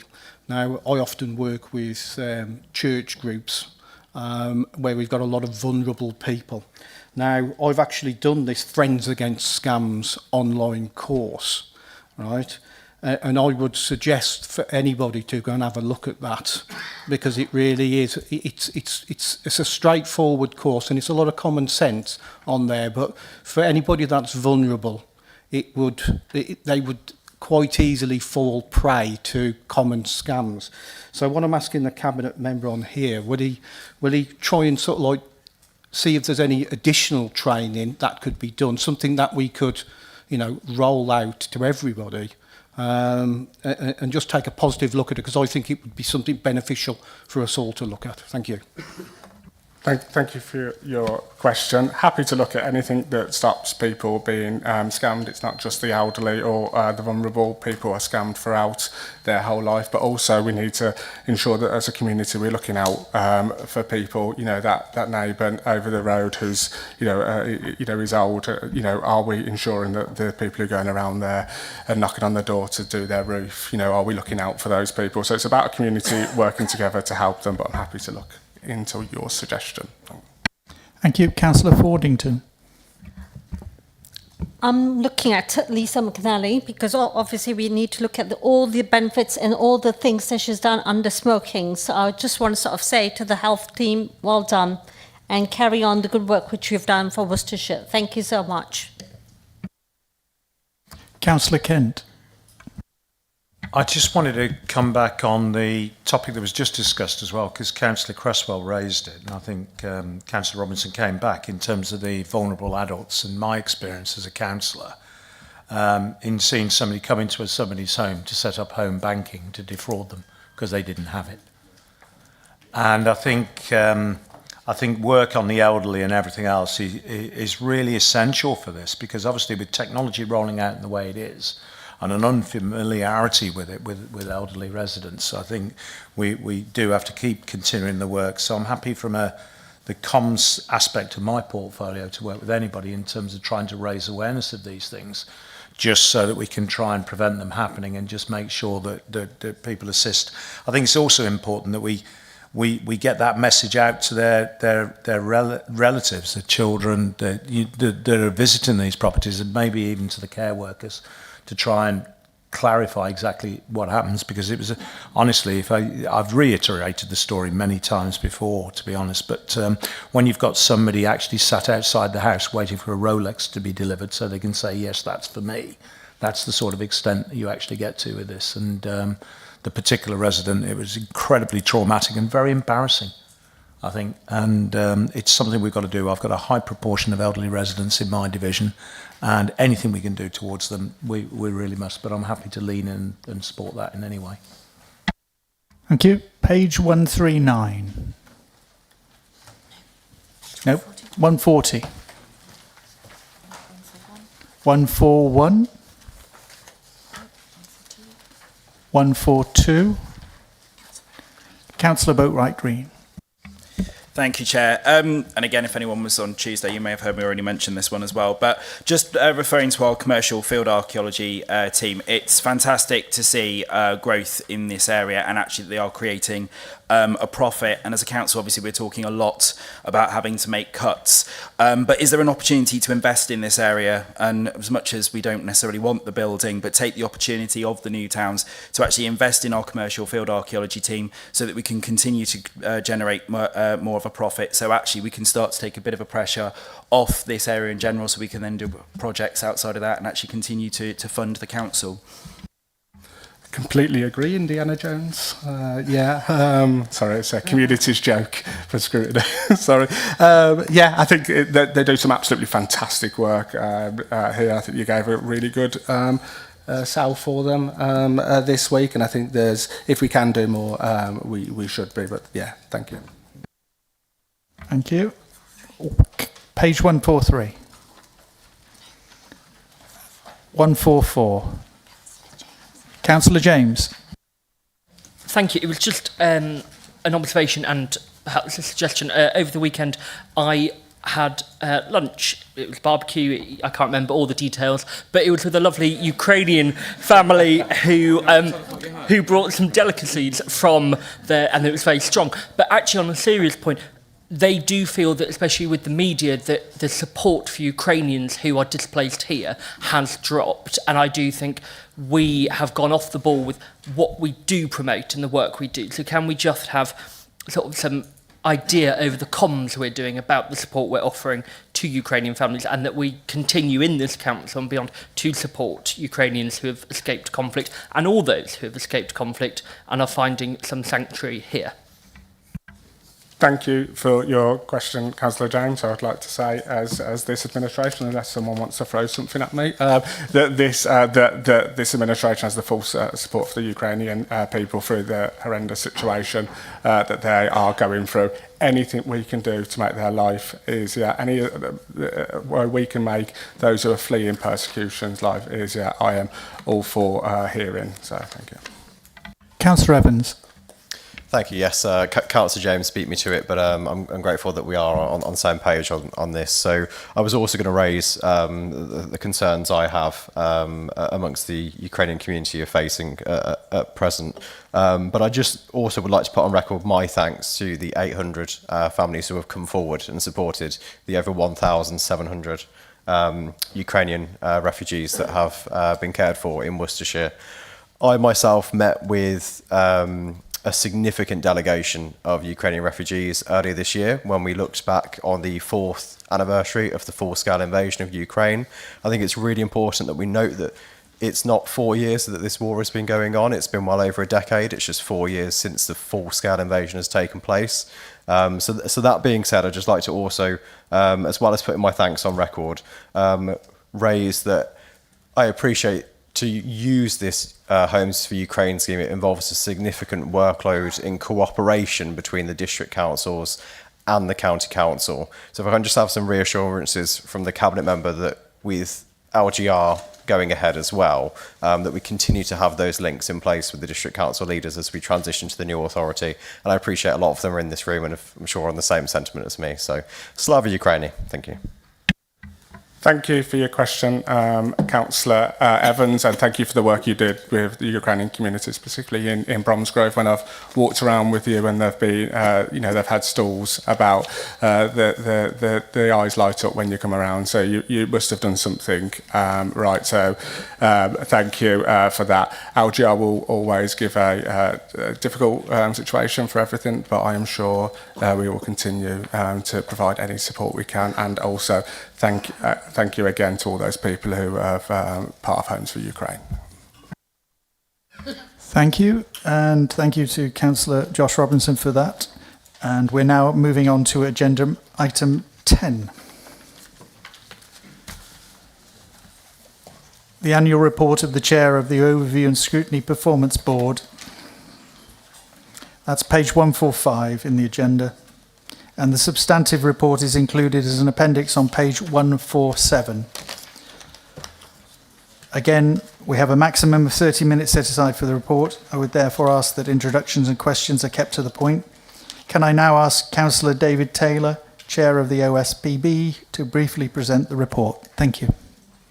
Thank you, Chair.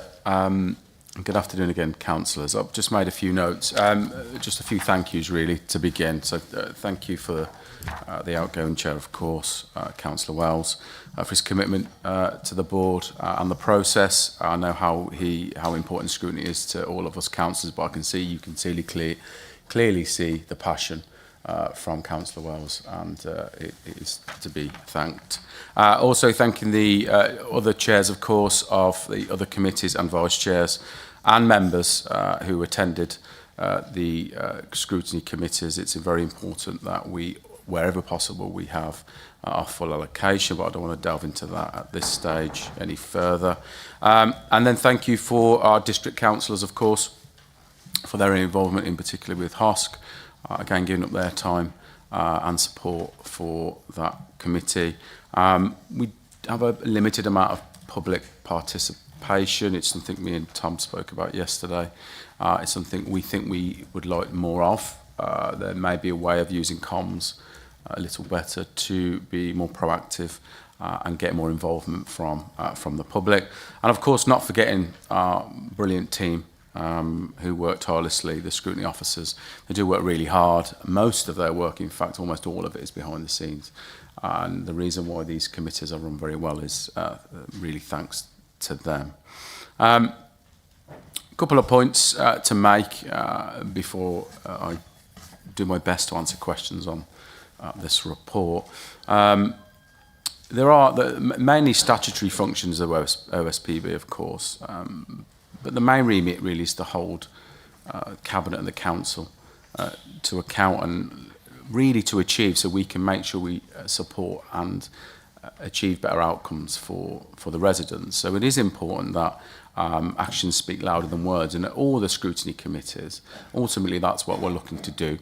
We're looking to ask questions, but then put forward recommendations, really, and actions for the Cabinet to sit down and discuss and come up or improve policy, or even put new policies together.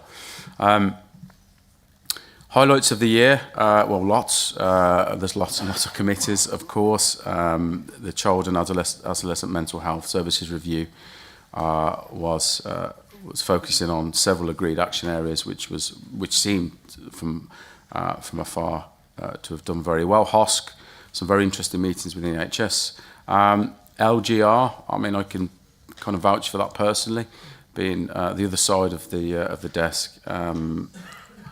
And of course, we would have held an LGR OSPB on Monday if we'd have had the notice a little earlier. That's the reason why the OSPB is not running ahead this coming Monday. But the idea of that for the LGR, of course, was looking at the early proposals, reports forecasting, looking at those financial models. And I know financial models are set as forecasted, but the important thing is we got to look at that, question those, and I think that was very successful.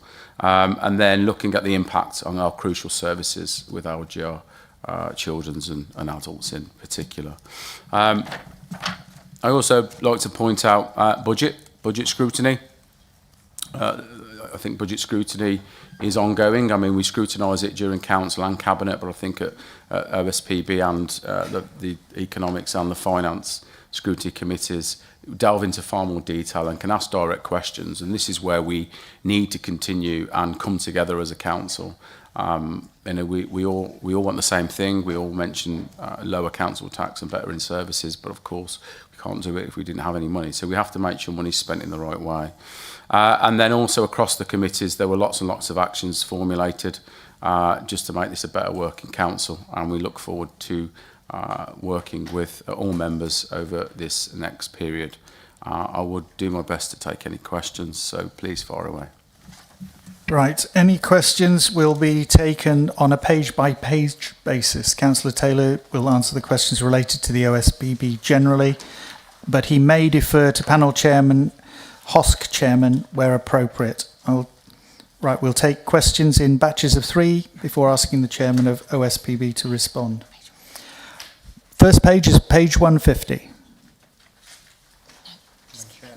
151. 152. 153. 154. 155. 156. Councillor Kent.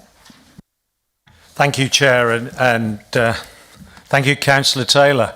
At the recent Economy Overview and Scrutiny panel, we were talking about broadband and mobile connectivity. And I'm sure I'm not alone in both my division and my home area in being able to report that the mobile connectivity service across Worcestershire is absolutely appalling. And that since the 3G switch off from the operators, we're experiencing huge inconsistencies in what the data says your coverage is at your home to what the actual reality is.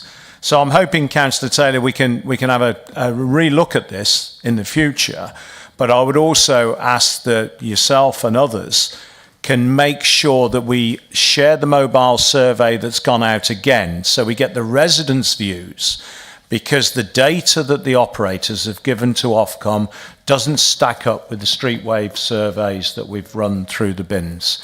So I'd really implore all councillors to share it there. Let's get the data back from the residents. And if we can continue to keep the pressure up, it's been debated in Westminster. I managed to push it that far from the previous role, but nothing has been done. And it's not fair for the residents of Worcestershire to not be able to run a business, not be able to make a phone call, and effectively, I'm not going to use the word lied, because I've used it before and got into trouble.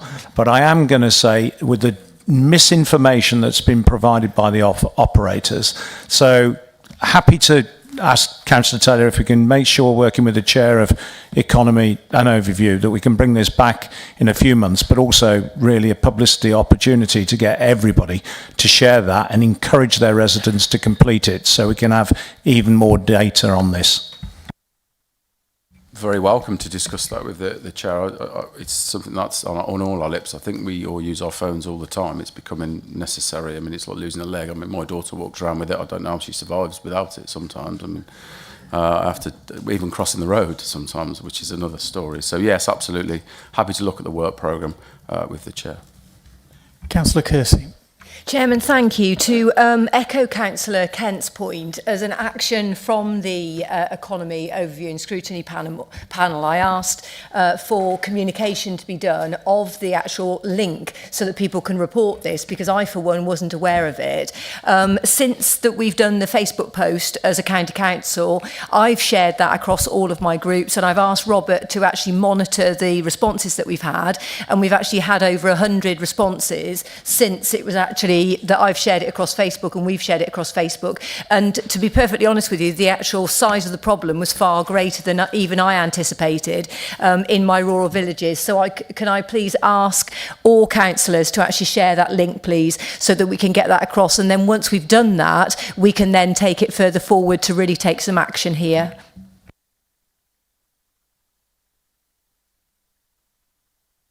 Yes. That was all right. Councillor Evans. Thank you. I think we're all going to be singing from the same hymn sheet here, but I was just going to also add on record in my division, Harwood Park, and I know the Cabinet member's been working with me on this, that we have significant internet issues, and whilst I very much do welcome the £41 million investment for the Project Gigabit rollout, there are obviously still areas of our county that need support. So just to also further back up what other members have said, and myself also as a member of OSPB, I'm more than happy to work with the chairman to see what we can do there. So thank you. Councillor Amar. Thank you, Chair. I'd like to, as a member of the Economy and Scrutiny panel, I'd like to echo Councillor Kent's point. And in fact, we spoke about the mobile network coverage, which is very poor. And we talked about how broadband is faring much better. But we still do have a long way to go. And last night, in the middle of the football game, the broadband started in the football club, the massive screen, loads of people, and then it stopped. And you had the circle of doom for a few seconds. And I thought, oh my God, this is what we've been talking about. So for a business at that moment, that was pretty horrific. So we do really need to keep pushing on this quite significantly, because that was in the middle of town, and we will have periods of time where obviously the broadband's got more demand on it, and we need to be ready for that. Thank you. Councillor Alcott. Chair, thank you. Yeah, just quickly, obviously Worcester as well, Worcester City, we have major connectivity problems there, and you would think, oh, in the city it's fine, but it isn't, so I do welcome this. Thank you. Okay, page 157, 158, 159, 160, 161, 162, 163. Councillor James.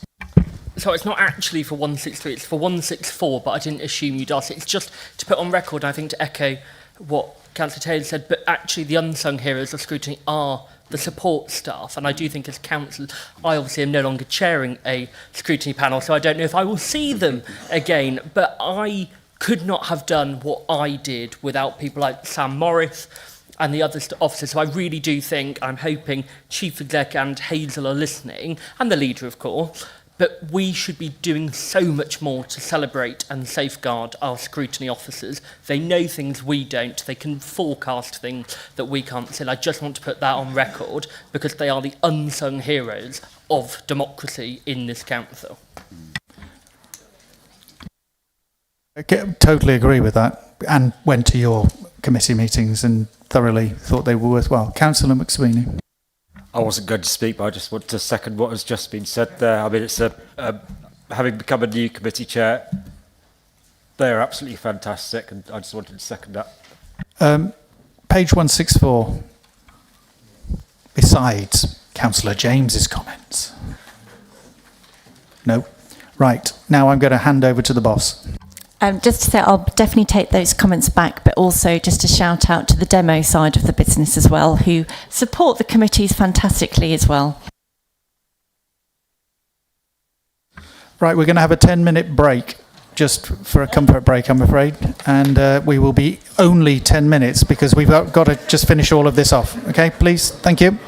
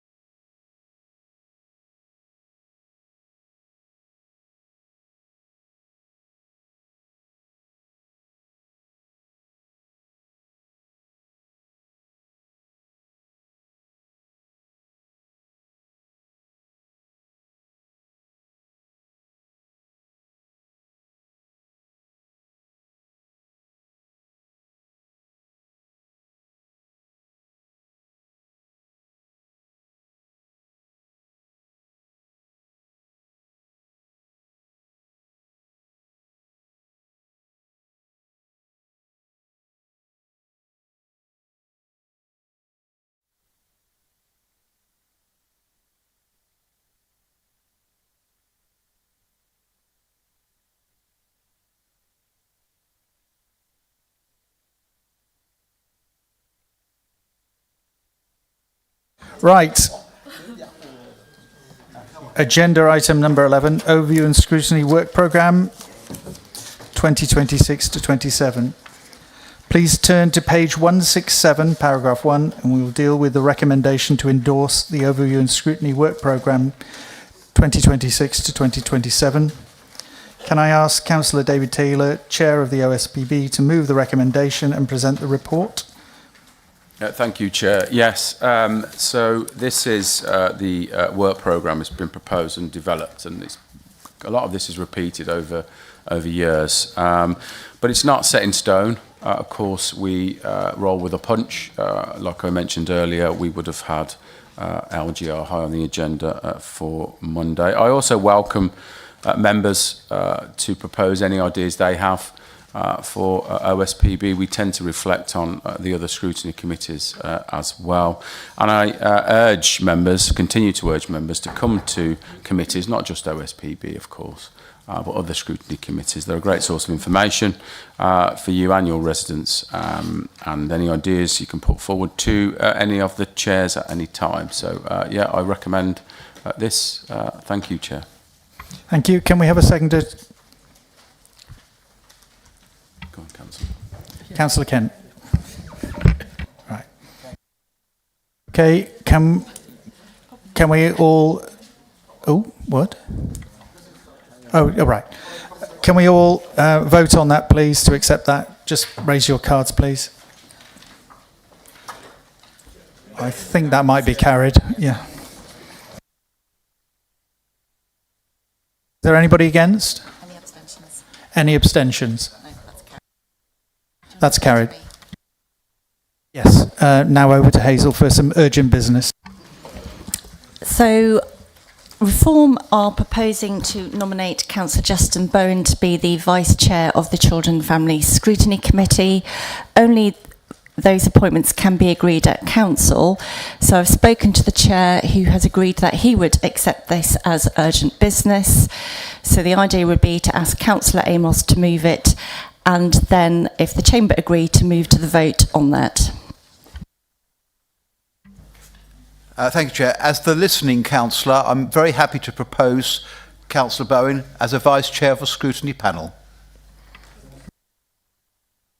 All those in favour, please.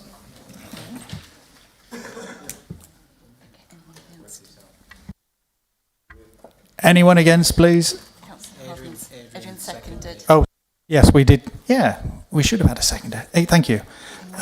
Anybody against? Any abstentions? Carried. Thank you. Okay, and now it's question time.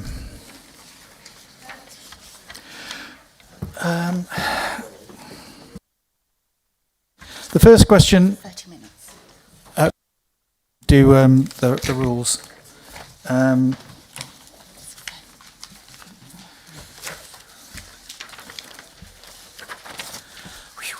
Got there in the end. Please turn to page 193 in the agenda. 17 questions in all. Constitution sets aside 30 minutes for formal question time. So that's the total, not for each question. And we will take one question from each member and return for any second question, although one person has definitely agreed not to do a supplementary, and I will hold him to that. And I wish to stress that a supplementary question may only be asked with the Chair's consent. Thank you. And if it arises directly out of the original question or the response provided. Please bear in mind it is the opportunity to ask a question and not make a speech. And if the 30 minutes allotted for question time is insufficient, written answers will follow for the unasked questions. Okay? Right. First question is from Councillor Martin Allen, who is not in the chamber and is willing to accept a written response. Question 2 is from Councillor Alan Amos. Would you like to make your question, please? Yes, thank you, Chair. The question is to ask the Leader of the Council on what basis he formed his Cabinet on the 14th of May. I'd like to thank Councillor Amos for his interesting question. basically, as I was elected leader of the council on the 14th of May, I clearly had the freedom to form a cabinet that reflected the coalition, whilst also bringing a wealth of experienced and knowledgeable councillors. Obviously, you may be aware on the day we had quite a bit of interference from national politicians, which none of us support. So I believe that we have a cabinet full of very skillful and experienced councillors, and I hope we've highlighted that today. We've had councillors who have been in the cabinet before. We have councillors who have run district councils. With councillors who have a great knowledge in the areas that they are now responsible for as cabinet members. So, yeah, all of the members of the cabinet have a huge wealth of knowledge, both as councillors, but also in other roles outside of being councillors. So, I want to say that they are a great team who I'm really privileged to work with, and hopefully you will see that it's a very good cabinet that you can all endorse and not vote no confidence in. Thank you. Thank you. Question 3 has been withdrawn by...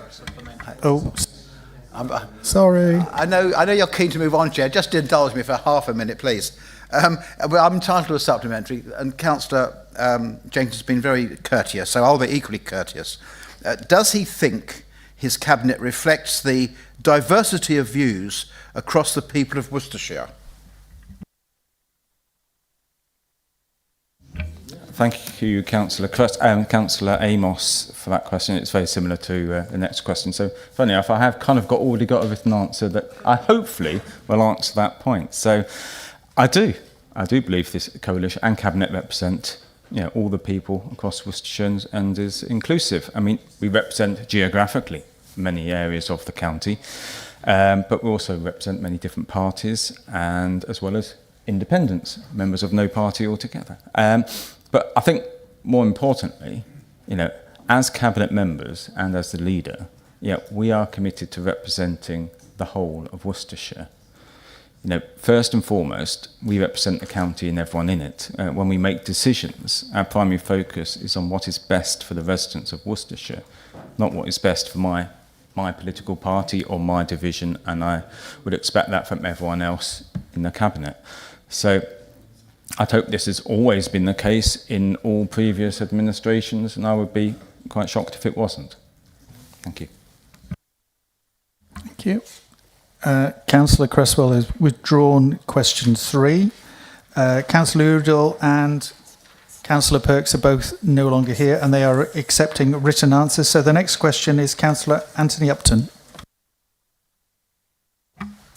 Thank you, Chair. My question is, given the political makeup and how the cabinet positions and committee chairs have been allocated to the minority parties, with Reform having 0 representation, does this council now run as a 2-tier administration with regards to its elected members?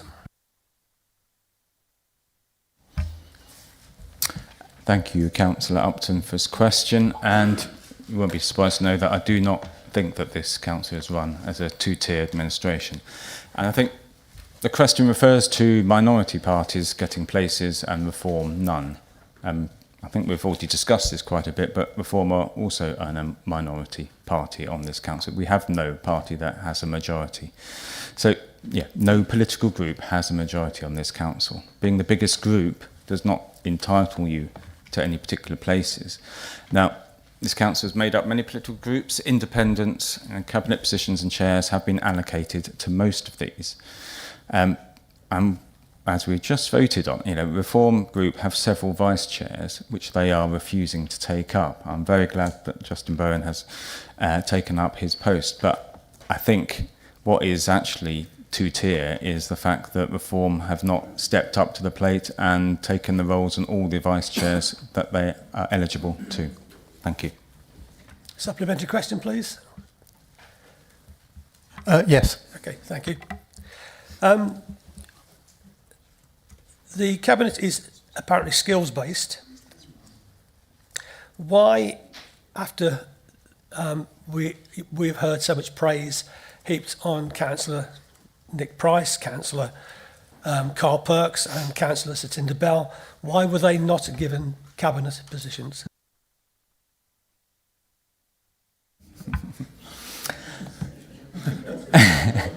Thank you, Councillor for the follow-up. I mean, we have worked together in our cabinet. We're always interested in everyone who's interested in maybe leaving Reform and joining a different party, or none. But I think we've got the cabinet that I think are the best people, and I'm happy to stick with them. But always interested in people who are interested in roles in cabinet or elsewhere within the council. Thank you. The next question is Councillor Richard Morris. Thank you, Chairman. I did discuss this with Councillor McVeigh, and Councillor McVeigh encouraged me to put it forward to Council, but I believe the leader is going to take the answer, so thank you. So with taking Worcestershire Children's First back within Worcestershire County Council, there was an expectation of some financial savings through sharing and integrating some activities of similarity with adult social care. Has this actually happened? And if it has, in what ways and what savings have been made? And if not, why not? Can I quickly respond? Is that okay before deferring to Matt? I think just by way of explanation to everybody, because thank you for the question, Councillor Morris. We did indeed talk about it. But as the focus is broader than my children and families remit, then I am going to defer to Matt, the leader, to answer. Thank you. Thank you for that hospital pass there. Yeah. Football reference. So to answer your question, the return of Worcestershire Children's First to Worcestershire County Council generated efficiencies, primarily through bringing services back into a single council structure and removing the cost associated with operating a separate company. For example, savings were made by no longer requiring a Director of Resources, a WCF board chair, or non-executive directors. Additional savings were realised from the cessation of corporation tax services previously provided by KPMG. So overall, the savings released from winding down the company totalled around £200,000.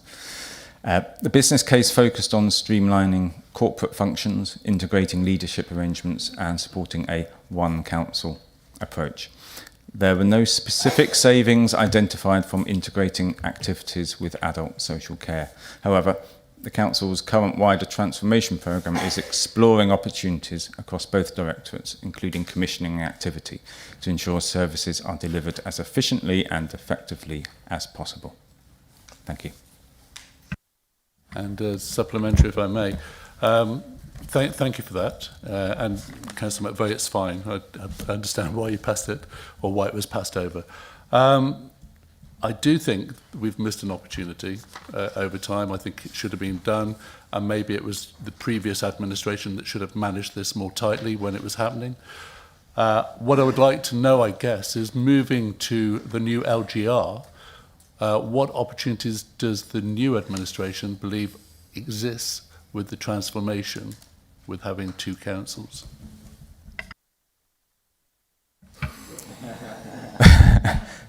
I'm not sure that relates to this exact question, but I'll certainly have a go. I mean, in terms of opportunities missed, yes, certainly there may well have been, but I don't really, I don't have the inside knowledge around that. I mean, in terms of LGR, with it being two, I think it's going to make it certainly harder to find those efficiencies, but we will certainly be working hard across all with the, district leaders, district chief execs and ourselves to try and find as many as we can, and obviously working with yourself on that, Councillor Morris.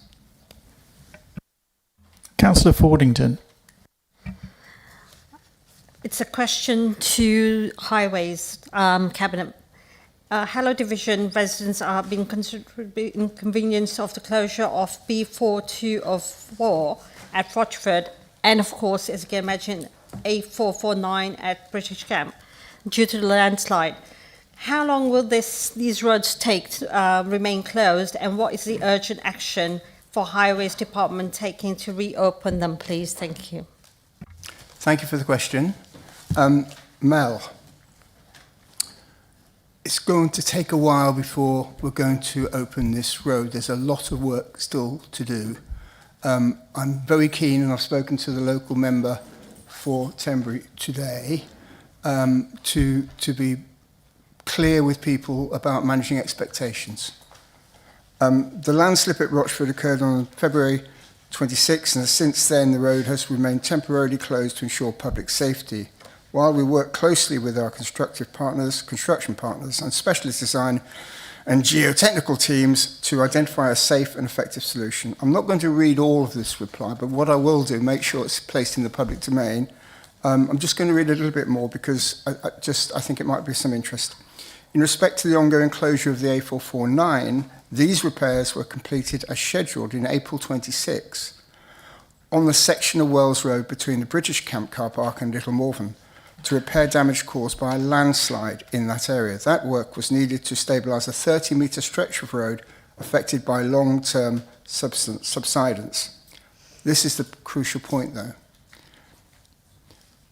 Unfortunately, a second landslide occurred several hundred metres away during the latter stages of the original work, meaning it was and continues to be unsafe to reopen the road. The movements on the land under and alongside the highway at both A449 and Rochford locations are significant and by their nature were unexpected and not planned for. At both locations, sign diversions are currently in place, supported by variable message signs. We're hoping we get the messaging right. In the case of Rochford, some of that requires Herefordshire and even Shropshire to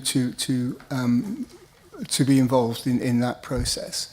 I'm conscious that some of the businesses on both routes have lost out, and we are doing our best to make sure we sign that businesses, where possible, remain open and accessible. These are not things anyone could have expected or planned for or even budgeted for. And it places a great challenge on our highway department to deal with them. We don't always have the necessary expertise and knowledge in-house to address these, I would say, once-in-a-century events, but who knows? Certainly very unusual events. And I'm grateful to residents for their tolerance as we go through the various stages of repair. It won't be done soon. I'm going to be honest with people today. I'm completely off script. It's not going to be done soon. But I am determined that at the very least we keep those stakeholders, the town and parish councils and district councils, up to speed with where we are with progress. And I will be determined to make sure the communication is better than it has been in the past. Supplementary. Thank you. When you are actually driving up and down those particular roads, it is very negotiating on how you actually drive because it's single track roads. And therefore, I feel that we need to take in consideration the long distance journeys which people have to make alongside to actually get to from A to B. And obviously, you can imagine the impact of the businesses as well. So we really need an urgent plan to be put in place so that everybody is able to know exactly what's going on and how quickly will this be fixed. Because without a clear plan, we can't work forward. And I must sort of stress this out because I speak to people, and I'm sure Justin Bowen speaks to people as well, and it's not a joke to actually go up and down Rochford because it's incredibly difficult. I've actually had 2 punctures myself. So therefore, I find that the urgency needs to be attended to immediately. Thank you so much. That was a good question. So I think it could be phrased. Okay, make it into a question. Do you agree, might Time be the frame. question. So what I would say to Mel is that we are obliged when we are considering diversionary routes to ensure that the diversion is on at least the same classification, if not higher, than the road in question. Clearly, local residents will find their own ways around this without involving themselves in the full advertised route, but that in itself creates rat runs that can cause a lot of dismay to local residents as well. I would want to reassure Mel and everybody that this council is not sitting back doing nothing, quite the opposite. It is very proactive, and I'm happy to share with council and the local members involved particularly, because this is a Morven Wells issue. It's, in fact, even impacts my patch because the diversion route goes through my patch. So I'm feeling that pain too, Mel. It is enormously frustrating, but I'm sure you're not suggesting that officers of this council are twiddling their thumbs. Quite the opposite. They are very committed to resolving this as soon as they can. But I've been honest with you today. To manage expectations, it's not going to be done anytime soon, because there are so many things that have to be put in place before we can reopen the road safely. Thank you. Can I just say, yes, I go there every day for the British Camp one, and I see all the work going on there, and it really is being done now. But yeah, anyway. Right, Councillor Adrian Harben. Thank you very much, Chairman. With economic growth in the county, our road classification scheme, the A, Bs and Cs, no longer reflects traffic delays. And this outdated structure has influence, I believe, on district planners. Will the Cabinet Member for Responsibility for Highways consider a review, because this classification, in my view, also directs highway spend. So therefore, it would get back to reality, in my view.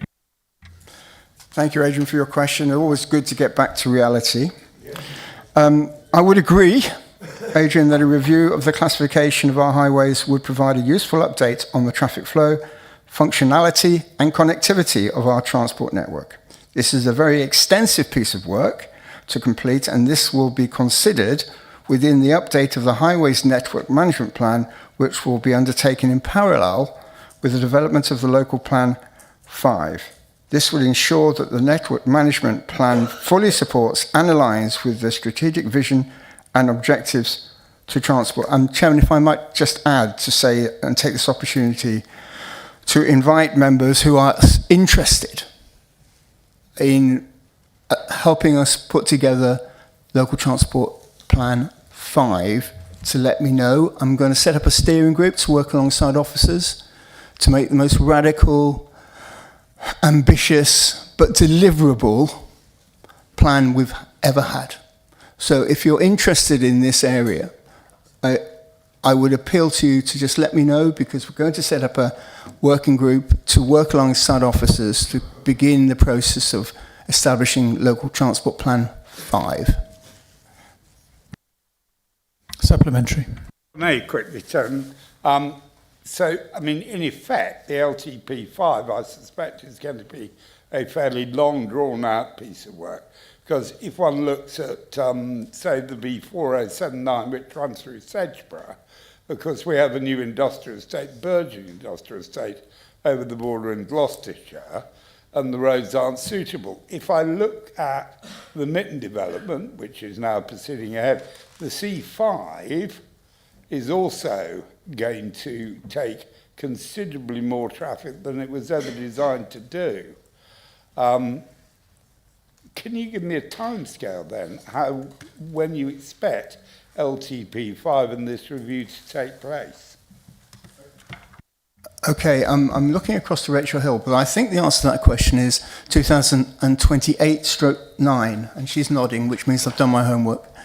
So that's the answer to the question. We've got 2 years, which is why, Adrian, we're beginning the work now. It's unfortunate it's come at the same time as local government reorganisation, but we must get on with that, because the successive authorities wouldn't forgive us for beginning, not doing anything, and then suddenly finding themselves without an up-to-date plan. So we're going to begin that work now. The implications of North and South have only just been sort of thought through this morning. Much still to do in terms of where we go now with a local transport plan. Do we go with a county one now? What do we do? So there are lots of conversations right across the piece in relation to LG that we need to be now thinking about. The world has suddenly changed. Right, thank you. Councillor Joe Monk has left. She will accept a written reply to her question. And basically we're now on to Councillor James, which is now going to be your original question, I think. Yeah, okay. It is, yeah. I can't miss an opportunity to do a supplementary, you see. So I recently visited the River School in my division and heard concerns about the growing impact that changes in the independent school sector are having on local state schools. Given reports that around 40,000 children have been displaced since the implementation of VAT on private schools. What assessment has the Cabinet Member for Education made of the effect this is having on pupil numbers, admissions pressures and resource requirements across our state schools, and what support is being provided to ensure schools can accommodate any increase in demand?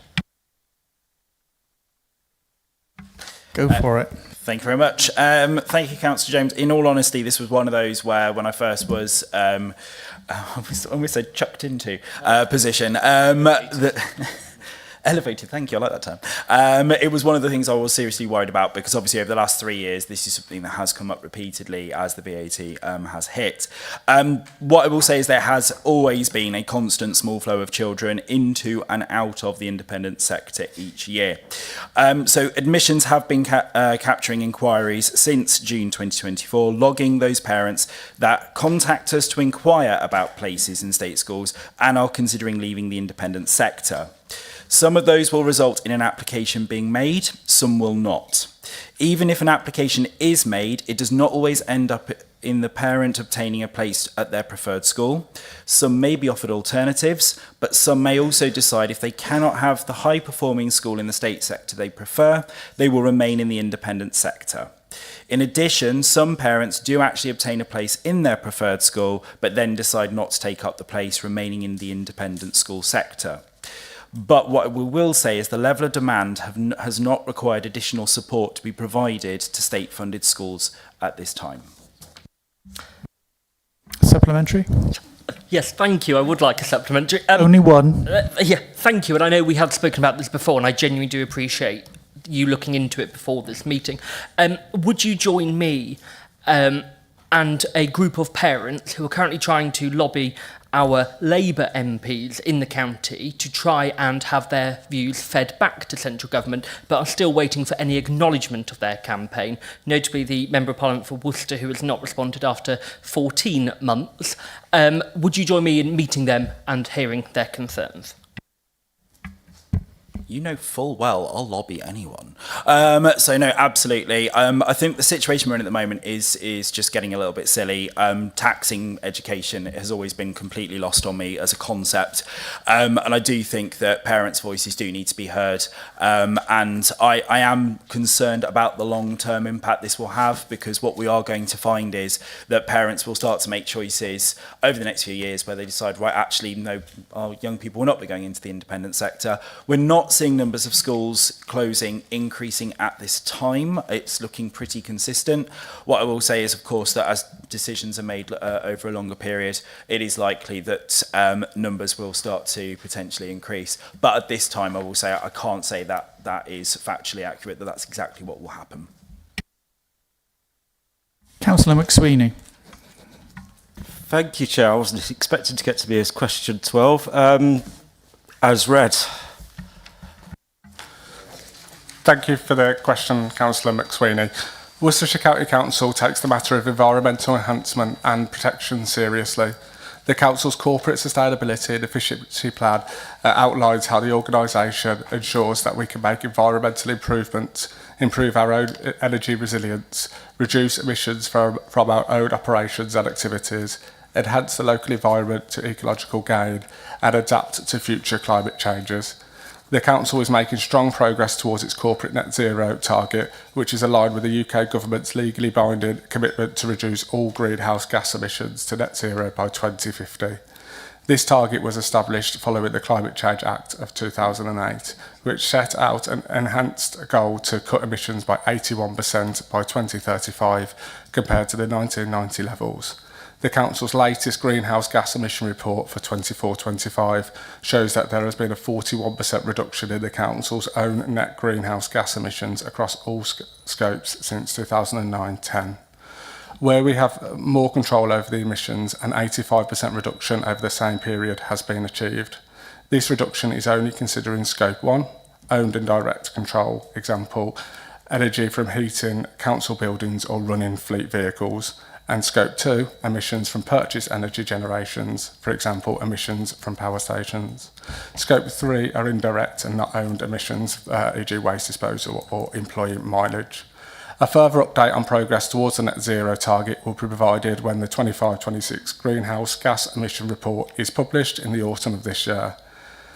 Examples of action undertaken up to May 26. The Sustainability and Efficiency Plan was updated in February 26. The action plan within this plan includes 19 actions to improve the sustainability of the County Council. This includes actions relating to the Council's work to improve community sustainability and other actions relating to our work to develop the low-carbon economy. Many of these projects will lead to greenhouse gas emission reductions within each scope. The Council's community leadership role has led to the promotion of the Switch Together solar scheme in spring of 26, with good uptake of residents seeking to use the group purchasing opportunity to invest in solar PV for their home, reducing their carbon emissions and energy bills. Sorry, this goes on. An updated approach to all Council's decisions, including screening of impacts from new projects and policies, was launched early this year, strengthening the Council's identification and mitigation impacts of greenhouse gas emissions or on the Council's climate resilience. As of April this year, the Council is purchasing renewable electricity for all its buildings, as well as for street lighting, almost of which all now is utilising LEDs. This is changed from the previous financial year.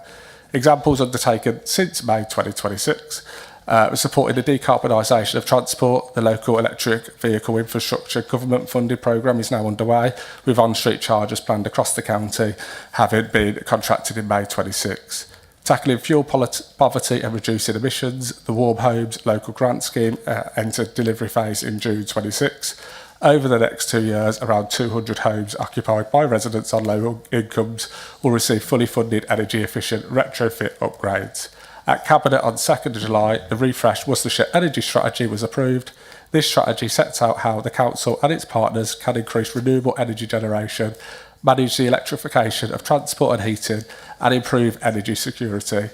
Earlier this month, the Council established the Worcestershire Community Energy Network, supporting several communities' energy groups around the county to bring their projects to fruition. These renewable energy projects will result in energy spend being directed back into local communities, as well as improving energy security and reducing emissions. It remains a long-term commitment of this Council to deliver the Government's 2050 target. This will be achieved through a sustained approach when capacity, new technology and resources become available from the Council's own resource, working with partners and communities and other external funding sources. Very quick supplementary within 10 seconds, please. Thank you, Chair. I have no supplementary. Oh, thank you for that. I think that's the end, unfortunately, because we haven't got enough time for any more questions. Everybody else will get a written reply, though, I promise. Okay? Right, we are now on to agenda item number 13A. Please turn to page 199. Can I invite Councillor Dan Birch, the Chair of the Audit and Governance Committee, to present the report, and then I will invite the Council to note this report. Councillor Birch will answer any questions if required. Thank you. Councillor Birch. Thank you very much, Chairman. Our next meeting of the Audit and Governance Committee is next Tuesday at 2 p.m. here in this chamber. All are welcome to attend, where we'll be joined by Adam Johnson to discuss the DSG deficit and send reform plan, which was recommended by our external auditors, who came and obviously joined us at a full council meeting. So we'll be reviewing the progress on that. Thank you to everybody who came along to the audit and governance training on Wednesday. We are going to look going forward at moving those sessions back to before the committee. Unfortunately, we only had an attendance of 5. And I believe there was only a couple of us who actually sit on the committee, and obviously it's important that we have all members trained up to a good standard. Therefore, it's important that we find a way to ensure members are able to attend, and it is clear that the separate sessions are not necessarily working. So we'll therefore look at whether it's worthwhile bringing them back to how they used to be ran before the committee starts. Apart from that, work continues at pace. I'd like to thank everybody who continues to attend. I'd like to thank the Adult Social Care team for attending a meeting recently, which was very valuable. We'll continue to invite different departments in as the committee sees fit, so we can scrutinise and review what is going on within those departments and how we can support as an Audit and Governance Committee to make the savings that this council desperately needs to make. Happy to take any questions on the written report. Can I just make an observation? We couldn't come because there was a district council meeting event that night. So I think some better coordination really does need to happen on some of these, because it's not the first clash. Okay? Noted. I note that Simon has taken a note, so we will ensure that the Audit and Governance Committee training sessions are tried to coordinate as much as possible with the numerous district meetings. And probably with LGR there'll be a lot more, I hasten to think. Councillor Kent.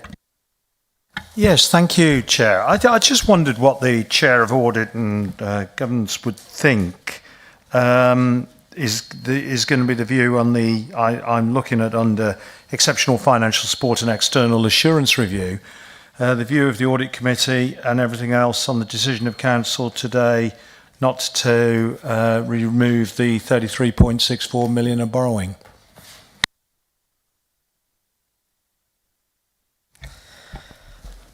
I thank Councillor Kent for his question.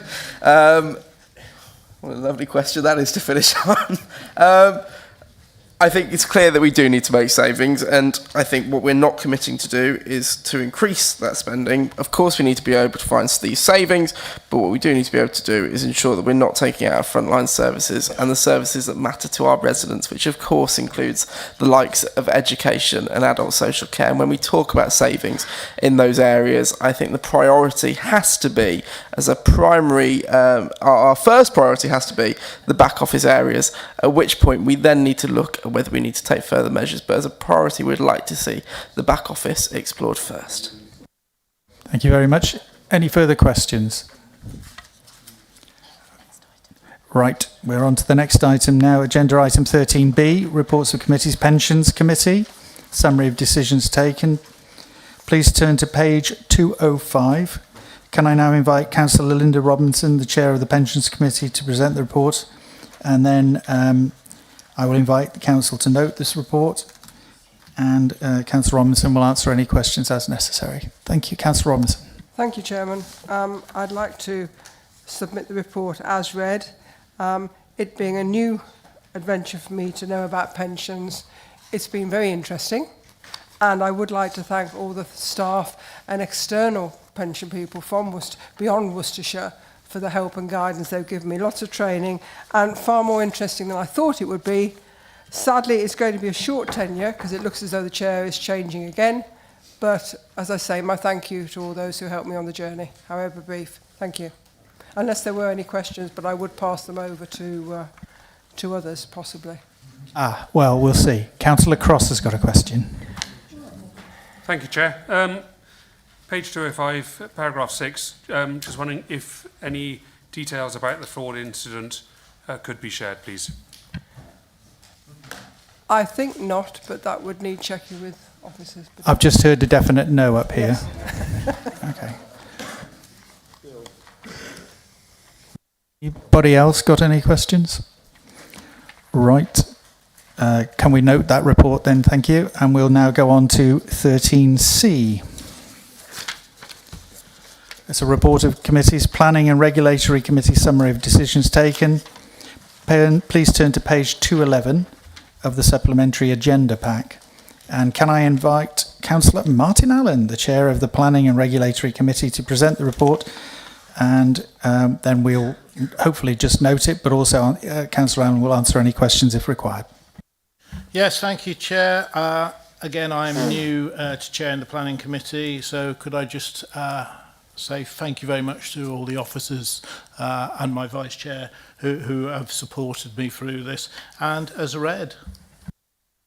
Do we have any questions? No? Then in that case the report is noted, and we will now move on to agenda item number 13D. This is a report of Committee Standard and Ethics Committee. Please turn to page 213 of the supplementary agenda pack. Can I invite Councillor Sam Evans, the Chair of the Standards and Ethics Committee, to present the report, and then I will invite the Council to note this report after any questions are required. Thank you, Chairman. And yes, I do find myself always with this report being at the end, so I will use the phrase again, saving the best till last, I see again.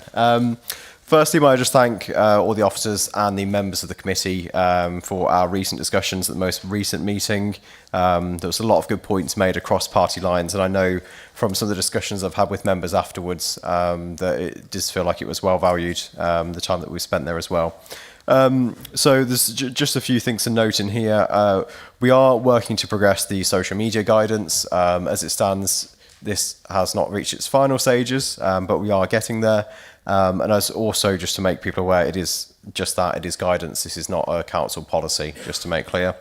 We also discussed the member complaints that have occurred, and those who have noted, unfortunately, it's not coming home, unfortunately. But had you played that last night, we might have been in a different scenario. Sorry, it's throwing me off. Yes, so we have noted that the complaints that have been received as well over the past year or so, and you will see there is a breakdown in that report as to how some of those relate. It's worth noting 22 of the complaints were made by councillors. I know it says by a councillor, but just to be clear, that's councillors. It's not one individual resident complainer. So that is obviously something we do need to look into, and I know that group leaders are working to discuss with their members where there are complaints to see if we can resolve that amicably without having to follow the formal procedure. So just those points to note, and as always, if any member wishes to come along to our meeting to take part, the invitation still stands. Thank you. Do we have any questions? Councillor James and then Councillor Amos afterwards. Oh, that's a double act. It might be more for the monitoring officer rather than the chair, but feel free to sort of tennis it back and forth. I'm just slightly cautious that the second time the social media policy has come for an update, I'm worried that we're using officer time to do something that isn't going to be policy. And is it just something that we could just say use common sense and it doesn't have to keep using time? But Hazel's shaking her head, so I'm sure she's going to correct me. I think it's a point that the number of complaints being 64, and I'm now desperately trying to remember how many of those relate to social, 22. So that's a third. So I want to be seen to be taking action to help councillors to avoid those complaints being made. And we are literally, next week, this will be sent out to councillors. So there's only a few amendments I needed to make. Those will be discussed with both the chair and vice chair of the committee, and then it will be sent out to all councillors. It is just that, a guide, so it's not something which I'm proposing as part of the council constitution. Some councils do have it in their constitution. So it's to try and avoid that volume of complaints and to assist councillors in their role as to how to best use social media. So it's not meant to be prohibitive, it's meant to be an aid to assist. Councillor Amos. Thank you, Chair. Could I invite the Chair just to make a very, very brief comment on the situation where if there are continually a large number of complaints about a particular member, frequently and serious complaints about a particular member, either from members of the public or other councillors, would he have any view on whether certain special additional action needs to be taken against that member? Can I just defer to somebody who might know how to answer that? I think the chair's happy for me to answer that. So I can say that I have met with a councillor and their group leader, say no more than that, in relation to a high volume of complaints in relation to a particular member.